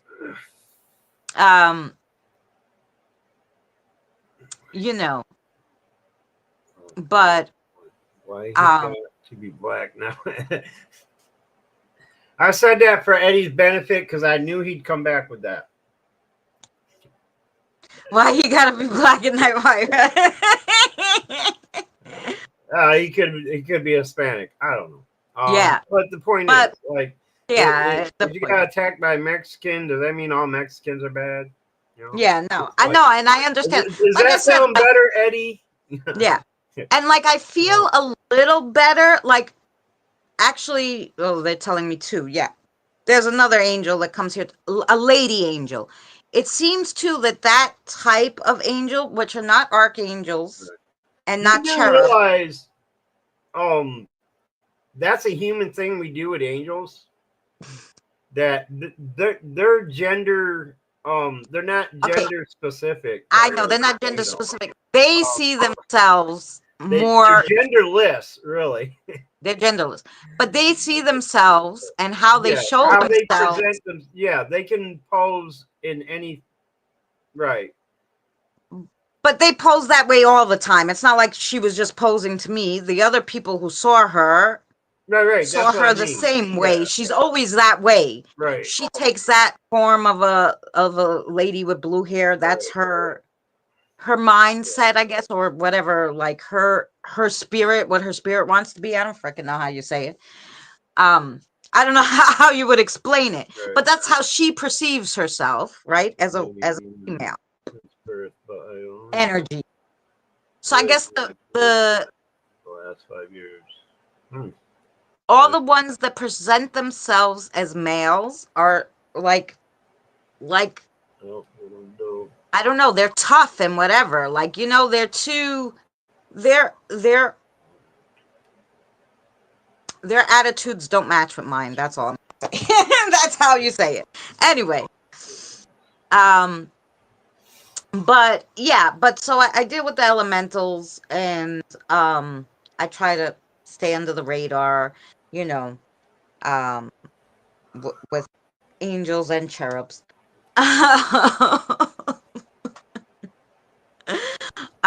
But the I was saying the other one who attacked me, so he was a vengeful spirit. Danny was able to get rid of him, right? And then the other one that attacked me, the spirit, uh, Sarah, actually kept telling me, "You have to leave. You have to leave." And I was like, literally, the spirits, and I swear it was the spirits because there's no way it never happened to me before, and it never happened to me again. So I went into this park to this place in Patchogue, and it was called the Hanging Tree. And basically, they would hang witches at this tree, right? Mm-hmm. But also they would like there were some murders there too where they hung people on that tree. Just so happens that's a bad apple tree, right? So I go to see this tree on a live stream. I walk into this place and it's just a wooded area. Now there was other people there. And this is why I say to myself, it had to be the spirits trying to get me out of there before I turned on the spirit box to hear them. At that point, I couldn't talk to them. Jackie. Now, Oh, that So they literally had bugs attacking me at first. I think just so they make me leave. Because there was two other people there weren't bothered by the bugs at all. And the more right. I think about it, the more I was like, well, how come they weren't bothered? I was dying. Like these bugs were attacking me. Okay, fine. It was your deodorant. No, They were attracted to your deodorant and moisturizer. no, I didn't have anything on that day because it was like 500 degrees, so it would melt off. I'm It was like literally, no, because that's a good point. It could have been, but it was literally, I think like 100 degrees that day. I went right like during the pandemic time, right? The summer pandemic of 2020. So it was summer. It was hot as hell. We're in Long Island. People were still wearing masks, and you couldn't actually be in the town of Patchogue without a mask. right. So I had to wear my mask the whole time until I got to so I didn't have nothing on. I did though, however, have the bug bracelets on my ankles and on my wrists, just because I would always wear them all summer. I go into this area, they're fine. They're sitting there and they're of course pulled up and sitting right under the tree, Boomer, right? So I can't get near the tree. So I'm doing this live stream walking around thinking they'd leave. No. Fine, whatever. So finally I decided to do a spirit box because I was getting literally eaten alive, right? And I turn on the spirit box and all I hear is my little Sarah say, please, please leave now. And I'm like, you know what, guys, we're gonna go. I'm getting attacked by bugs. We'll walk around. I'll show you some other stuff. When I got home, I was expecting to have bug bites all over me because, like I said, these things were attacking me and I just kept wiping them, pouring water on me, doing all sorts of stuff. I wouldn't scratch, though, because I was afraid because I'd have scratches all over me because that's how much they were attacking me. When I got home, I only had handprints on me. It wasn't bugs that was attacking me, it was something else. And that's why they kept telling me to leave. And that's why they weren't getting attacked by bugs because I don't think it was bugs. It was hand marks on me. I even had a thumbprint so imprinted on me. It was crazy. I gotta ask you something. From this angle, in this pose, who do I look like to you? Don't I look like a blonde, oh, fuck. What's the name again from AGT there? Who? Simon Cowell? Yeah, Simon Cowell.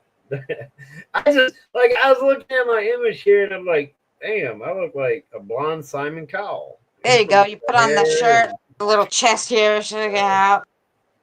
No, I don't have. I don't like it. I don't have no chest hairs. But anyway, here's the one I never told anybody about before.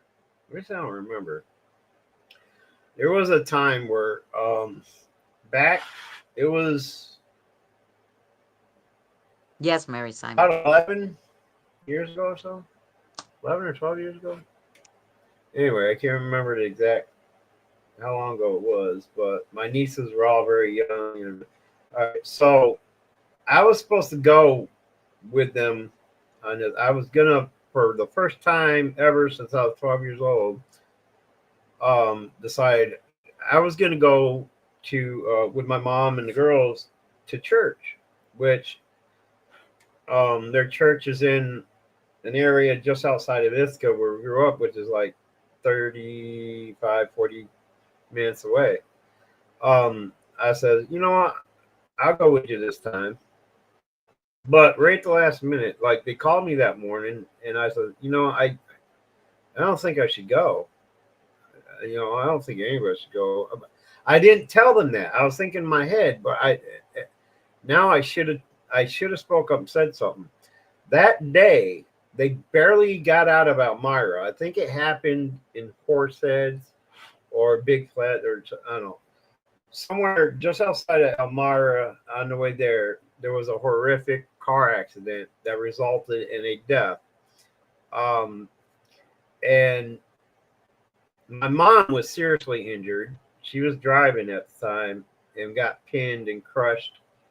The engine was almost in her lap. She was trapped between the steering wheel and dashboard and everything, and it crushed her hips and everything. There was my mom, my two sisters, and my four nieces in the minivan at the time. It was a horrific. It was a head-on collision. They still don't remember. They still couldn't figure out exactly how it happened. But there was this young lady who was in a sports car, and they had a head-on collision with my mom's minivan. Unfortunately, the young lady perished in the accident, and my mom, my one niece, the one I call my good niece, the one that does everything for me, were the worst injured out of that. My niece was thrown through the big bay window in the back. You know, the minivan windows are. She was thrown through and was halfway through it because her seatbelt came loose. And my mom was pinned, and she was in the hospital for like 4 months, something like that. That she had to be airlifted from Elmira, the hospital here in Elmira, to Rochester, and was there for like 3 or 4 months. But I never forgave myself about not insisting they don't go. something told me I shouldn't go. I was gonna go. If I had went, who knows what would have happened? Because I sure as hell wouldn't have been wearing my seatbelt. If I'm in the back, I don't wear my seatbelt. Okay. The younger kids had to because it's law. Under 18 or under a certain weight, you have to have a seatbelt on, whatever. Everybody else had their seatbelts on. So they were pretty much, held in place. But I just know if I had went, I would have been thrown from the car and killed. But I still regret not speaking up and insisting that my mom not go that day. Because something told me that trip, the whole trip shouldn't have been made. Right. And I kick myself for not insisting. Look, because it was before I started doing all this. Like before I was tuning in to my abilities and things like that, and actually exercising them, and stuff like that. And I just I ignored that feeling and the advice. It felt like somebody was giving me the advice that we shouldn't go, and I took that as, well, if I don't go, it may not. Right.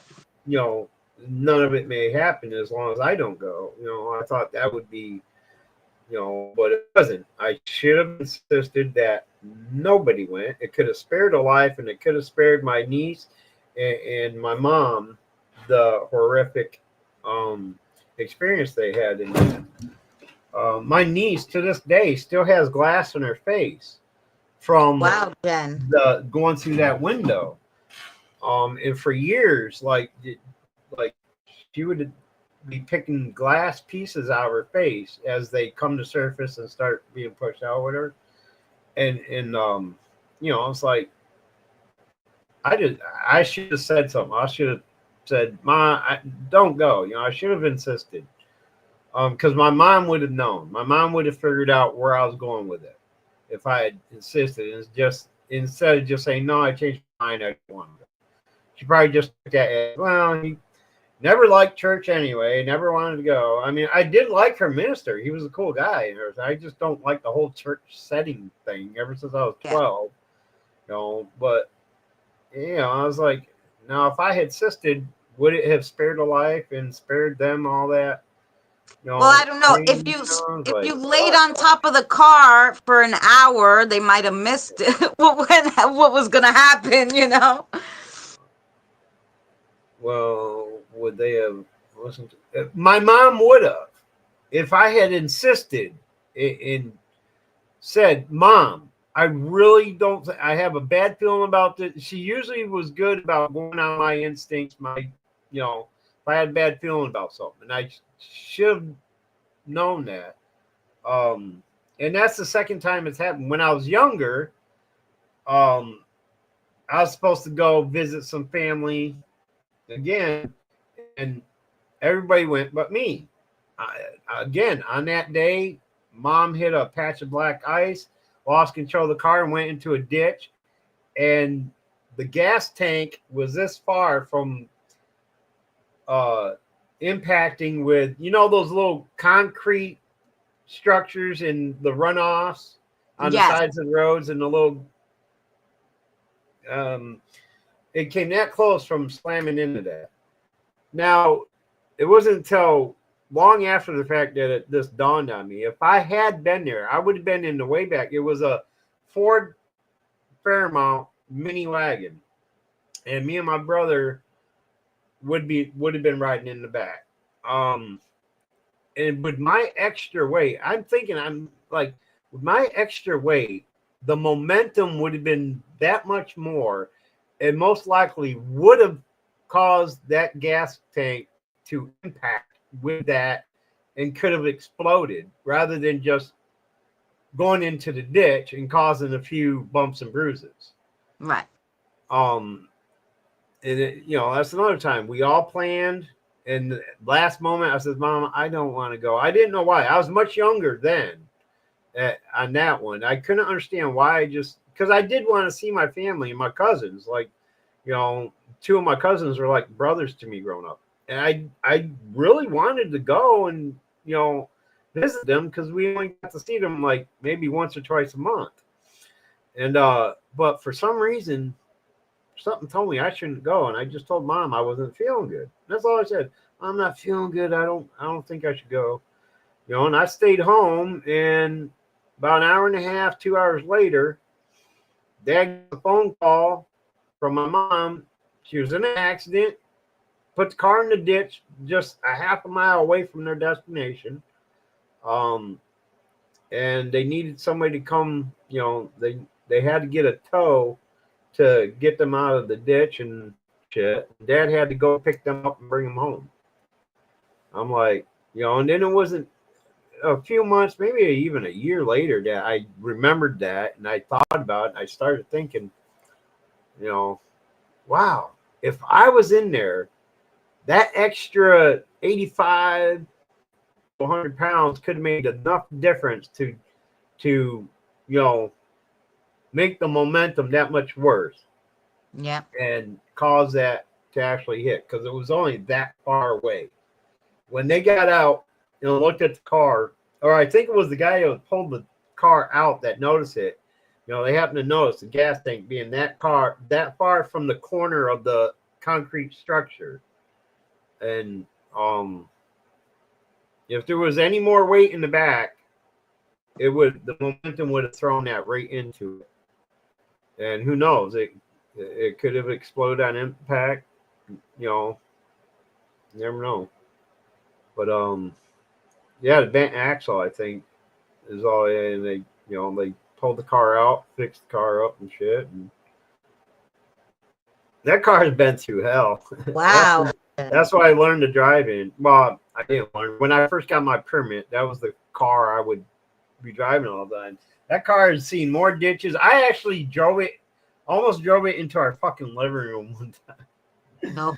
Coming into the driveway, there was this little lip at the end of the driveway and in the winter and when it's raining, it like gets real slick there, and the back rear tires will get stuck there sometimes. So I'm sitting there and I'm gunning it, like trying to go back and forth, and suddenly the steering locked up, and the wheels are just slightly turned enough to steer the car right into the house. Like, luckily, our house, the structure of our house, the foundation was about 3.5 feet above ground. Oh, that's Okay, so it's all concrete there. All right, so it hits concrete, not the actual like wooden structure of the house, because they had a very high foundation. But I went inside, like we had the big fucking mirror hanging on the living room wall. There was pictures and shit. A couple pictures fell down. I hit that bit so hard, the mirror went crooked. There was some pictures went crooked, and some fell to the floor. And my dad thought there was a fucking earthquake. It's like, he got up and ran outside. What the hell's going on? It's like, because suddenly the rear tires, it was a rear wheel drive, right. and it got grip just as I pumped the gas a little bit more. It got traction and just took off. And the moment it did, the steering locked up. I could not steer it at all. It just, for some reason, locked up. And boom, smashed into the fucking I put that car in a ditch in the middle of winter one time. I went to pick up my cousin from his girlfriend's place. And on the way back home, it slid into a ditch because there's like 3 feet of snow on the road. Okay, snowbanks were about 15 feet high, and so I'm trying to, and I slip and I go into a ditch. Let's see what. Oh, I had a near miss with it too. We were on the off ramp, and I was going to take a left onto a bridge to cross the highway, and I hit a patch of black ice. and that car did about 5 donuts as it's going across the bridge. It had forward momentum the whole time it was in a donut, and for just a brief second, it crossed lanes. And this little old lady, I can see the look on her face. She's like, you know, near miss. Just as the fronts of the car would have met, the car straightened out and went and missed her. And I was able. There was enough dry ground before the next light. Thank God, because that light was red. Would have been even more horrific. I was able to apply the brakes and stop at the red light on the other side of the bridge. I was like, oh shit, that car is caught on fire due to an oil leak onto manifold. Yeah, that fucker was abused. Yeah. Took some abuse, man. Sounds like a cursed car. Yeah, it was bought secondhand too. So I'm like that. Now when I think about it, I'm thinking Christine. You know what I'm saying? The movie. Yeah. You know, that movie Christine with the cursed car and shit. Like that's what I'm thinking about now. Because Hoover doesn't believe in curses, but it could have been a spirit attachment. Me and Christina talked about that. Oh wait, talk about what? I feel like things happen for a reason. Yeah, absolutely. Things do happen for a reason. Oh yeah, the coincidences. We did talk about that last night, Cody. That must have been before I got there. Oh, or after I left. It was just a messenger, like I messaged I everybody. thought you meant during your live stream. No, I think that was a messenger. We were just saying how we don't believe in coincidences. Yeah, he said because he said it was the year. This year, something was going to happen, and I won't tell our conversation because it's the year of the dragon, right? And I was like, oh, funny enough, I was born the year of the dragon. He goes, nah, it's not funny. Cool. I don't believe in coincidences. Like, there's a reason why I found your live stream and whatever. And I'm like, I'm sure there was. Yeah, you know? Yeah, I truly believe that. Like with all that I've gone through in the last 6 months, there's a reason I had to go through that. Just like there's a reason why I had to go through homelessness 3 times in my life. You know, I had to lose everything 3 times in my life to get to where I am now. This living here in this apartment is the longest I've lived anywhere in my whole life. Well, in my whole adult life. 15 years here. And I believe something just says, hey, you know what? Maybe he's getting too cocky. Maybe he's getting too comfortable. We got to give him a little, wake up call and put him through this so that he could appreciate, what he gets afterwards. And I do. Nobody appreciates the little things more than I do right now. After this experience and thinking back on all those times I was living under bridges, living out of my car, living in a tent in my ex-wife's backyard, living in homeless shelters, bouncing from relative to relative. Like I did that for 5 years after my wife left. For 5 years straight, I had nothing of my own, and finally I got into this place, and just like I said, there's an old term, one old shit can wipe out 1,000 other boys. I had that one old shit moment that, made me experience these last 6 months for a reason, Yeah. I made a mistake. I missed something I shouldn't have missed. And one thing it did teach me is I need to start paying better attention to my fucking mail. Like, if I get an alert that I have mail, it's my mailbox is about 50 to 70 yards out across the parking lot. Okay.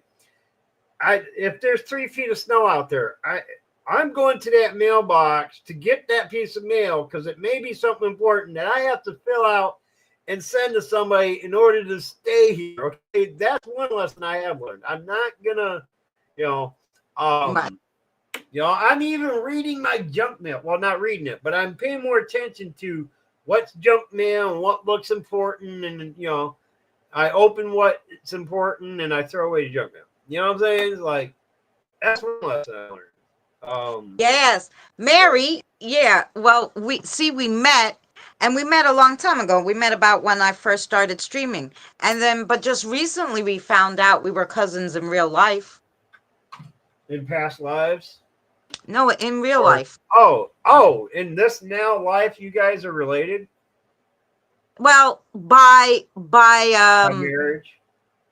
by like a default kind of thing. Basically, what happened was, Oh, I could tell them, right, Mary? The yes, Jen. I believe that too. her aunt was unmarried back in the day, and she got pregnant, and she gave away the child. My father's family Great adopted uncle. that child. It was my father's first cousin, Okay. which makes us cousins. Okay. So you guys Still, are like you know, third cousins, it's that small of a world, is what I'm saying. You right? know. Right. Yeah, that's cool. I thought when you guys were talking about it before, I thought it was like with me and Lou. Like I discovered Lou and I were of some kind of relation, most likely brothers or very close cousins in a previous life. And I thought Oh, that's what you guys meant by that when you were talking about it before. I thought maybe like you realized you guys were sisters or something in a previous right, lifetime. Chris. So No, that was. I'm sure we were also related in a previous life, which is why we ended up being kind of related and yeah, being put could together be. in this life. Yep.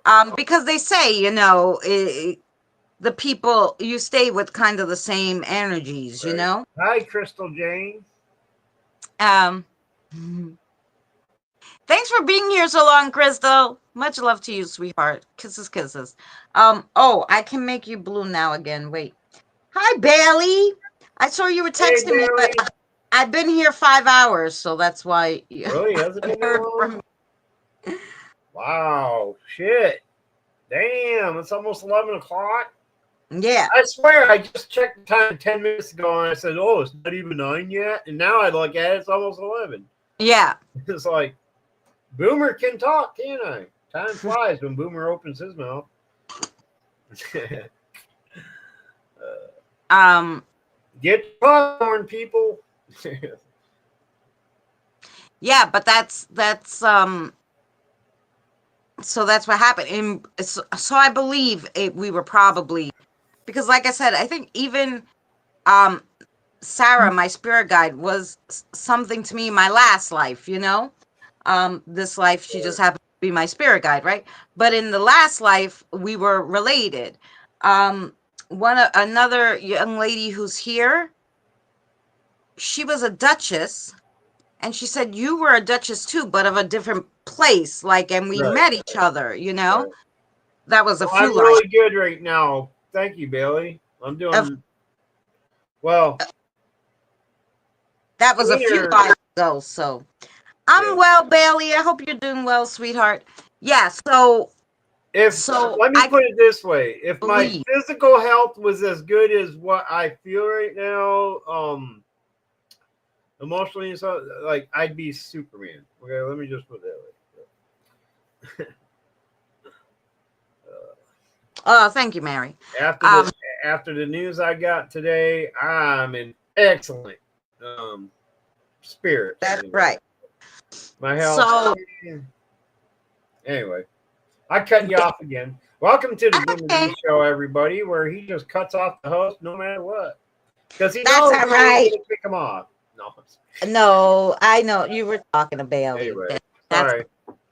um yeah, but so she was like, yeah, so I knew you.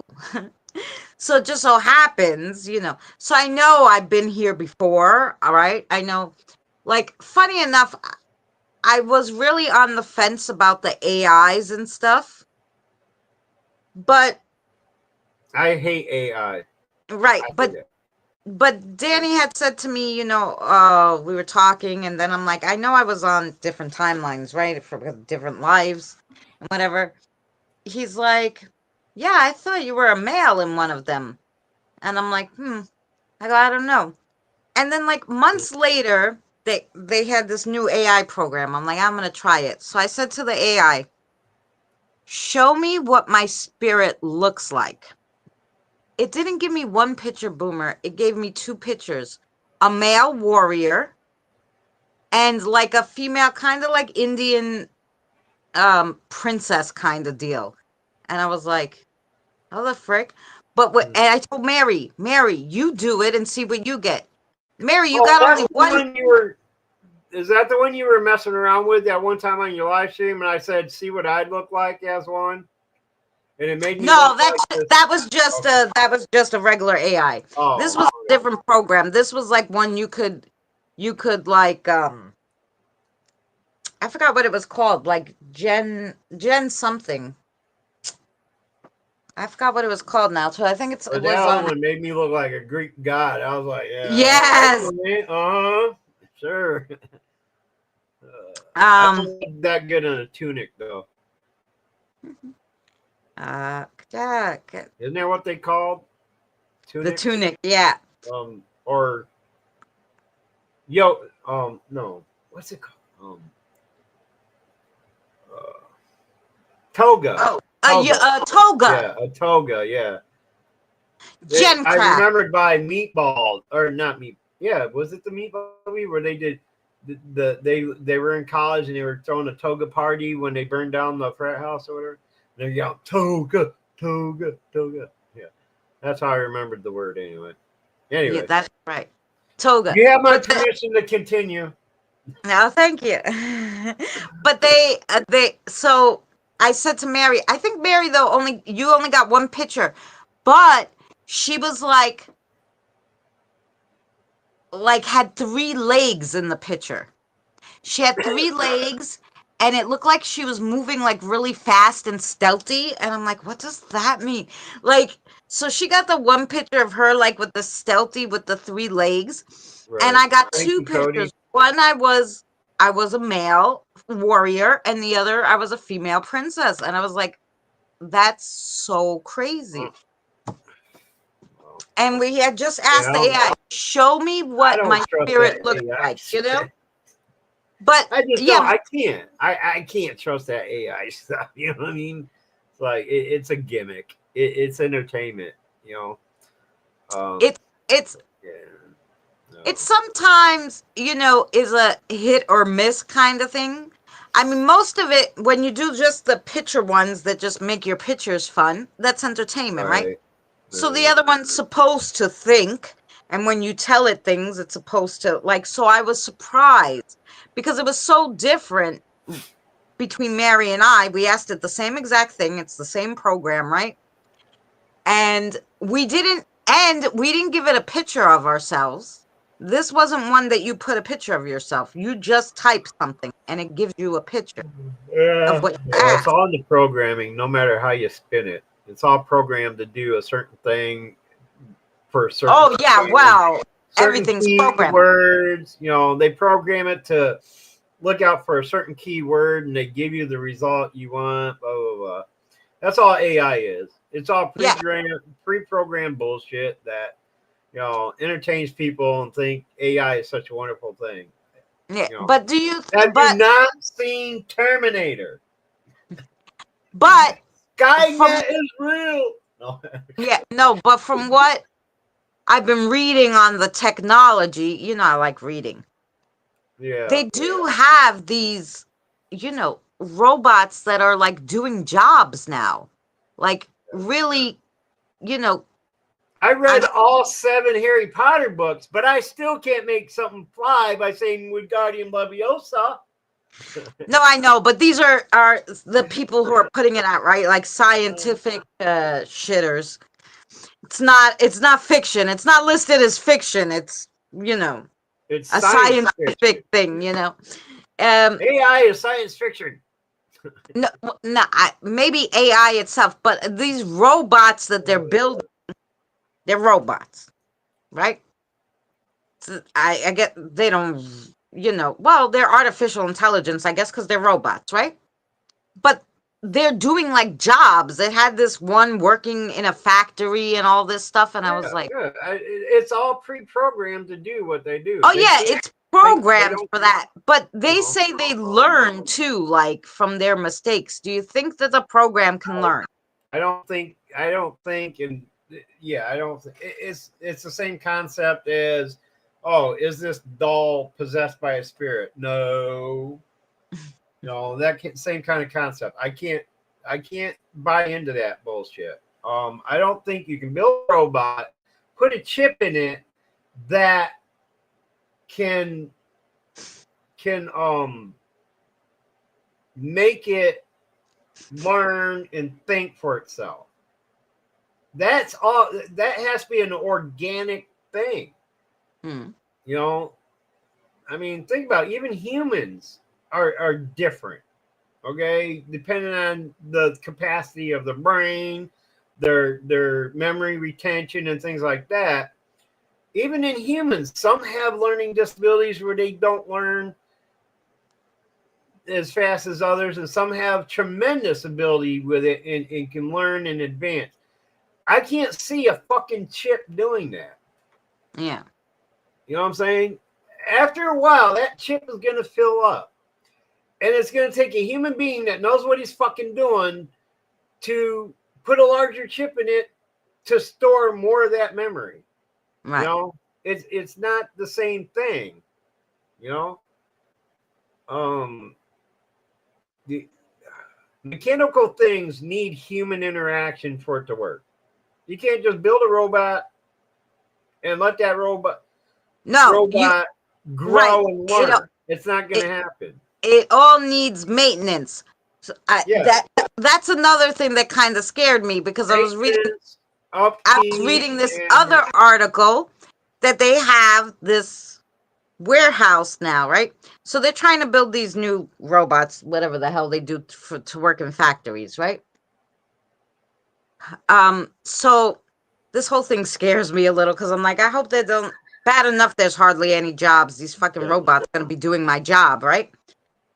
But anyway, so the in the factory, do you know who fixes and builds the robots? Other robots. Yeah. Like, That's because that's what they were programmed to do. What the fuck is going on? That's what they were programmed to do. I mean, it's no different than at a car factory where they program into a computer what they want this welder arm to do. And it does just that job. Yeah. When it passes that I-beam, it tells that computer, okay, I'm here, do your thing, boop, weld it, it moves, boop, weld that. That's what it's programmed to do. It's not going to say, hey, Joe, bring me another car. I got some work to do here. You know what I'm saying? They're programmed. They do what they're programmed to do. They're not going to do any more than that. They're not going to take coffee breaks and say, well, I quit. No. They're not going to join the picket line because they're overworked, or it's not thinking for themselves. They're being programmed to do one specific thing or multiple things, depending on the program. But they can only do what they're programmed to do. They can't learn to do something else. If you're programmed to be a welder, that's all you can do. You can't teach yourself to be a riveter if you're programmed to be a welder. That's crazy. They can't do that. They're not going to teach themselves a different skill, because they're only programmed to do that one or whatever skills they're programmed to do. That's all they can do. They're not going to learn how to do brain surgery. They're not going to learn how to, be an athlete, on their own. They have to be programmed to do that. You know what I'm saying? So AI is just a fucking dream. That's just a label they put on it to make us think, oh, wow, look, my computer might wake up in the middle of the night and kill me someday because it's running on AI. It doesn't. No, you only can do what your input to do. Yeah, your inputs. You Yeah. know?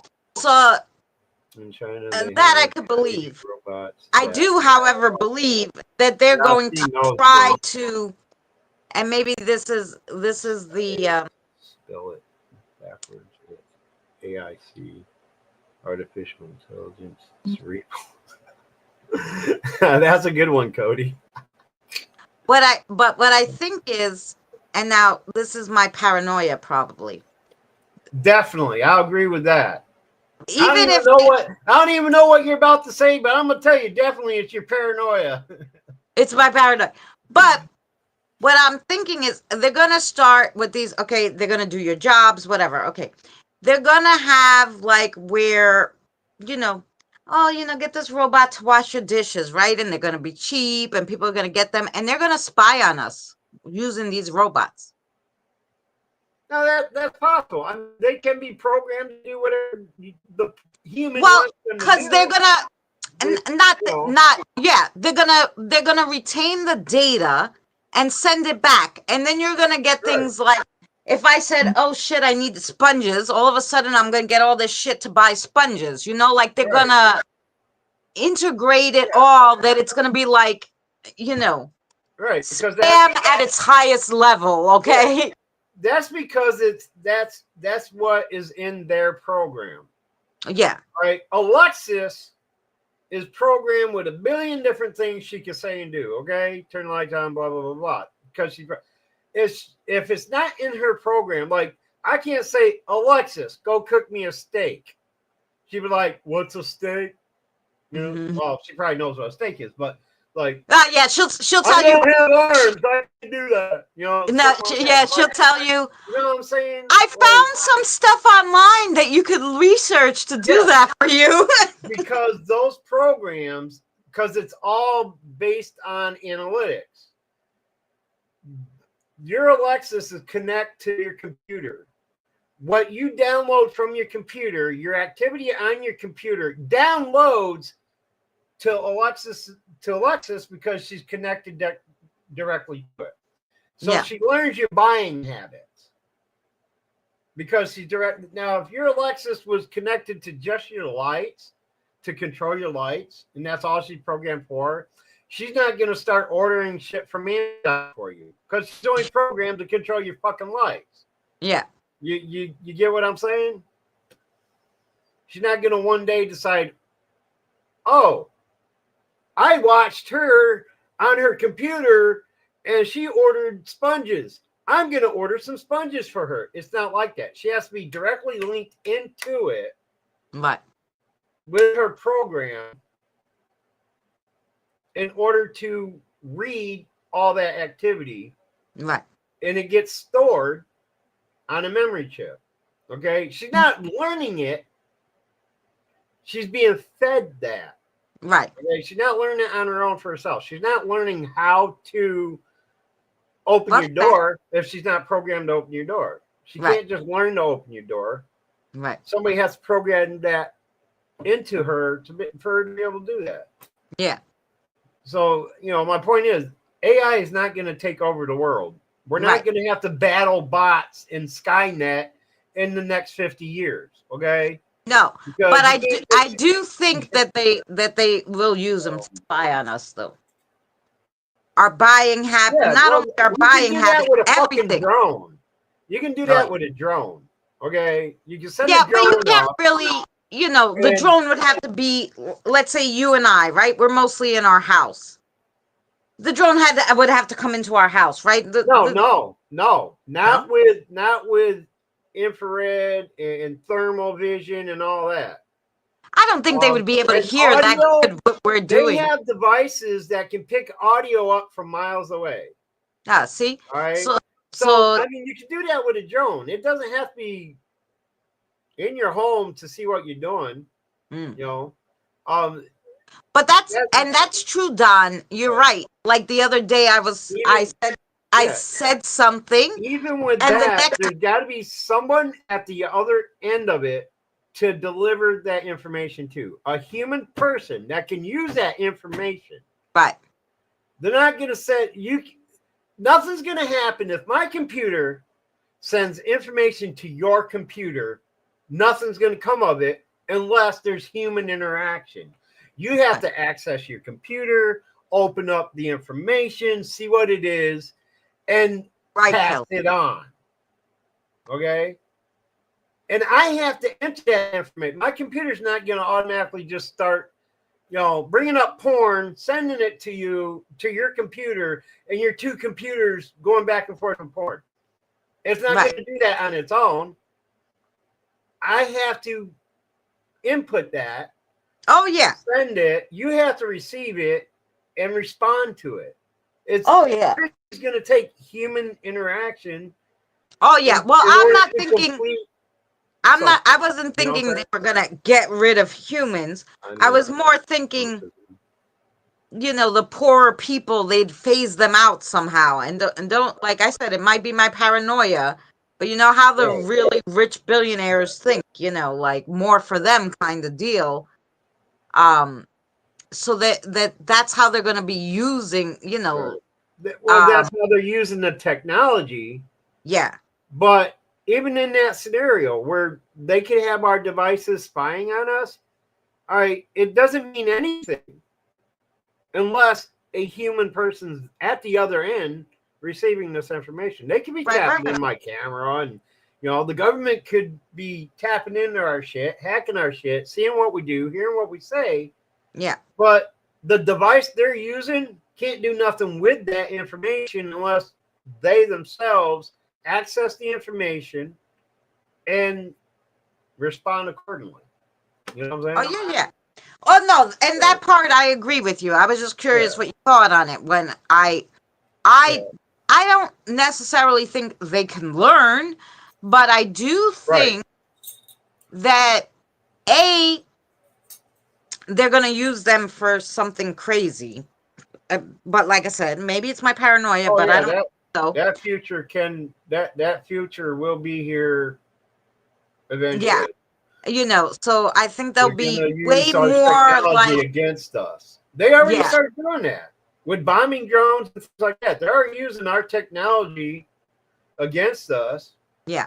And in the future, it should eventually there may just be that one human left that's controlling the Skynet system. But in itself, Skynet is just a bunch of plastic, metal, and fiber optics. Yeah. Okay? It can't destroy us. Right. It takes another individual to do that. It needs something to tell it what to do. Oh, yeah.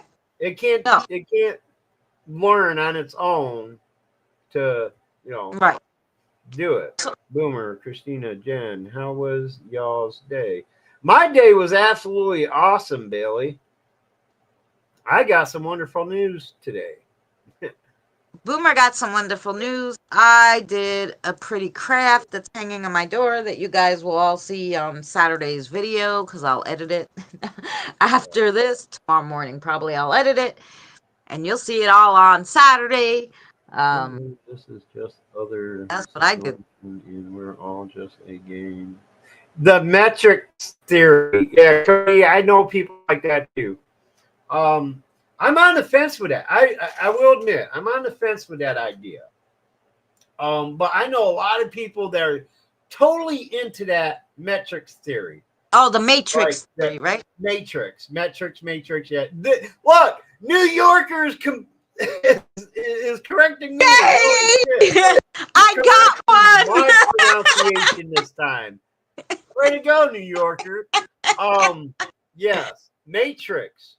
I know a lot of people. I got relatives that think everything is based off of Matrix. Like, we don't really exist. We're just living like a virtual dream, and this is our life. I'm still on the fence with that. I can't totally believe in it because of my personal experiences with spirit interactions and things like that. Well, and so I mean, even though I definitely don't can be programmed in us to, experience that maybe, too. but you know what? I kind of think I don't believe that in depth that the government is. I don't think they have a bunch of. Like, how can they have 8 billion individuals hooked up to a power supply and feeding information into, like, who would do that? Who could do that? Well, Now we yeah, get into the I realm don't. of aliens. Aliens, we could all be just aliens laying in pods somewhere, programmed to see what we see in our lives. Like it. I don't know. Anything's possible at this point. Anything's possible. I guess, but I don't. That part, I don't go for that. I really think. Yeah, I'm I not gonna do. totally buy into it either, but I do think though that there is a universal. They call it a universal brain, but that's not exactly what it is. Like a universal like database that's storing all this energy. Like our energy imprints as we're leaving it is storing all this data somewhere in the universe. Like what do they call that? I think we at talked this about point, it. anything we say is just a thesis anyway. Right. But what do they call it? A lot of people talk about that records place. Boomer, you know the name of it. Place. RC Records? Well, it starts with an A. What is it? The archaic you know what it is. Is that the word archaic? Something like that. I think it has an S though. And come on, Mary, you know it. No idea. We did a Sinister Sunday. We did a Thursday on it. Anyway, the records. We talked about how they're like stored, and you could actually like view your records of your past. Oh, like there's a big universal hall of records that has all of our lives in this little. Yeah, but I feel it's stuff that happened to your spirit already that was imprinted in this like library. Okay. It's like a great hall, yeah. So, but it's all books, and you can only view your own unless you get permission. Like, I can't. Yes, that's what it is, Mary. I can't. Archaic records. Yeah, that's what I was trying to say. Archaic. I think it's so. Let's see the. I think there was an S in it though. Akashic. Kelly says Akashic. Yes. That's exactly how you spell it, Kelly. I don't know how you say it. I never heard of that word. Yeah, that's the records. Yes, Kelly. Yes. And so that I can't pronounce this. So you guess. Great hall. I had to like do talk to text like a million times to get it right when I did the video. But that I believe that that's possible because I know, especially from the spirits, of how they find me. Sorry, Boomer, I know you're reading. But how they find me is like when I'm like looking at a video or something and I'm reading it and I'll read it out loud and then that spirit will be standing there because I just read something about them and I'm like, how it's because they left their energy imprint, and then when I was reading it, I left my energy, and it follow each other. Right. Residual energy. Yeah, we all leave behind residual energy. Yeah, so like, and that's how they find me, like through these things that I read or. Oh, really, Bailey? Wow. Videos or pictures. That's how they can find you because you leave your imprint, right? So I believe that is that is possible, Thanks, for that to exist. Exactly what Kelly was saying, that you could that there's an imprint, I don't talk to my guides. I don't know why.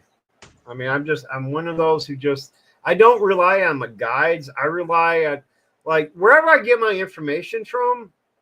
I don't know exactly who it is giving me the information or where it's coming from. Those intuitions. I try to keep it simple. I don't try to get too in depth with it all. Yeah. I just try to keep it simple. I get a message, I relay it, boom. That's it. But I don't get too involved. Right, but those intuitions that you get, Boomer, those strong intuitions, those come from your Yeah. spirit guides. Yeah. Whether you talk Right. to them or not, they give you that. Oh, You yeah, know. yeah. But I don't like, I mean, I don't sit here and like ask them about like if they got information for me, I just wait for them to be ready to give me the information. You know, I don't like. I don't know. Like I don't do what you do. I don't like when I'm card reading. I don't look to my spirit guides to tell me what to do. You know, I don't ask them, hey, should I do this? Should I do it this? I do. No, I just I do my card readings the way I feel I should do it.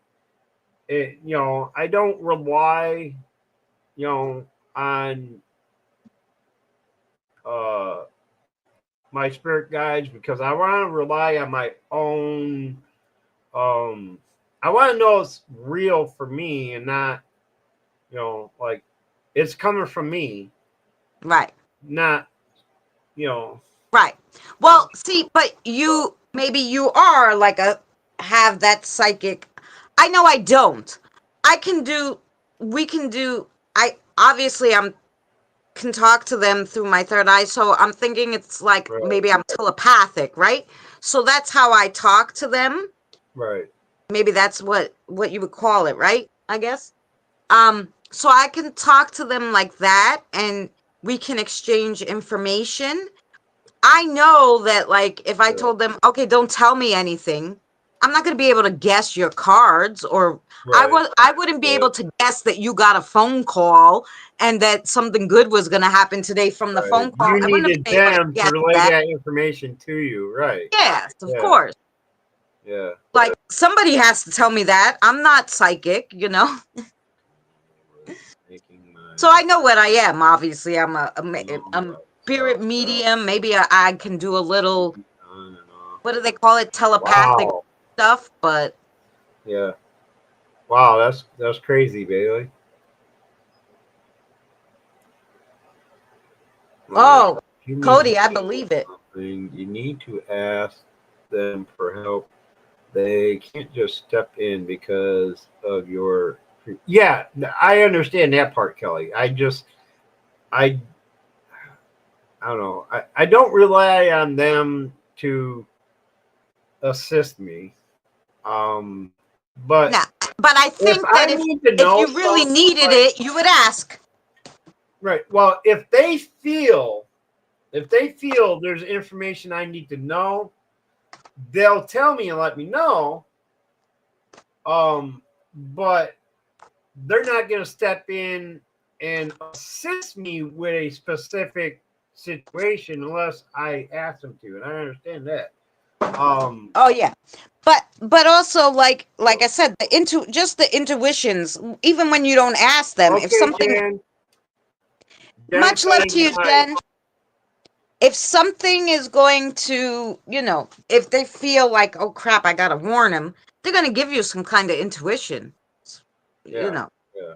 That's why you didn't want to get in the car that day, because Well, something told you it was your spirit guide. No, don't fucking go. right. you know? um, Yeah. all those feelings come from them, Um, I just happen to be one of those people like, wait, why? And I bother them to know why. Yeah. What's gonna happen? Do I have to warn somebody else? Those kind Right. of. I ask all these You ever questions. have? You've probably been asked this question. I probably even asked you it, and probably can't remember. But you ever had those situations where you come across some information that you shouldn't have, and like you feel like you're holding on to this deep dark secret that you can't tell anyone, especially if it deals with somebody specific. Like all right, a typical one would be like seeing the date of somebody's death. Like, Oh, have you ever well, the spirit experienced that? the spirits are really good with that. Like they like one time they like And I didn't know in the beginning that this happened. So of course I opened my big mouth and the person was like, no. But anyway, so basically I saw this spirit animal. It came to me and oh, she was beautiful. And she talked to me and she's like, oh, I'm so and so's animal totem. I didn't know that animal totems, unless you ask for them or about them, they won't talk to you or interact with you Right. unless you're Yeah. looking for them, right? I didn't know this in the beginning, right? Because you got to learn everything. Yeah. So I told her, oh, you have this one, that this is her name, right? And she's like, no, I don't have that here. And so I was like, why? And Danny's like, because that's a spirit. Animal totems you can't tell somebody their animal totem. You can't. Right. Especially if they don't know about them. If they know about them, then you could say, hey, I met your animal totem. But if they don't, it's for them to find out. So she has to find out. And I'm like, oh. So something like that. Now I know, like, and I don't try to tell. Tell them to go away. Exactly, Cody. Yep. Is it about me? It's not all about you, Mary. No, No, I've so actually seen three different occasions. I've seen the dates of when I was supposed to have died. Okay, earlier on in my teen years, I had this vision. The vision was a headstone with my name on it, date of birth, date of death. That's all it was on it. Well, that year came and gone. And I'm like, oh, so I did. Then it happened the second time when I was in my 20s. The vision was there again, a headstone, date of birth, name, date of birth, and a different date of death. That year came and gone. All right. And then the third one, I'm still waiting for. well, let me ask you something. This is just like something. So maybe that vision was a tentative date to tell you to change what you were doing, because I realized that a lot of their messages are like cryptic and Warnings, a little, like a heads up kind of thing. yeah, like if you don't stop doing whatever you're doing, and you would know what you were doing that was wrong, so maybe you would Well, change that's the thing. I can't relate anything specific. Yeah.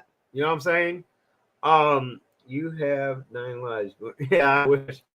I know I have at least 3 because Well, I 4 died because you twice already and came used back. 3. So, died twice and came back. I've used 2 of those already. When I drowned and then had that massive head trauma. Anyway, but what was I gonna? I wanted to remark on something you said and I forgot. Oh, you couldn't think of anything that you were doing that would cause like death? I didn't do anything specific. Like there was nothing consciously for me to do. Like it may have been something I inadvertently changed. That's what I believe happened. Like I didn't consciously. Like I still smoke, so Right. quitting smoking wasn't one of them. You know. Right. No. There was never. Oh, you know what's fucked up? One of those years when I was a kid, one of those years was the year they had that car accident in the ditch where the gas tank would have hit under any other circumstances. This is what the guy that pulled out the car said. It was like, it's a good thing nobody was in the way back but my little brother was in the way back. But what was missing was me. Yeah. So yeah, come think of it. Yeah, that year I was about 11 or 12 when I had that vision. And now that I think about it, I think it was that year that they had that accident. But the second accident wasn't during the year. Right. But maybe when you think back, maybe something else happened that year. One of the dates was in the 80s. I'm starting to feel a connection. One of the dates was in the 80s. other date was in the 90s. This last one is in the 2000s. Mm-hmm. And it So didn't happen yet. I'm still Yeah. waiting on the last one in the 2000s. Well, whatever it is, whatever year it is, make sure that year you make sure to listen to all your intuitions. If you feel you shouldn't get in a car, then don't fucking get in a car. If you feel like you shouldn't cross the street, don't fucking cross the street. That's what they're telling you probably to Yeah, like. I feel like Hey. I shouldn't cross the street every fucking day. You know, I Yeah. have to get to my appointment. Okay. Every time I come to that road, it's like, you know, I get that feeling. This might be the day I get run over by a bus because you know it's right near the bus stop. You know, it's like, and like every day I feel like anytime I go outside, there's this potential of something happening that's either gonna end my life or create, you know, a serious issue with it. So it's like that's every day. So I can't just like I can't avoid the outside. Uh, you are talking about the. Oh, right. Well, yeah, I didn't. Yeah, I almost drowned, but I was still conscious the whole time. If I would have lost consciousness and she pulled me up and they had to resuscitate me, yeah, then I would have. Maybe I could have said I almost died. I was a little Oh, dramatic on that, right? I could have died. Yeah. Kelly's never heard my stories, my near-death experiences. Yeah, no, Boomer was really dead. They actually called it. I He was woke up 12 and years was like, old. "No, fuck you." I was 12 years old, and I was out with a friend on the lake. Don't do that, come on. I was out on the lake with a friend. We were doing some boating and working and shit like that. Well, we decided to anchor about 50 yards or so from shore. So we had to swim to shore. And out of nowhere, I just started like cramping up and I couldn't swim any further. And I just sunk like a rock. I started going down. And the last thing I remember seeing while still existing in my body was this hand reaching down toward me.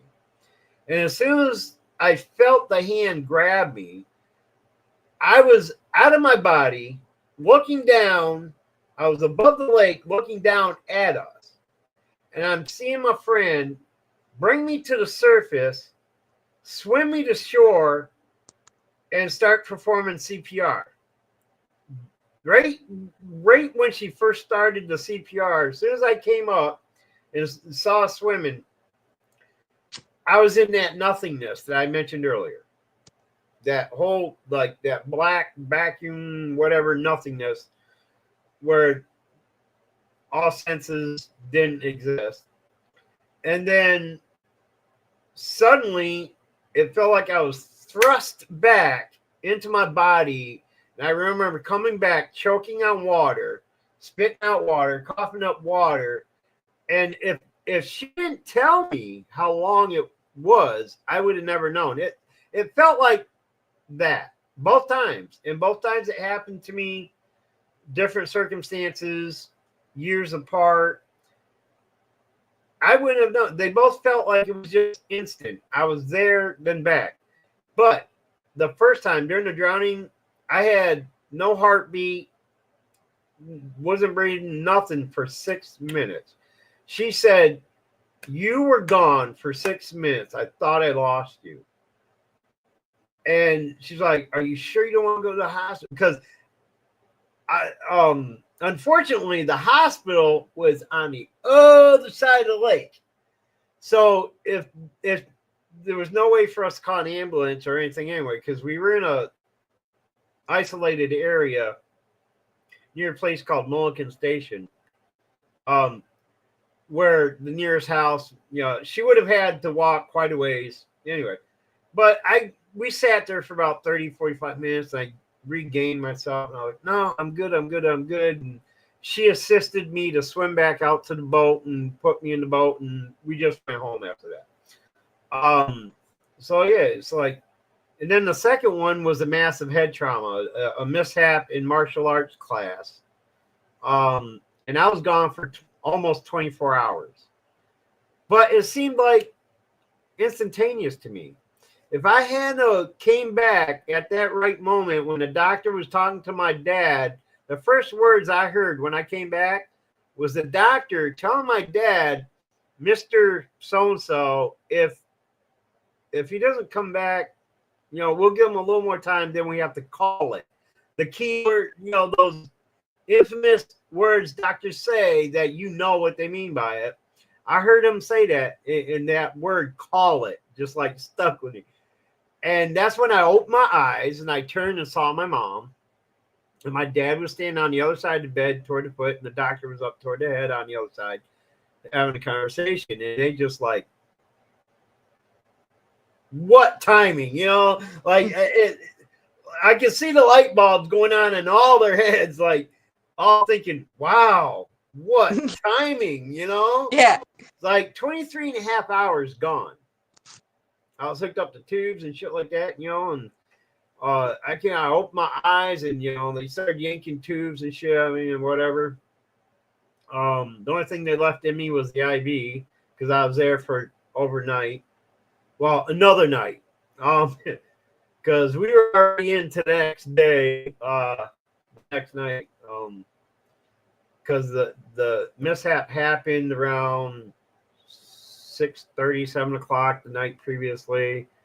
And in that, all I remember I was performing this fancy kick on a bag and I jumped too high and overestimated, and my ankle hit the chain that was holding the bag and stopped me dead in the air, face down. And I came down, I was at least 6 feet in the air.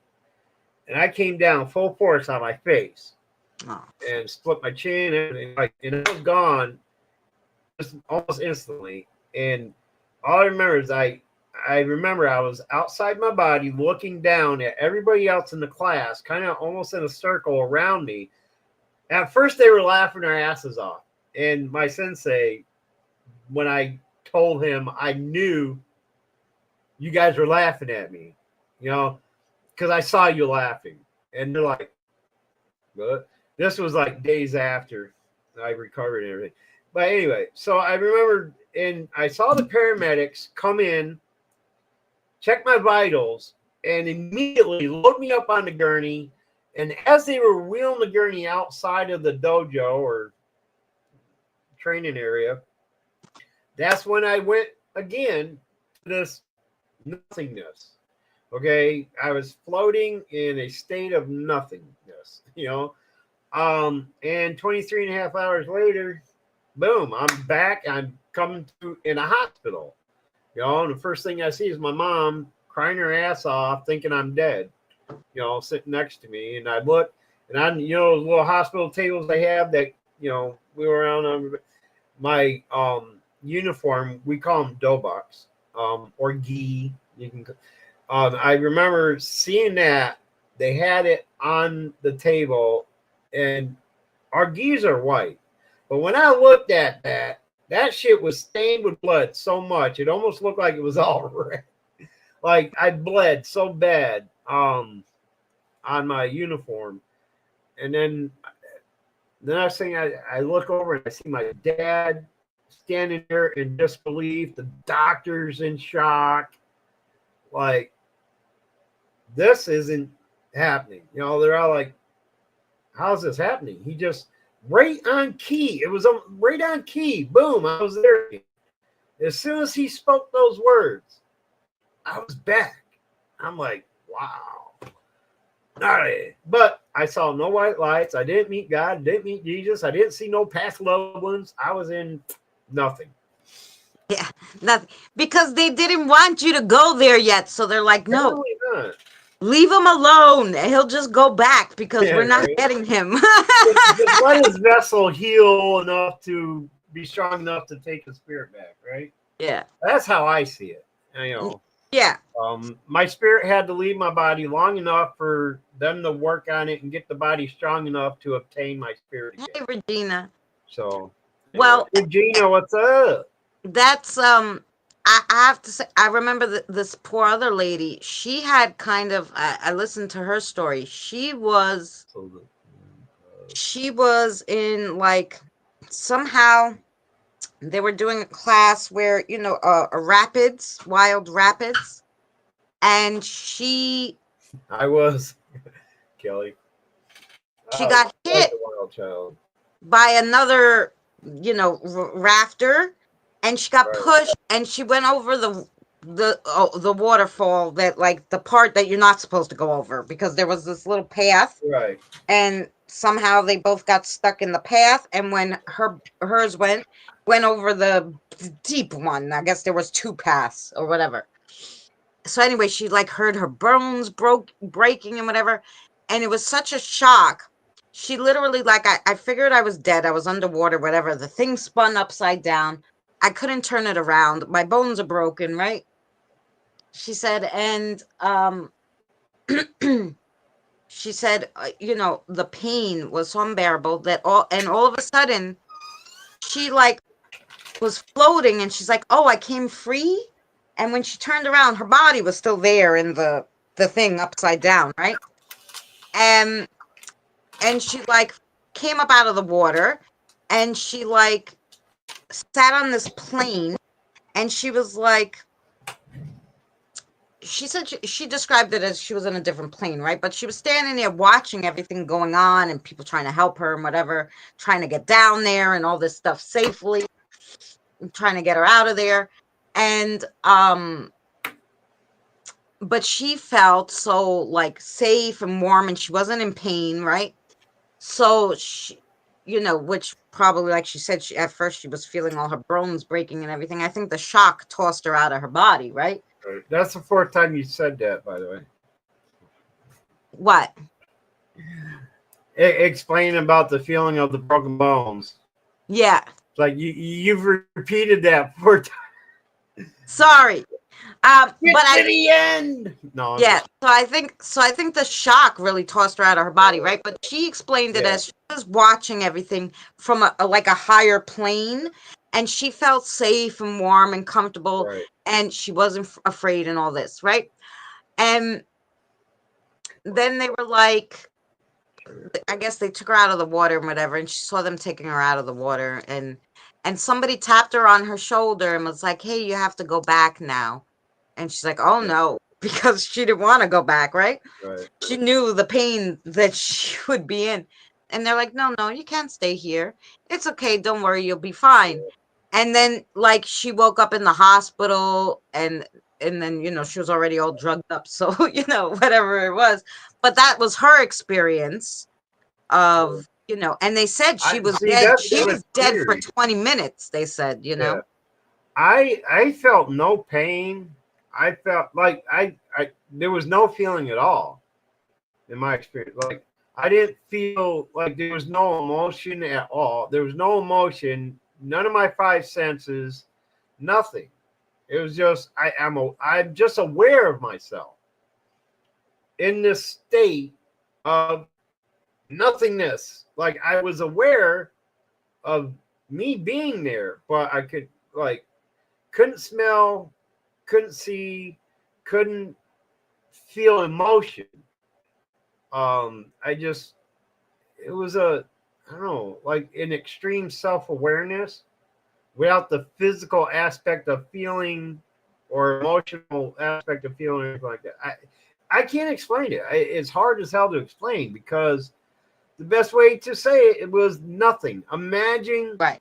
a world of absolute nothing. You're trapped in this vacuum, dark vacuum where you know. That's where I was twice. 5 years, 5 to 6 years apart from each other. That's what I saw. Yes, that he literally just got home from work. He got home about 15 minutes ago and had to use the bathroom, obviously, and that's who Oh, walked. hi, Jonathan. That's the name, right? If I Yep. remember. Oh, fuck, I remembered something. Holy shit. Yeah. When's the last time you said his name? Yeah, I'm surprised I remembered. Yeah, I always call my son, right? Hey, my son. sucked into a different dimension, deeper into this hell. We are, I can not to that extent, but I kind of get where you're going with that, Cody. Oh, I'm Yeah, sorry, Bailey. I can. These animals, dolls, and all. Yeah, I don't know about the doll part. I don't see. That's another thing. I don't believe an inanimate object can maintain a spirit physically. Yeah, I mean emotionally you can become attached to those things you had while you're alive. And yes, I believe spirits can be emotionally attached to something, but physically, like possessing something to the extent where you can make a rag doll jump up and run across the room. No, I don't. No, bullshit ain't happening. A doll with painted on eyes is not going to look back and forth and spin her heads. It's not going to happen. All that is bullshit, tricks of the camera or whatever. Well, Um, I do yeah, believe though. I mean, they can move inanimate objects, just like he could tap my head once in a while. He could push they something. can So control things I that can are imagine. movable. They have Yes. to have joints or a pivot, but painted on eyeball, like Oh no, yeah, you're right. yeah, they're painted on. They're not. I mean, it's all one piece, Yeah. like, and they just paint inside the yeah. Now the eyeballs, the kind of dolls that have those eyeballs that are controlled by weights, like you lay them down, it closes the lids because of the weights. Right. When you pick it up, it opens up. Now they can be manipulated. Yes, I will agree. They can manipulate anything that can be moved by anybody else. Yeah. But a plastic doll with no joints in the knees, no joints in the ankles, no joints in the elbows and shoulder is not gonna walk across the room. Okay, Yeah. Chucky is Hollywood made up bullshit from somebody's imagination. Okay, Now, it ain't gonna happen. if a little one stands there walking the doll across, You would notice a difference. Yeah, you would notice the difference, right? Yeah, It wouldn't be the like doll walking back and forth, kind of. Yeah. But that's not the doll moving on its own either. Right. Due to no, the doll is definitely being moved by a spirit. But another thing is though, the energy it would take for them to be able to interact with a physical object. You know how much energy it takes for a spirit to do that? Yeah. How much energy it would take for a spirit to do this? That whole bullshit with depending on the movie Ghost with what's his name? Bullshit. I have not come across, and I've come across many spirits in my life. There's 9 here now. Okay, not a one of them has ever been able to manifest enough to control an object for more than a few seconds, let alone pick something up and carry it across the room. I can't see that being done. Okay, I want somebody to prove me wrong on that. I want to sit here and watch one of my spirits pick up my drill and use it, but I don't think that's ever going to happen. I don't think they're going to pick I mean, they can pick it up and throw it at you, maybe. All 9 of them. Yes. All 9 of them might have the energy to pick it up and fling it at you.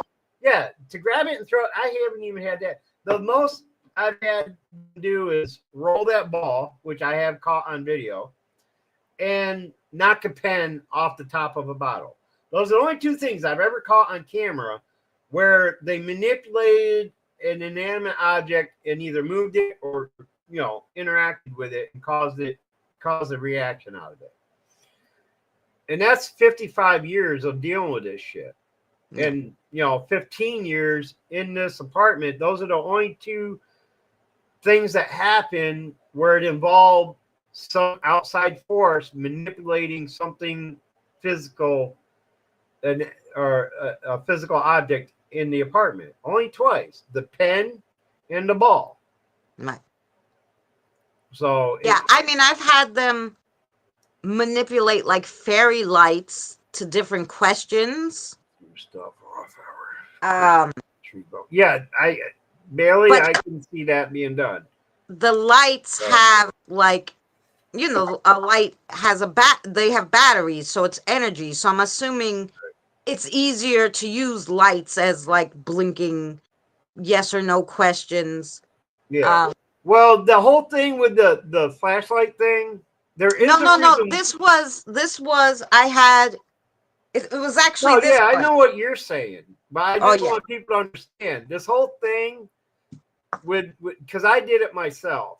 Yeah. I don't have that flashlight anymore because I think I lost the bulb to it. The kind you can turn to turn on is the mini max. Okay, you turn the top part where the light is to Yeah. turn it on and off. Well, if you set it just at the right point, when it's cold, it expands. Okay, the little contact will expand and hit on and light it up. And it lights up long enough for it to, when it heats up, it retracts and loses that connection. You know, Right. so and I've done that experience with my mag light. I don't know where it Oh is yeah. because I need to buy a And new you know, bulb like for it. I But remember people used to always tell me, "Oh, you know, the spirits can drain your battery." Sometimes if yeah, they can do that. they use the EMF a lot, they can the battery will drain faster than normal, but not that much. The When I was doing this one investigation and all my batteries kept dying, I realized because it was the temperature outside that was killing my batteries, that will do it too. not the spirits. It was like, you know, freezing. Yeah. You could, it was like 31 degrees outside. That was what was killing Right. all the batteries.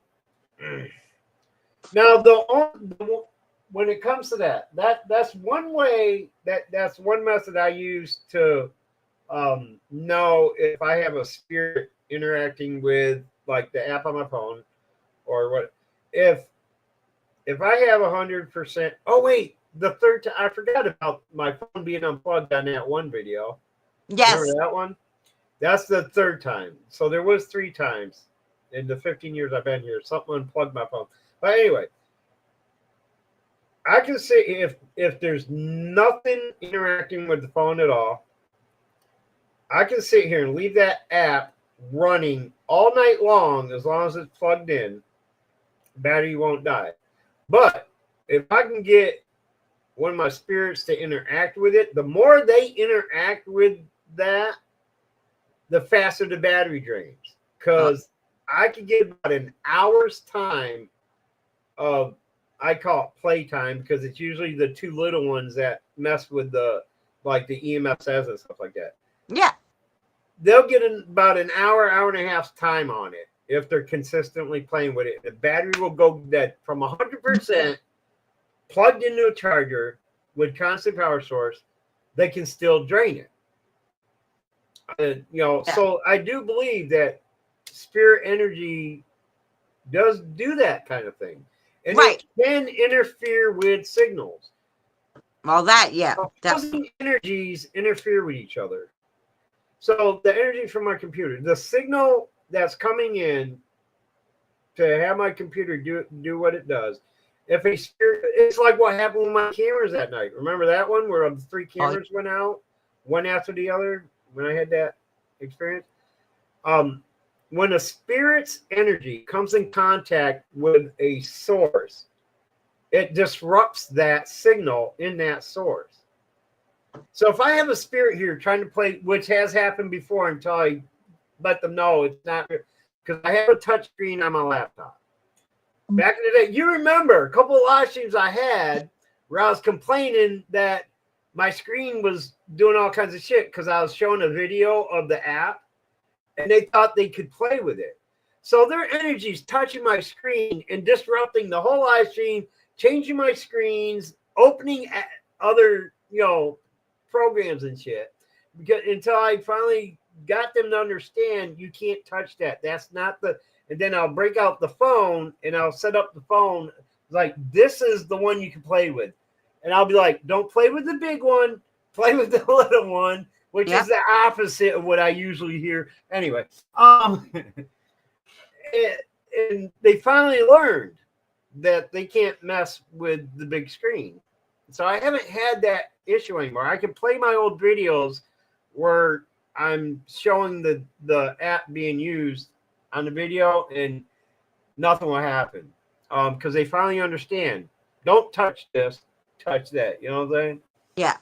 And you've noticed in a lot of my live streams, I would what's the term? Pixelate a lot. I mean, I'd have nothing wrong with my Wi-Fi signal or anything like that. Oh, The reason why I well, started Kelly. pixelating and flickering and stuff is because they're trying to interact and they're interrupting that signal. Because Kelly, So, sometimes when like the kiddos, I'm like, oh kiddos, and I would say something or I'm talking about them, they'll come over near Waverly the Hills. You were at Waverly Hills, Kelly. I'm sorry. they'll come Do it over again. near the screen, and Kelly would be like, the kids are near the phone again. You're acting crazy. I'm like, kiddo, step back away from the phone. And then she's like, oh, it's better now. So now they don't do it as much, but they do sometimes still do it, especially the newer ones. They'll come to jump up on me, and I'm so close to the phone here filming. They'll they'll inadvertently they make the screen all fuzzy. Hang on. See, I have done a lot of research explaining. Yeah, see, I mean, nobody's going to convince me that that whole voodoo doll shit is real or anything like that. Yeah, I don't believe in that. Like, I don't believe in that aspect of magic. Oh, wow, Kelly. I think magic is just a force around us that allows us to do certain things. But magic that curses, like, I don't believe in curses. Like, Right. I don't believe one person can curse another just by spewing out a few words. I don't care what kind of writings they have or You don't think documentaries they have. I don't believe in because that stuff. we believe in mind over matter. We're Yeah, spiritual people, right? It You is. don't believe that somebody could want something so badly that they could curse you? Every day, every second, every day, there's the potential of something bad happening to us. That's a given. Okay. So when you tell, like, if I was to sit here and tell you, hey, tomorrow you're going to have a bad day because something's going to happen, but I'm not specific. I'm being very elusive about it. You know? And then let's say you get up in the middle of the night and you stub your toe. You're going to think, oh my God, Boomer's right. That could have happened anyway, regardless. Because that shit always happens. Every day. We just don't acknowledge it because somebody didn't, prior to that, say it's going to happen. Yeah. But it happens to us every day. I'm always bumping my elbow. I'm always hitting my head. I'm always, so if yesterday somebody would have told me I'm going to hit my head on my headboard in the middle of the night while I'm tossing and turning, which I did last night. All right. I was trashing and I hit my head because I got one of those headboards that's like the bookshelf type thing, whatever. And I'm always hitting my head or like, so if somebody told me before I went to bed that you're going to hurt yourself in the middle of the night, okay, I could be like, oh my God, they're right. I hurt myself last night. But unless somebody previously mentions it, I'm not going to think about it. Unless there was a reason to, like now. So I don't believe in all that. That's crazy, Don. Crazy shit.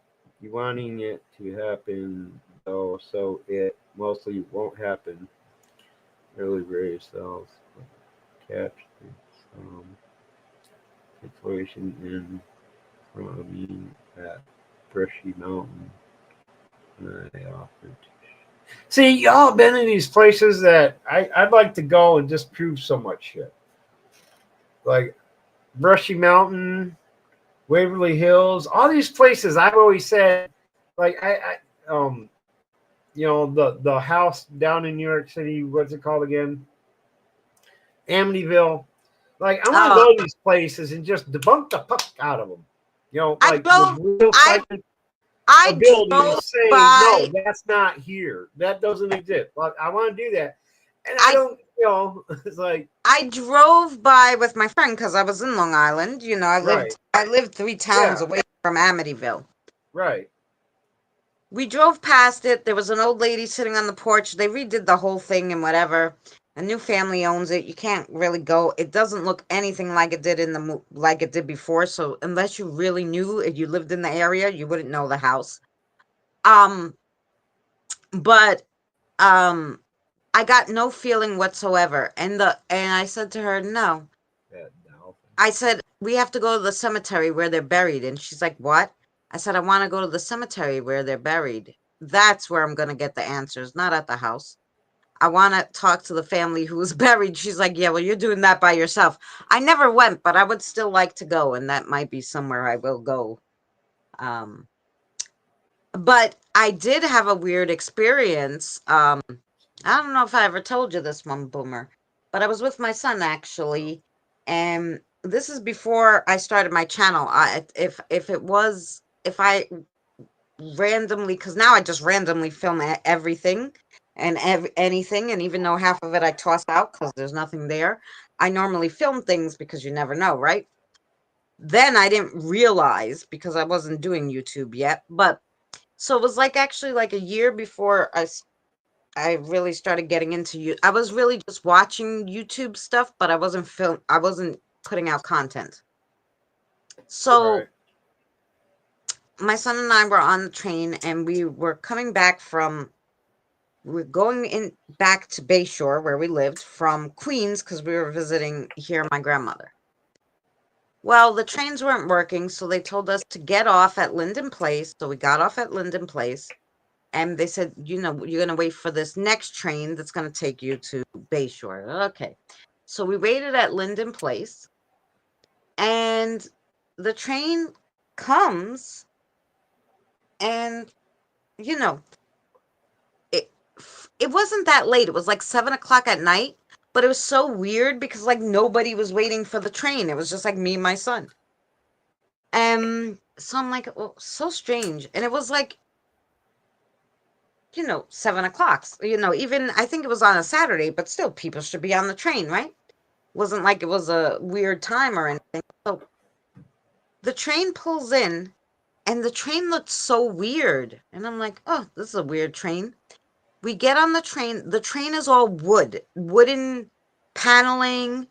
It has no electronic signs like regular Long Island Railroad. If you ever seen the Long Island Railroad, guys, it has all electronic signs.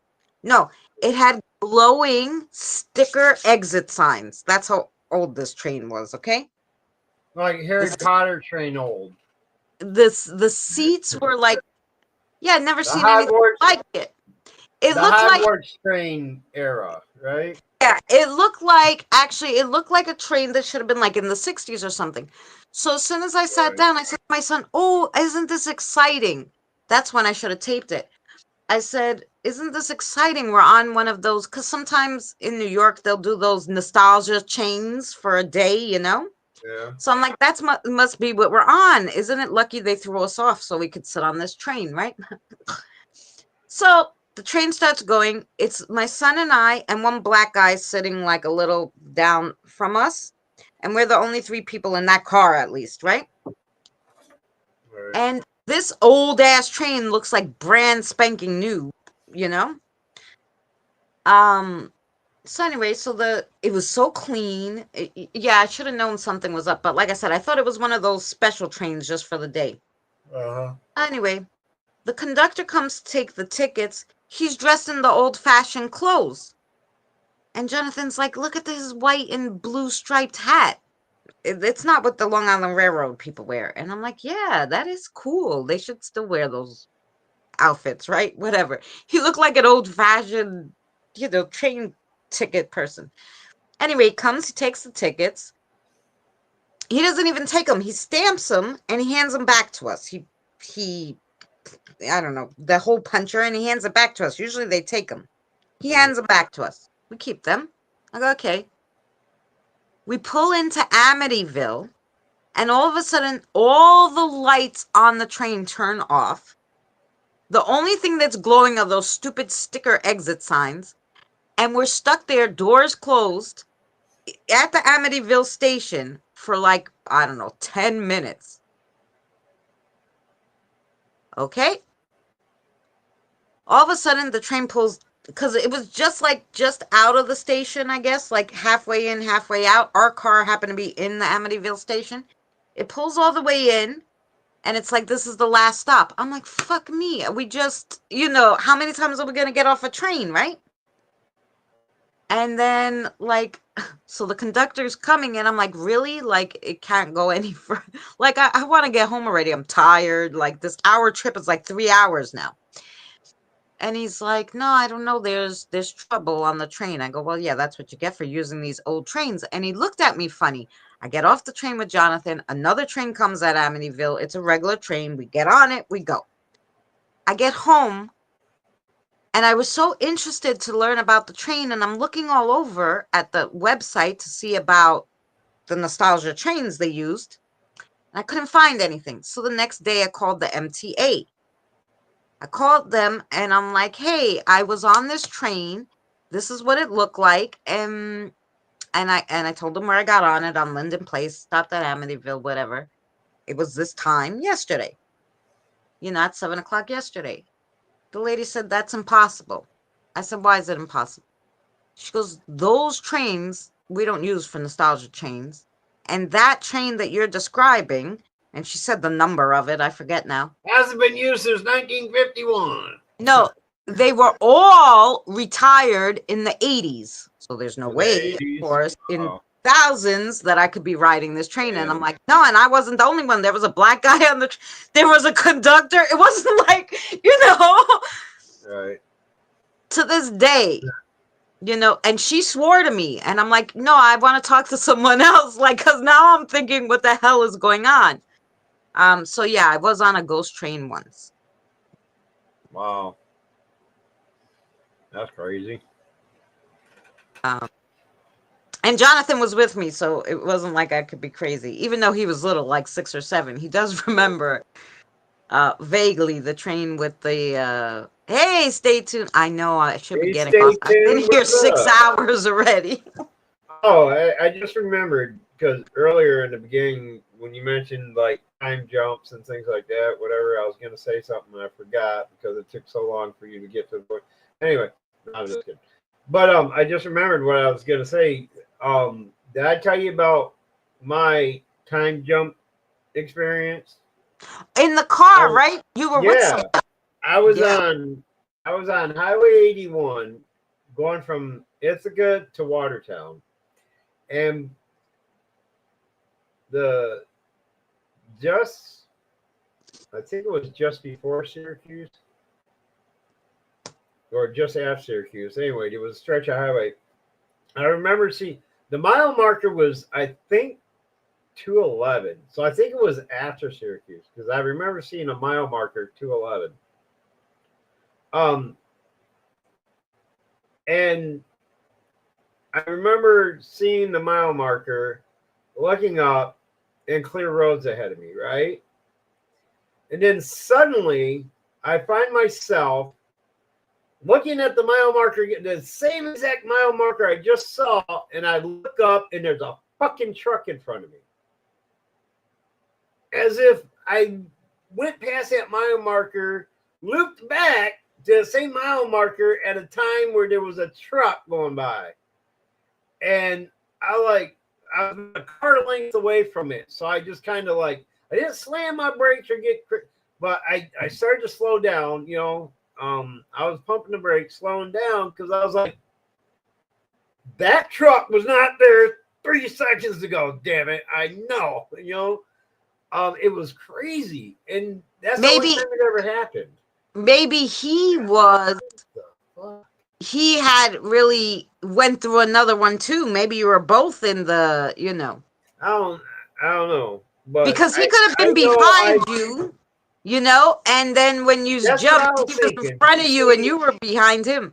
I was thinking at the time, well, of course I wasn't, because it was at a moment I wasn't checking my rear view, so I didn't know if there was anything following me at the time. I was looking straight ahead. I remember I glanced down, saw the mile marker, glanced up, free road, like free highway ahead of me. Then next thing I know, it's like without turning my head, it was almost like it just instantaneously happened. Like I'm looking forward, but then I'm looking at the mile marker again. Like I don't remember turning my head to look that way. It was almost as if I was reset to that same position, looking at it. Okay, like somebody pushed the skip button on the video to skip back one frame. You know what I'm saying? Yeah. So I'm looking at it, and then I look up just like I did before, but this time there's a fucking truck in front of me, a semi in front of me. So I'm like,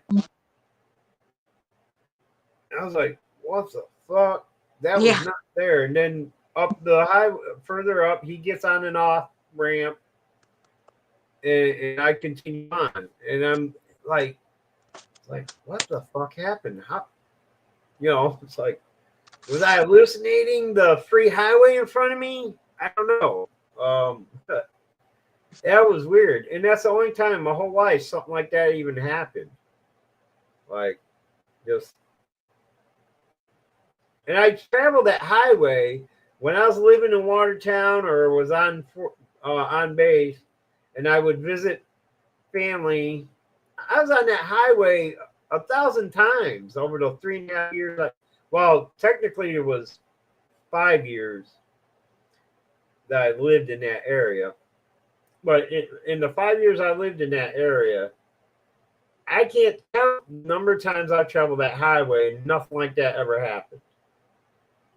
But that one time I was going back. Well, I should hope it doesn't happen a lot. Damn. Somebody get killed like that. No, I mean, like, never had that time jump experience. That's the only time in my life I had that time jump experience.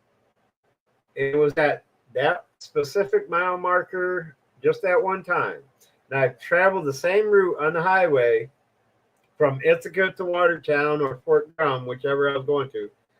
I can't even count how many times over 5 years of traveling back and forth.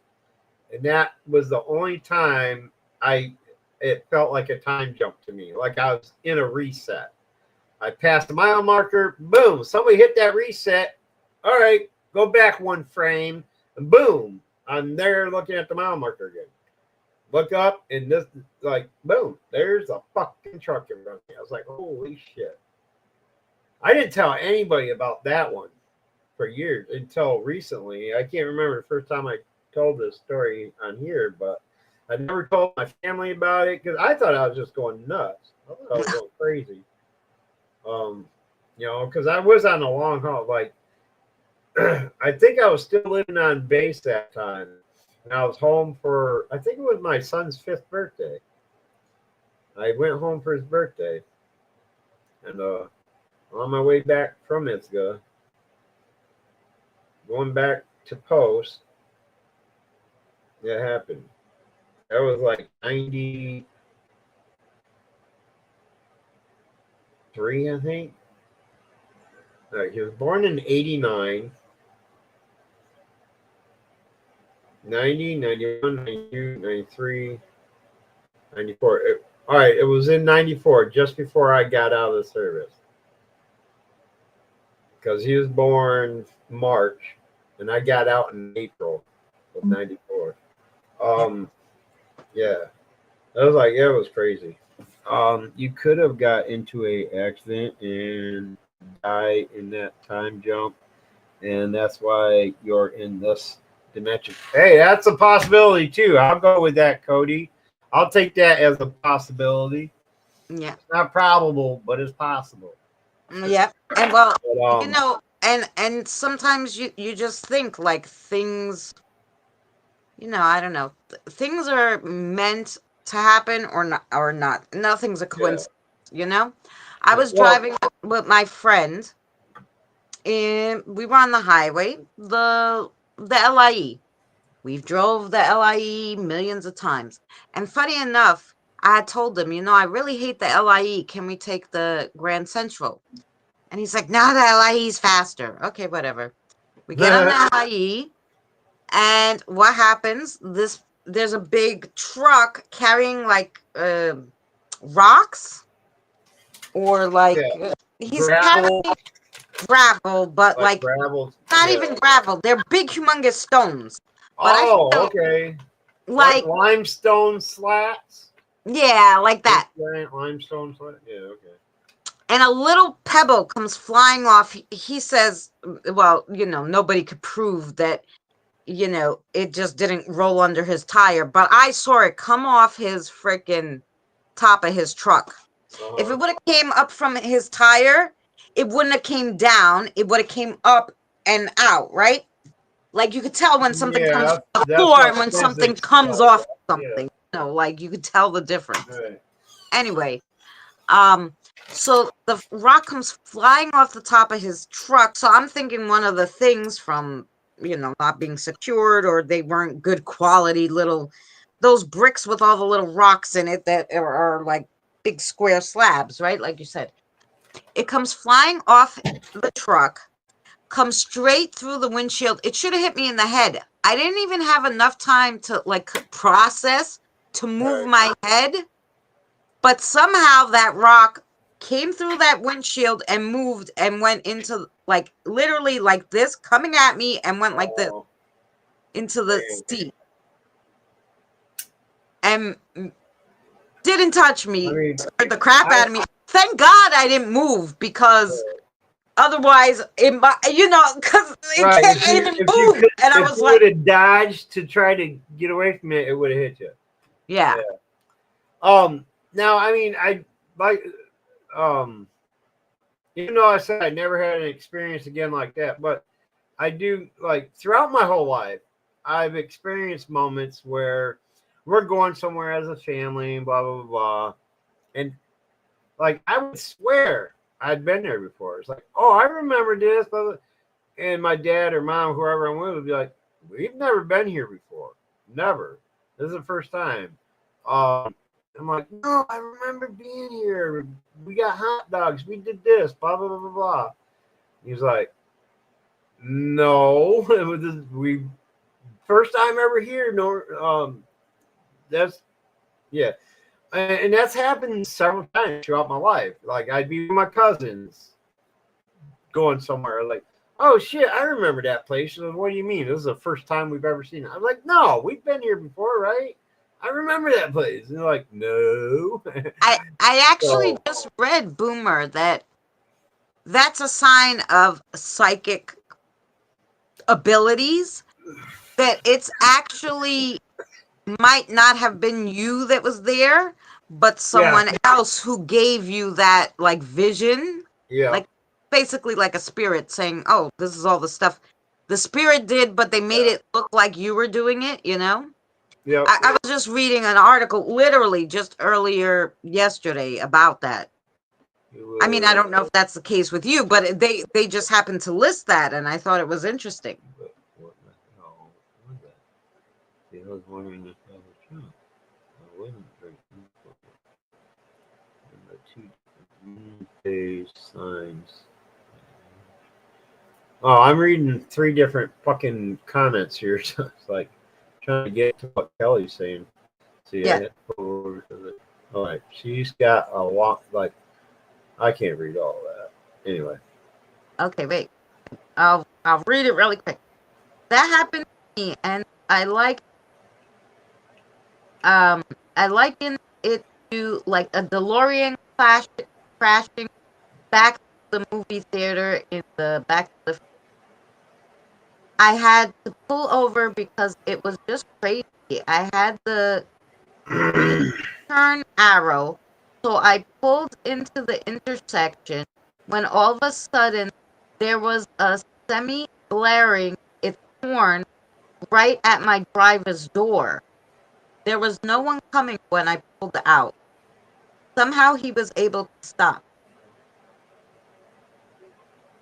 Oh, that was great. Yeah. I'm happy to be seen, Bailey. Thank you. Yeah. Yeah, deja vu. That's what they say. Deja vu. When you have those deja vus, see, it may but be the part difference of. is the difference from those experiences, and I've experienced like deja vu moments all the time. Like, well, didn't I just do this? Like, I remembered it. No, it was more significant than just your average everyday deja vu experience. Well, These yeah, were moments of memory that I was somewhere that I never was. yeah, Deja vus are more like a telling of remembering something you've done before, like maybe in a previous life or whatever. In you know, and you're recalling that moment again. These moments, it felt different. you too These bad. moments were beyond deja vu. It was almost like I was a different person in this body experiencing a time, experiencing an event in a different time. You know what I'm saying? Like, Yeah, I could swear up and down, look, we were here. I've seen this. You said this. We went through the whole scenario. It wasn't just a brief moment of, oh, did I just do that? No, it was more right. defined than that. It was that's what made them so weird and stand out. Like I have deja vu's almost on a daily occurrence. Yeah. So Like, oh, now, I remember seeing this before, or I remember watching this before. Or, yeah, those there's a difference in the intense feeling of them. Those right, deja vu's are really mild and blah kind of, and these right. other moments were like, wow, it's like compare it like comparing uh Don Ho to Elvis Presley kind of thing, Yeah. you know? But I know what you're saying because, like, I tell you, I had that one. I was 12. Yeah. And that's when I first really realized something else was going on in the universe. When I really was like, started to really come into, I guess, my gifts, but then they cut it down because my mother said I was going to go to the funny farm. So, Yeah. but, I was standing in front of this barn somewhere between New York and Virginia, and we were visiting this farmhouse that had tours, and we were going to the barn area, and I stopped short of the barn, and I was like, I'm not going in there. And my mother turned around and goes, why? I go, because I was there before and I don't think I like it. And she's like, oh, that's just deja vu. And she goes to grab me, and I was like, I'm not going in there. And she was like, fine, stay out here. Right. She chalked it off to deja vu, but I knew like there was something wrong. And after that, from the age of 12 to the age of 19, I had that same dream where I knew it was me walking into that barn. I could see only my hands. I was seeing out of my eyes. I knew it was me. And I pushed open the doors to the barn to go in. And there's like the beams that hold up the second layer of the barn or the ceiling or whatever. And I saw something written on or scribbled in one of those. And I wanted to go see what it said. Yeah, And that's after, what that I'm sorry. That would describe it, Kelly. Yeah. Kind of yeah. like that.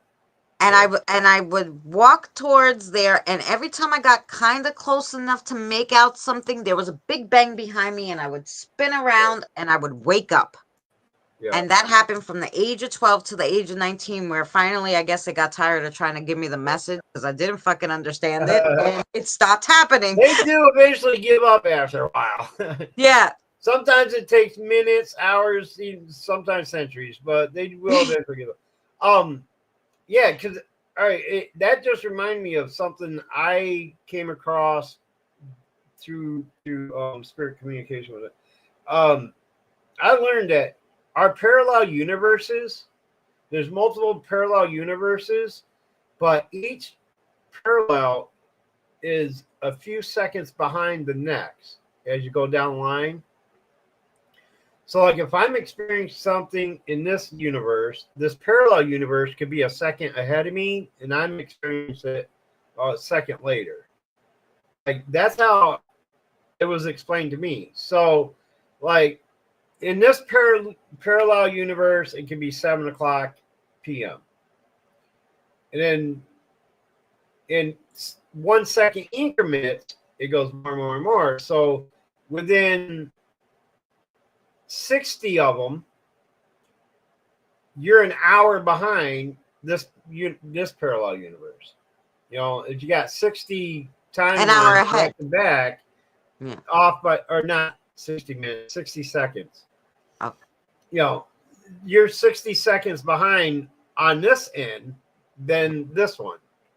You know what I'm saying? Like, that's how it was explained to me. And somebody's reiterating that right now. Actually going through the motions that I just went through, there's somebody doing that. I can see their hands going, stretching out, whatever. Like, now they're making Wow, jokes. Regina. Now, check it. Now they're making jokes. I caught a fish this Good night, Abby. big. But, yeah. Go Okay. clean the house. So, Bailey has a question okay, for you, Regina. Boomer. I'm going to make a cigarette. I'm going to make a cigarette. I'm going to put you on the spot because I have to make a cigarette. Good night, Christina. I need to clean. Hey, Jackie, have a good one. Take it easy. Much love. Keep it real. Bailey, write your question for Boomer. We've had these experiences that are extremely profound, but we can't explain it to regular people because... Exactly, Kelly. Yeah, I see exactly where you're coming from. Yeah. Who asked what, where, huh? What? She bailed for making a cigarette. Yeah. Well, she turns her camera off because apparently, you're not supposed to like do stuff like that on a YouTube stream. Oh. So she turns the camera off while she's making it, but she turns it back on to finish smoking it. Like, what difference? But anyway. I do it. I turn it off and the sound off because I think it's distracting for me to be getting up and doing things while you're talking. I don't know. So I turn off that when I'm making the cigarette because it makes noise and everything. So I turn off the bad hose bad. I do to actually be respectful, not to be I got this one too. StreamYards used to when I would put my camera off, it would show my picture. Now it doesn't do that anymore. Yeah, I told you StreamYard sucks. Anyway, that mentioning dreams and stuff, that also reminds me of an incident I had a few years ago when my kids still talked to me. My son was about, I think, 9 or 10, something like that. And I had a dream one night. And in my dream, I'm driving around all over the place looking for my kids because I thought I lost them. And I come upon this place where in the backyard, it looks like a giant swimming pool with a bunch of furniture floating in it and stuff like that. And it had creatures in it and things like alligators and things like that, whatever. And my daughter was in there, and I felt I had to go in there and save my daughter or whatever. But it almost felt like two different dreams merged together. Because in one aspect of the dream, I saw this little girl. All right, imagine, and this dream happened before I actually decided to watch the movie, but imagine the girl from The Ring.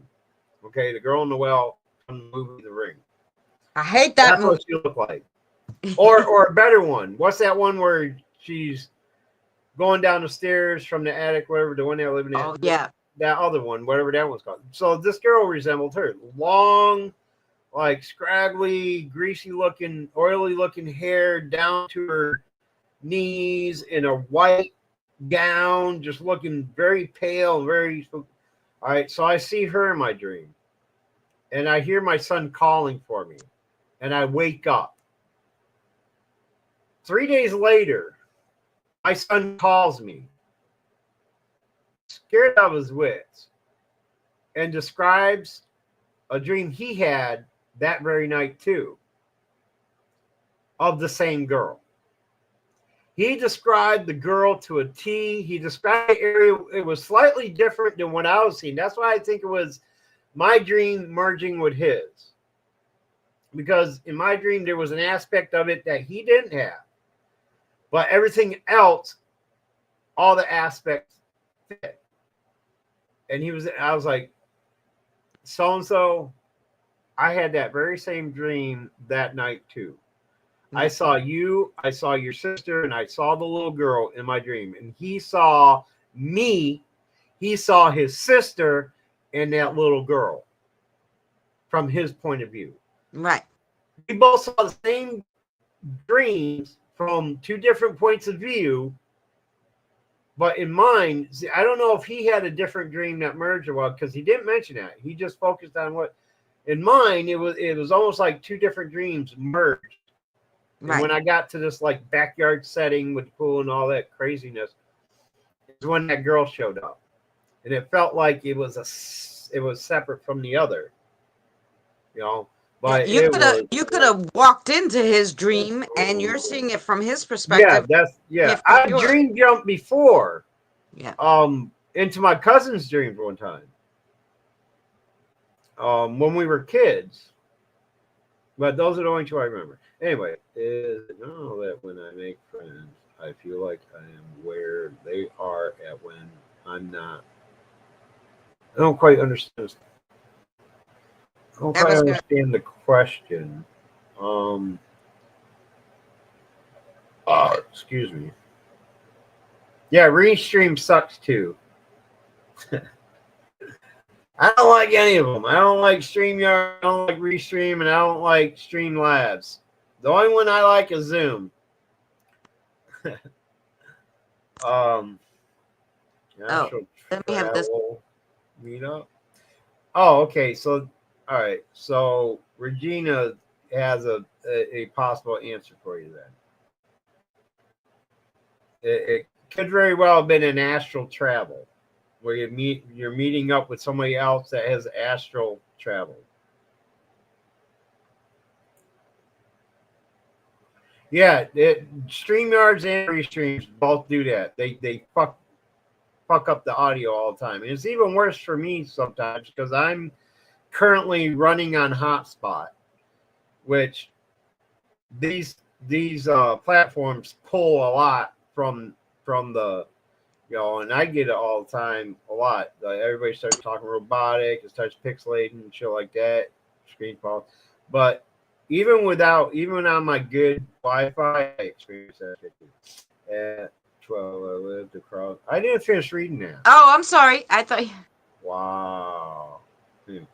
At 12, I went across from the cemetery, and I was afraid the very first night. And after that first night, I was afraid after. Oh, wasn't afraid after that. Interesting. I live across the street from two large cemeteries. Um, my parents, who used to live down the street from me, their backyard actually borders the one cemetery. The brick wall around the cemetery actually goes went across their backyard. Yeah, cemetery living near cemeteries don't bother me. My friend said we are in the same place when we are not. Is it normal? Um, Normal on a like what is normal? You know what I mean? yeah. Is it common? If that's what you mean by normal, is it a common thing?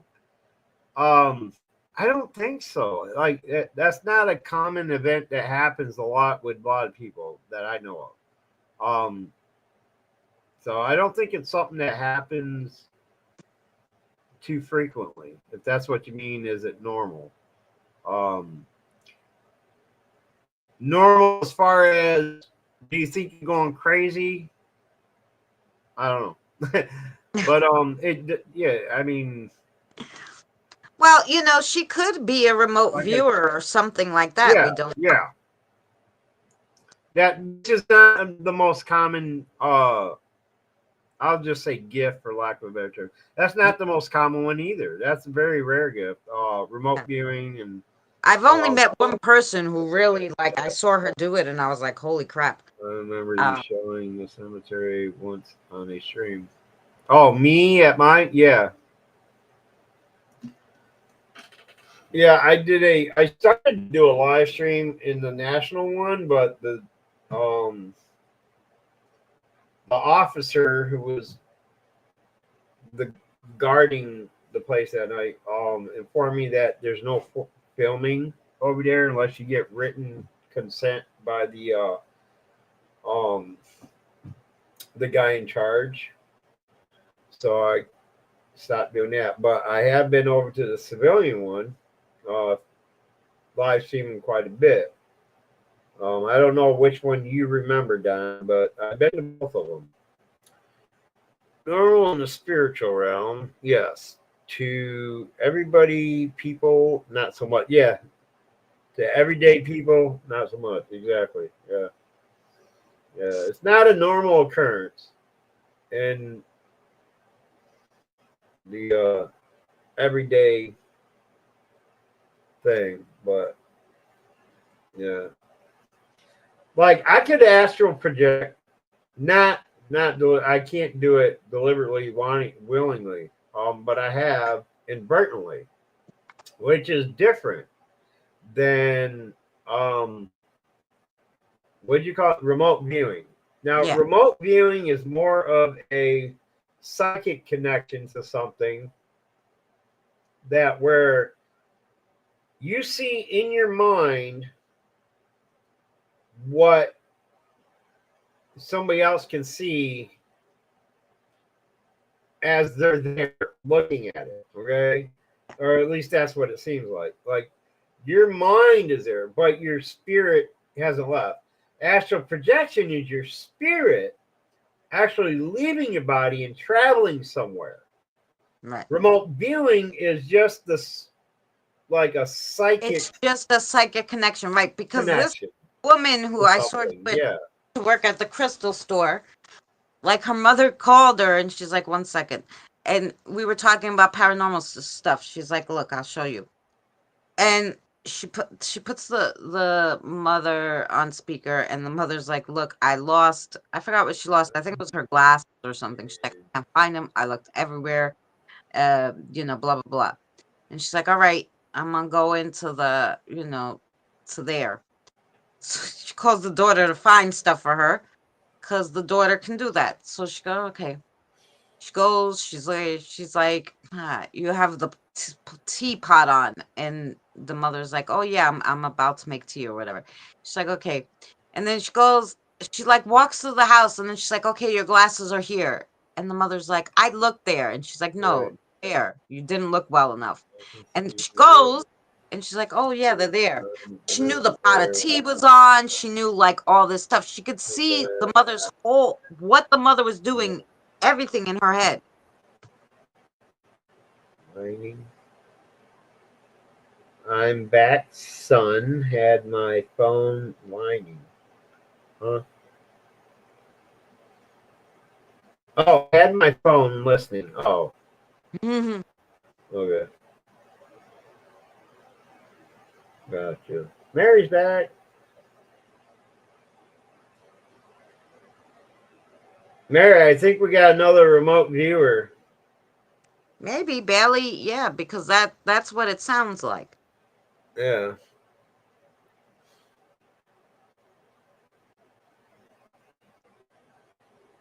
Like she could see them where they are, what they're doing. She could talk to them like because she's standing in there where they are, but she's not really there. So of course they're not answering her, but she can. Yeah, it makes sense. That's what it sounds like. Yeah. Remote viewing. Could be.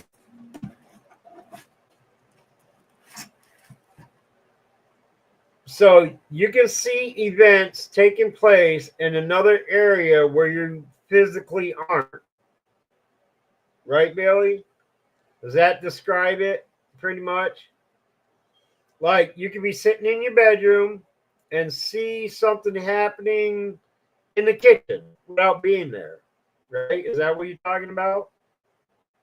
She explained it. She said, I can see where they are when I'm not with them. There with them. Yeah. So she can see events taking place somewhere other than where she physically is. That to me sounds like remote viewing. Yeah. No, not time traveling. No, Mary. Read about what she was saying about it up above, Mary. Um, like she would be, yeah, she would be witnessing a scene somewhere, like maybe down the street, but she'd be sitting in her living room or something. Yeah. Like kind of like what you're doing, what you do, remote viewing. That's what Yeah, it 'cause, sounds like like you to can go me. to. Yes, she is remote viewing. Yeah. Yes, Mary. Yes, she got it now. Yeah, I don't think I've ever remote viewed per se, but I have had experiences where I've had my um, little spirits go somewhere and relate to me what they see and tell me what's going on. I was put to the test on a live stream by someone who they asked, "All right, where am I sitting right now?" I'm like, "You're sitting at what looks like a kitchen table. Like, what shape is it? Kind of oval, but more round. Okay. What's on the table? A plastic ashtray and a lighter. What color is the lighter? Red.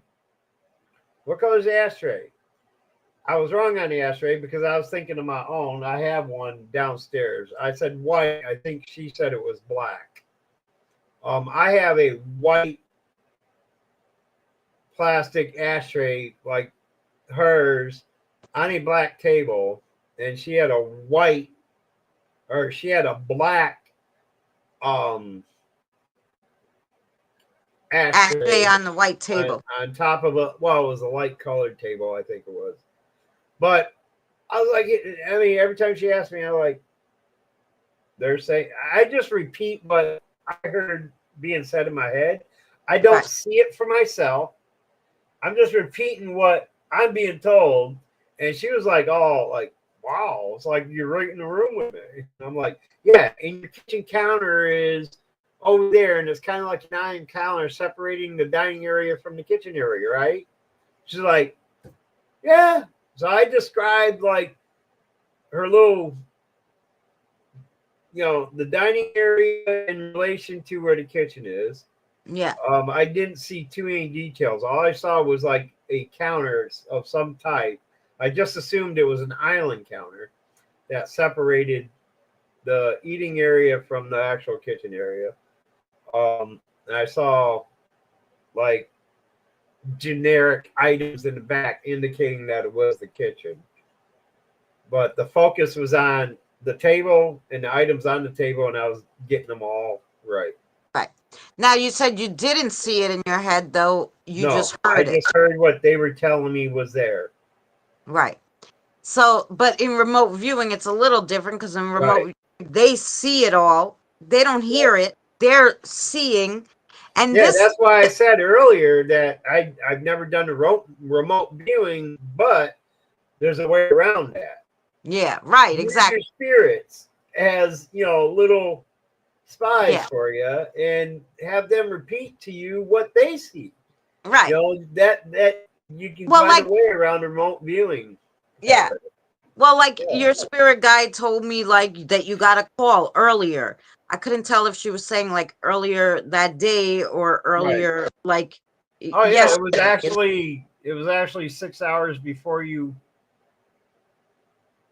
mentioned it Yeah. in the middle of your And live stream like, doing so the she reading. was telling me, and I assume if she wanted to tell me, like, if I could understand her, what was in your bathroom cabinet, she could probably tell me. Yeah. Oh, don't do that. Don't be telling her what's in my cabinet in the bathroom. No, I'd have to I'm not. burn the place down. I'm not asking, Sasha. I'm just No, saying. I'm just kidding. But There's nothing just in as my an bathroom. example. Nothing out of the ordinary in my bathroom. But don't look underneath my bed. Because that's where I keep the old girlfriend. No, I'm just kidding. She started leaking on me. I had to shove her under the bed. Anyway. Jokes.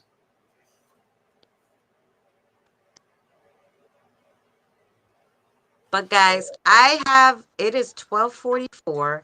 I Oh, have, shit. Yeah, my money comes in 15 minutes. I, yay, I still have a, Oh, was Mary crossover. here? Was Mary here when I was talking about that? What happened? My good news? Yeah, you told Did her. I tell She her? came in. Okay. Yeah. Um, and I still have a crossover to do. I still probably should eat something because I All only right. I ate thought you said you only today. do those on Sundays. No, I do them 4 Oh, you times do a them week. 4 times a week? Wow. I don't even do them 4 times a year. 4 times a week, and I always get like 502, 503 because I told them I don't want to do really more than. I mean, a few like that. If we have five, if they found 500 for today, or 500 found us somehow, or the spirit guides dropped them. Sarah says we have a little Yeah. line up. So I Right. guess I have some backups. Put But it if in. if I'm doing a stream like today and I have 3 people talking to me back here, I know 3 people came from the stream, right? So Cody, that was the insinuation. Yes. Anyway. so um so then I'll have like 503, 14 or whatever. Probably won't raise this check today. What are you talking about? What was your good news? Oh, Bailey wasn't here. My good news is that my VA benefits increase went through, and my first payment on that is going to be at 1 a.m. So yeah. Yeah, no, I don't know no. what Mary means. Mary, he already got his check for this month. This is the additional payment for this month. Like they added, Yeah. because he had already got his payment. They added Yeah, the my difference, and regular. it comes a different day. Yeah, my regular, unless the first falls on a holiday like it did this month, my regular comes on the first every month. And then but this month it came out on the 29th because the first fell on Sunday. Anyway, irrelevant. So, but I just the approval went through yesterday on the 4th. Well, 2 days ago now. All right. On the 4th, it went through. But they didn't. The only way I found out was I noticed a not potential. What's the word? It Pending. said pending. Yeah, Yeah, there was a pending deposit, and it gave me the amount. I was like, "Oh shit!" It must have went through. So, yeah.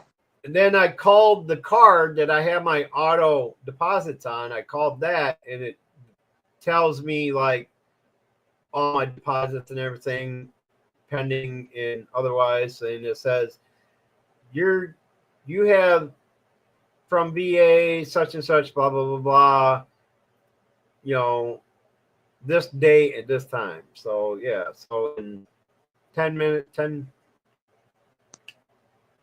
almost 10 minutes, 12 minutes, Yes. I'm gonna have my first payment of my new increased amount. Booba's Minus going to get a what Pepsi. I already got. Minus what I already got. So Yeah.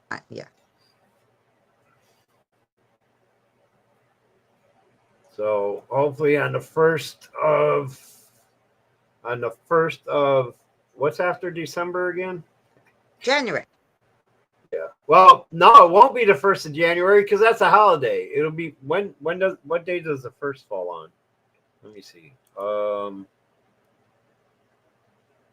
I know you want to get out here. Okay, so it will come on the Tuesday before the 1st. Wait, no, we're still in December, dumbass. Hang on. Oh yeah, that's the same thing. All right, so the first of hold up. Why are we still in December? What do you do? Oh, never mind. It's Okay. probably at the end of September. Okay, January 2025. The first is on a Wednesday, which is a holiday. So it won't come on the holiday. it'll come on Tuesday, December 31st. Yeah. Unless they count New Year's Eve as a holiday, it may come Monday on the 30th. Anyway, that's how the VA stuff works. Yeah. So yeah. Anyway, God damn it, get out of there. Thank you. Anyway, yeah. Let's see. I can feel you're happy. Kelly, if you can feel all of it, like you wouldn't be able to sit still right now. Like, yeah. I'm sorry, Bailey. It won't help my dad at all.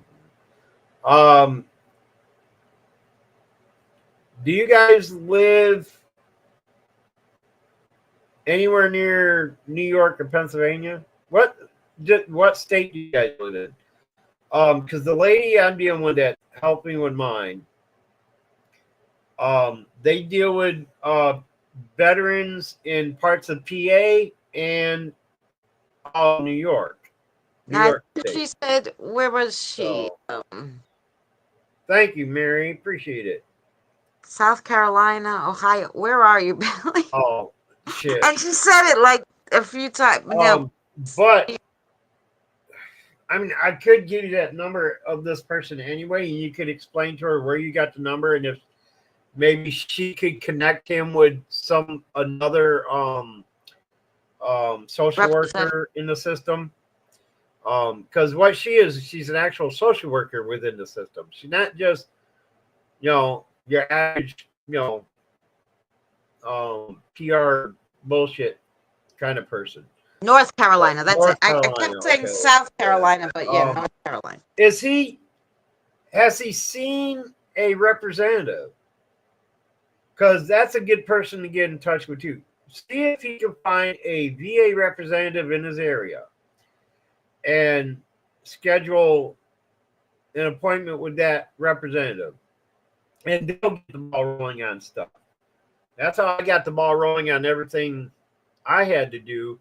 I went to my representative, and with that starting the ball rolling, it led me to the other people who had hands-on capability of making shit happen.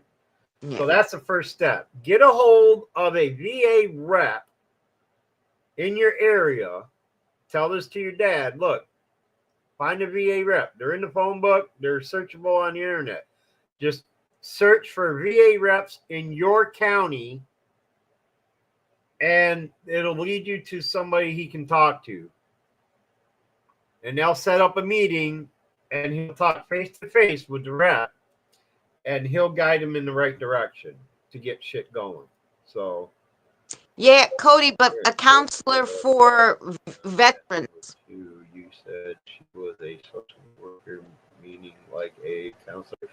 Not, well, I don't know if she gets into the counseling part, but she's the one that's, she's a part of the HUD Bash program,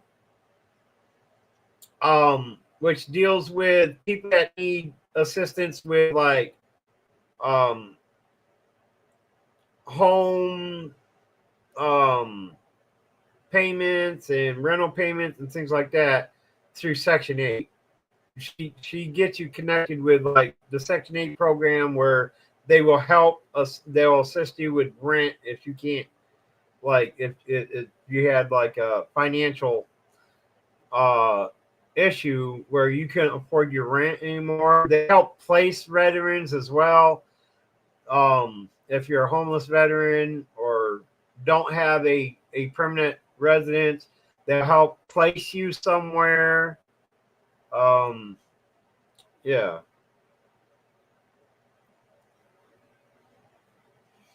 Well, you have to be a veteran that has served more than half your term. You have to have served more than half your term to be qualified as a veteran. And if you're a disabled veteran, they'll even get they'll jump on it even quicker. And disabled can mean anything. Like if you suffer from PTSD due to service connected, anything like that, they'll help you. If you were just somebody who did less than half of your sign up or went through basic and then quit, yeah, that doesn't qualify you. You have to have served at least half of your sign up time. So, yeah. Well, Bailey's father was in 9 years. But still got a general discharge. Yep, they won't help you if you got discharged with anything less than honorable, because general is less than honorable. I think if you got kicked out from being AWOL, VA is not going to help you. From my understanding, that's what I've been told. You have to have an honorable. It has to be honorable discharge.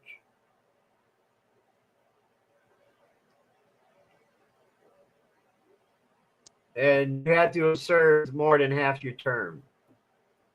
So, yeah. Help for me with my autism so I can get my own place. Oh, yeah, I don't know nothing about that shit. SSI, SSD, I'm battling that shit too. Right now, I just applied for it a while back, and that's a whole different kind of scene right there. So, yeah, they're not as quick to help as other organizations are. So I'm not looking for no benefits or nothing like that. It's something more than, oh, well, I don't know, Cody. I don't know your situation, so I can't give you like any kind of definite Right. Well, I answer. think he was looking for the counseling, like the PSD counseling or stuff like that. Well, yeah, just like I told Bailey, look for a VA rep in your area and set up a meeting with them and see if they can get the ball rolling for you. Everything starts with your VA rep. If you have a DD 214, you should be good. Starting with the VA rep, and they'll lead you in the right direction from there. They'll tell you who to talk to, where to go, all kinds of stuff. So I'm not a qualified, I can't instruct other veterans on what they should do or what they may receive or anything like that, because every case is different. So, I'm not part of it. I'm just another disabled veteran who's trying to get his own, you know what I'm saying? But it all starts with a VA rep. I can't stress that enough. They're in your phone book. If you have a phone book, if you guys remember what they are, or search them on the internet. Just search VA reps and then put your county, whatever county you're in. Just type it in. There's one for your state. There's one for your county. And look for one that's close to you. Set up a meeting. Talk to that person, and they'll set you up with what you need to do if there's anything you can do. Okay? That's all I can say. Talk to a VA rep. So I don't think it matters where they're stationed. It matters where they live now. So you could probably just, it's where they reside is where you want to start. In the county you live in, look for a VA rep in that county. I mean, you could talk to a county representative or you could talk to a state's representative. Either one, whatever you find. And it's easy. Just go to, if you go to va.gov, search VA, or better yet, blue button, okay? Google search or whatever search engine you have, search the term blue button, all right? That'll take you directly to the site where you just click on the link to it, and it takes you to the VA Good night, page, Mary. okay? It'll take you to the VA page, and it has a list of things that the VA are involved in with helping veterans. You click on what you need help with, and it'll open up another page explaining what that is and how to go about doing it. You have to sign up for an account with them. and that'll give you all the information you need. Yeah. Either search va.gov or just simply blue button, and it'll take you to where va.gov will take you to. And you fill out their form. That you're going to have to fill out some information on the forms, and sign up for it. And then, if you need to connect with somebody, they'll tell you how to do that too. But the easiest and most simplest way to go about it, talk to a VA representative. Yeah. They can tell you everything you need to do if you're qualified for anything. So anyway, sorry, I don't mean to delay your. I'm just trying to bring up time. Give me a minute. It's 1:00. Let me check my balance and see if it's gone through yet. Yeah, see, I did it on purpose. I held you up so you guys could witness this.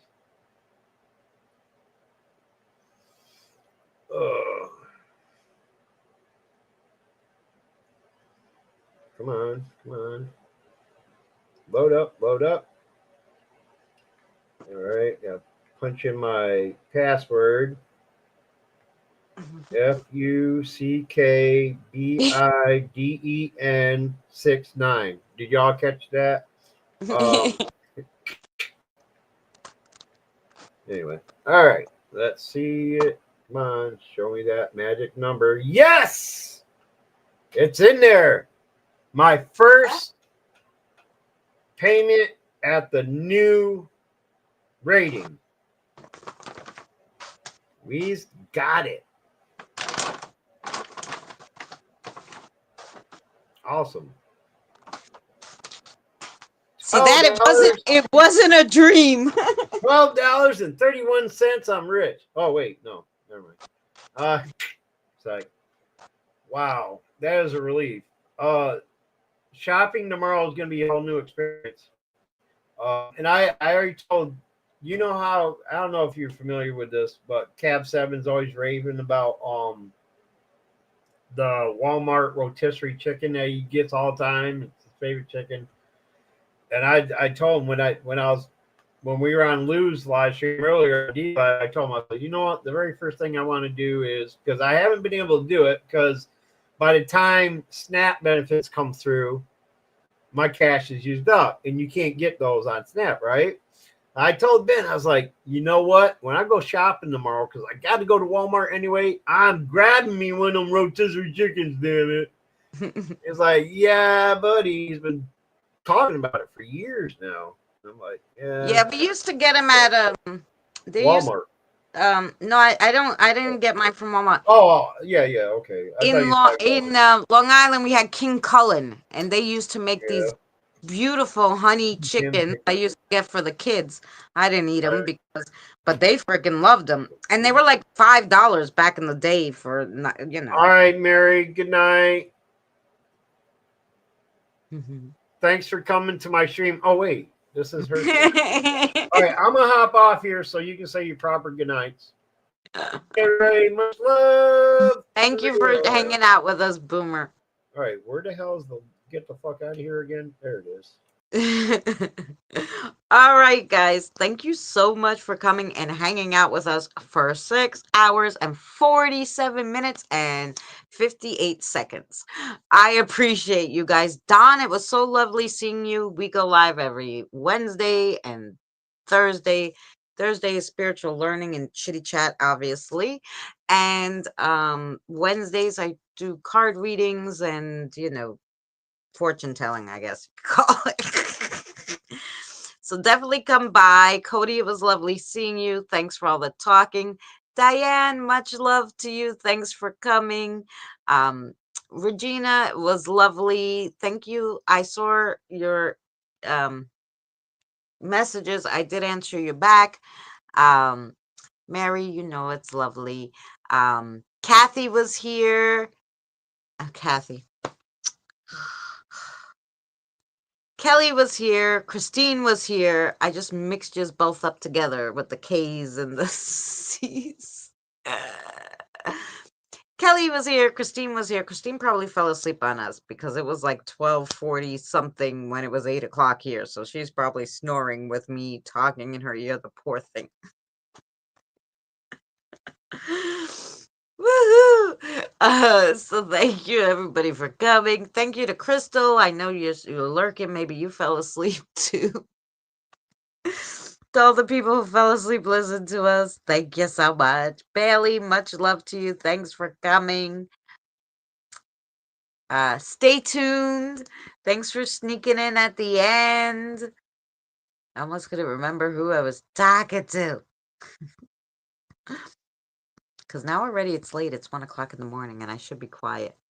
All right, guys, I'm going to play the outro. We will see you next Wednesday. Definitely Saturday, there'll be a crafting video, of course. Tomorrow's a short. And Sunday, we have Sinister Sunday. So maybe more Christmas lores, or I'll pick a historical place to virtually investigate. So we will see you then.